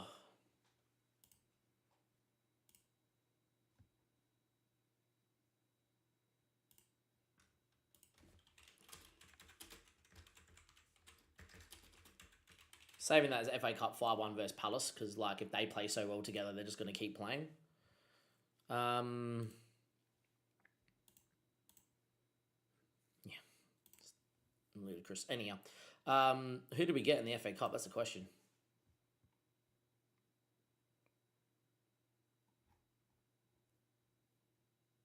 Oh, wow. We got Stockport County away from home. Look, it's okay. Should be winning this one in the FA Cup, but yeah. 3, 2, 1, let's go. FA Cup results or draw has come out, and we got Stockport County, who we just played in the league in the FA Cup. As you can see, we literally just played them in the championship game here. 3.75 XG, only scoring 2 goals. Don't know what it is about us in the championship this season, or literally League One and the championship the last 2 seasons. Massively under our XG. But hopefully when we play Stockport in the FA Cup away from home in the 4th round, we can win that game. And yeah, see you guys for that one there. Or to be fair, we should win that fairly comfortably. So I'll probably see you guys for the end of that game there, if there's any drama. If not, it will be me for the 5th round draw, hopefully.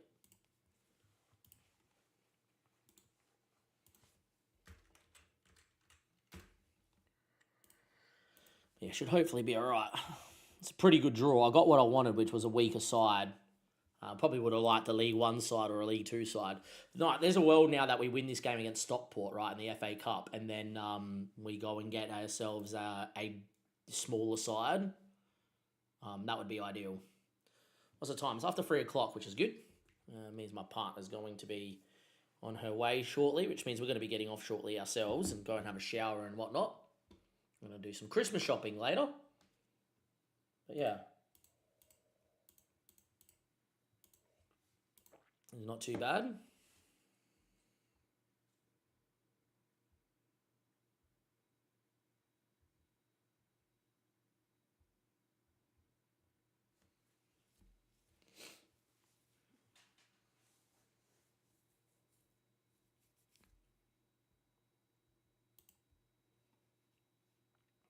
We know that Hill's doing a good job. Should actually save the game. I can't remember if we saved the game or not, so yeah. Actually saved the game, that is for sure.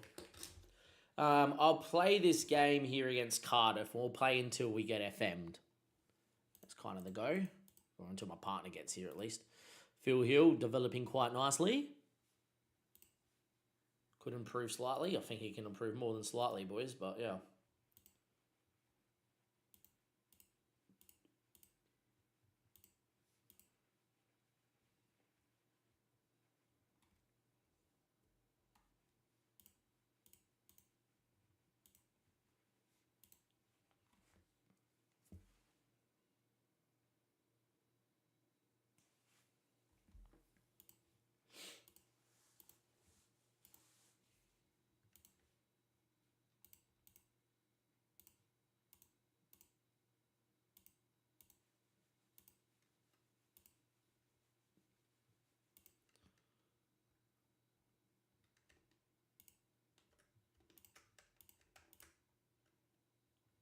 Apparently control's not working, or maybe I wasn't pressing control.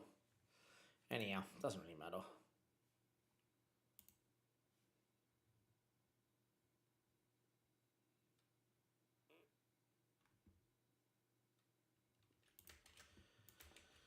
Apparently control A is not working now. Beautiful.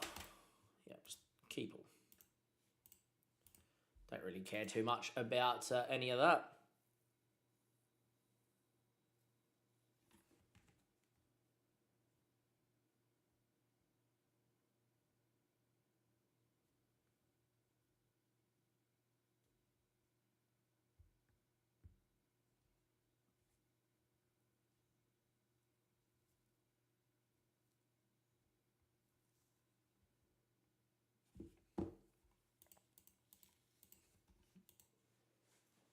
I need to have a shave and a shower. So we'll get off shortly. Bunker resumes full training. Nice, Harvey. Good to have Harvey semi back.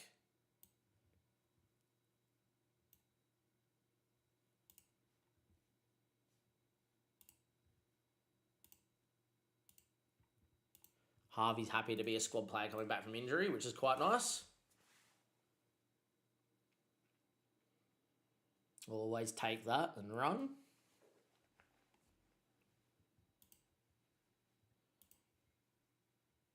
Now Allows me to play Andy Wakefield a little bit more. His pace is up to 12. Acceleration is what's needed. When I look at him, because he's more of a centre-back than anything, I think what he needs is probably some ability to pass the ball.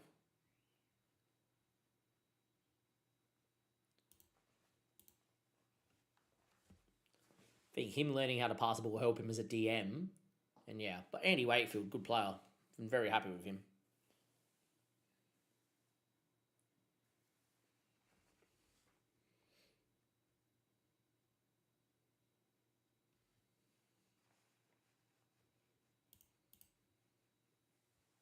Reject the offer. I've got my laptop in front of me where I can't really see it.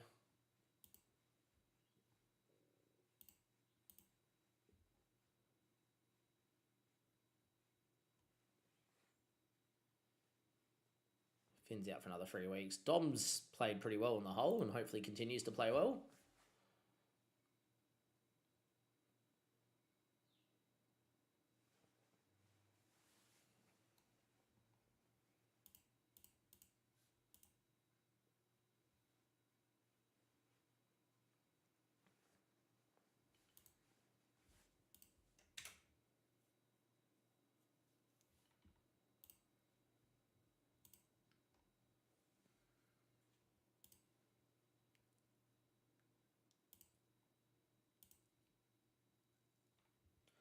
If you have been watching today, thank you very much. Always a pleasure to have you guys around.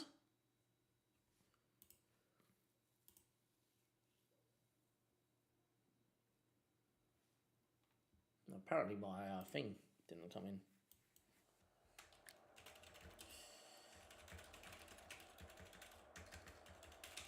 Does that mean nothing's saved and that's why this stream's not done particularly well on YouTube? No, it's just a description. Okay, that shouldn't really matter too much. Don't know why that description has not worked.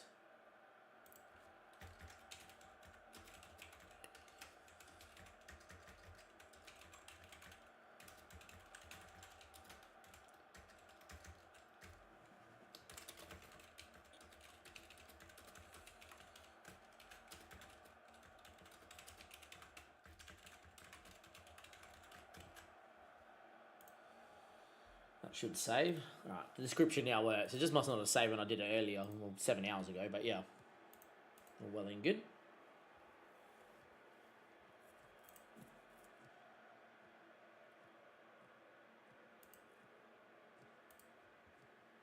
Anyhow, highlight from kickoff here against Cardiff, and that's probably a penalty. It's given just outside the box, which is good. But Mateus Goncalves, man, if he shoots, look where Jacob's standing. It's such an easy goal. And there we are. He's conceded again from distance. Oh, honestly, what a shit keeper.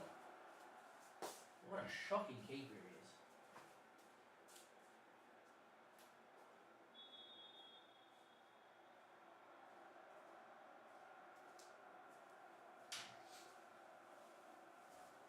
is. So annoying.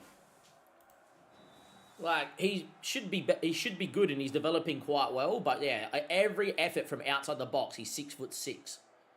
Like, I know when there's a very tall keeper, they say about shooting low and hard, but he's a professional goalkeeper. They know how to drive. They know how to dive. Like, they know how to power up low off their... Yeah, it's hard to explain if you're not a goalkeeper. But anyway, we had good save from good goal from Phil Hill. But, like, you know, take your step, drive low with your dive right across, spring off. Like, if he does, he knows how to in real life. But, like, yeah, every shot from distance from the opposition that is low, he just, like, falls over. Yeah, anything in the air, monster.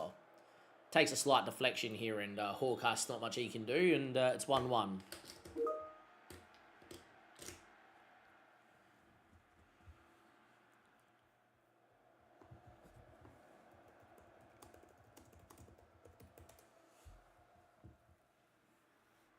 To be fair, Cardiff have been the better side. Yeah.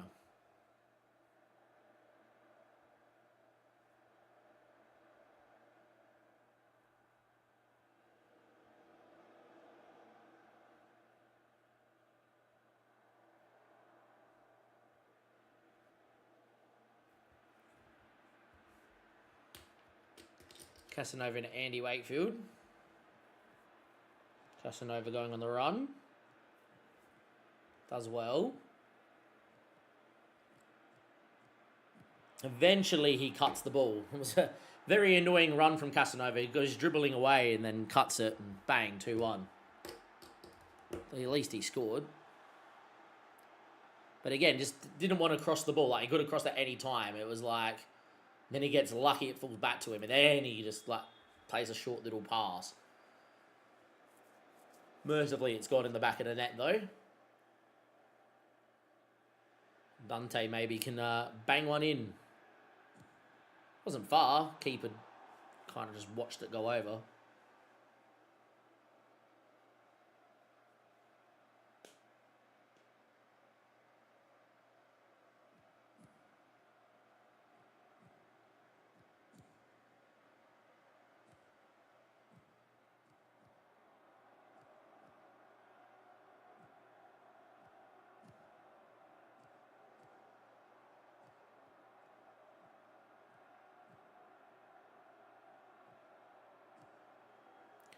$36. Highlight still going.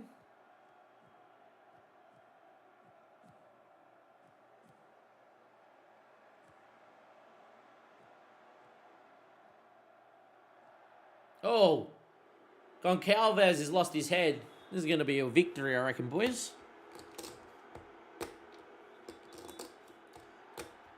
Then Zen won the ball back, and then he's been absolutely chopped. Doesn't mean anything for us, to be honest, because last time we played against 10 men, they scored a goal from distance. We drew 1-1. But yeah.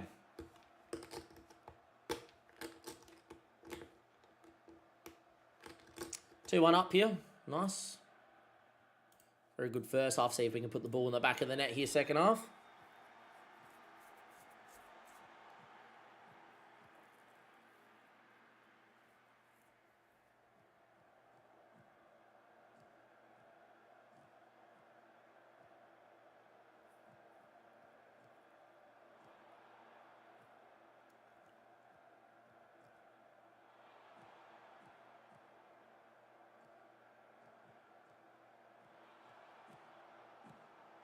Dwyer scores again.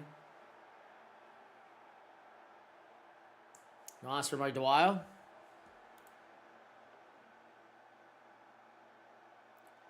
Three 3-1 now. Well done by Appiong. Highlight from kickoff. Hopefully not them scoring with 10 men. That would be quite annoying.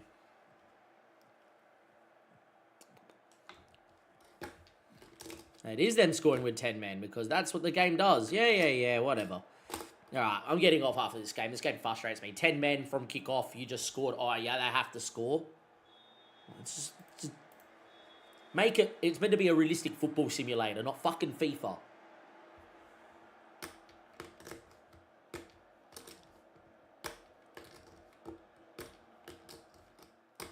.39 XG, 2 goals, yeah. Watch us draw. Opinion on Wirtz, he'll come good. Just needs to be playing on at left wing. Over Gakpo needs to get a run of games. Just let him stay there and off he goes. He'll be fine. Plays well enough for the German national team. He should be right.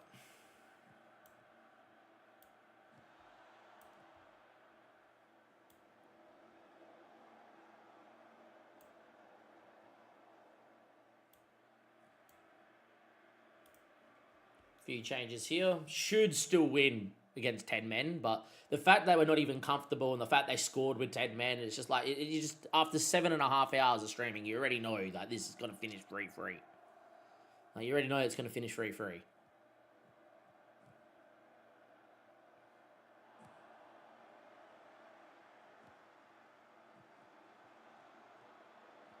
And here it is. Here's the 3-3 highlight. Here it is. This is the 3-3 highlight. It should have been. The fact that they're even able to do that with 10 men is stupid. Oh, you better get sacked, JS. What's happening? Why is my goalkeeper not just taking that and my fullback having to head it off the goal line? And see what I mean? Any low shot, my goalkeeper can't make a save. To be fair, he's actually hit that pretty well, but still. 18th in January. Should give you time.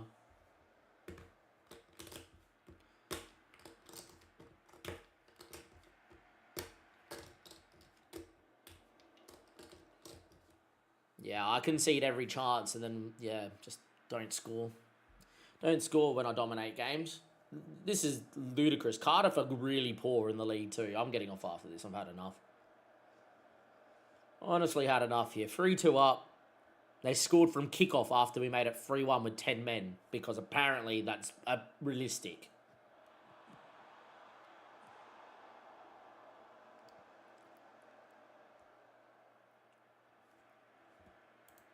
This is going to be a pointless highlight, sure. Come on, get on with it.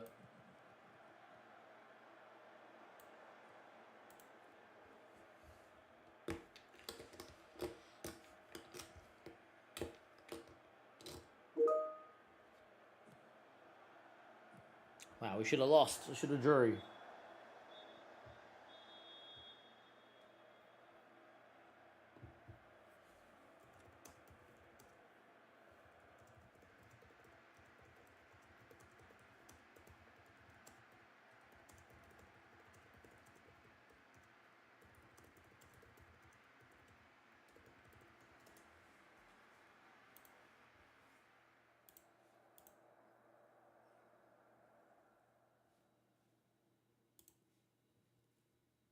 In the end, we only win 3-2. That's an FMing. Played against 10 men, it's an absolute FMing. Anyhow, what a stream. We're sitting in 4th. We should be happy, but how can I be happy when we're 8 goals under our XG and 6 goals over our XGA? Like, we are the worst attacking team in the league for the numbers, yet we're the best attacking team in terms of overall goals. We're the best attacking team, yet we're the worst attacking team when it comes to conversion. Makes no sense. And defensively, we have the worst defensive record in terms of data expectation in the top 10. The only other team is Forest. And then the only other teams that outperform us are all in the relegation zone, including Rotherham, who are 16 goals over on that, which is pretty unlucky for them. But yeah, we just do whatever. It is what it is.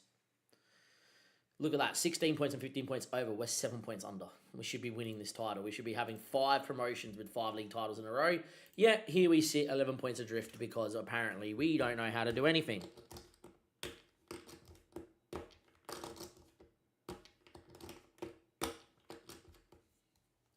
But yeah, thank you for being here, guys. It's been awesome. I'm going to go raid someone on Twitch. Don't know who. But we'll find out who we're going to raid on Twitch. Pieface is live, so we'll go raid Pie, which is fine.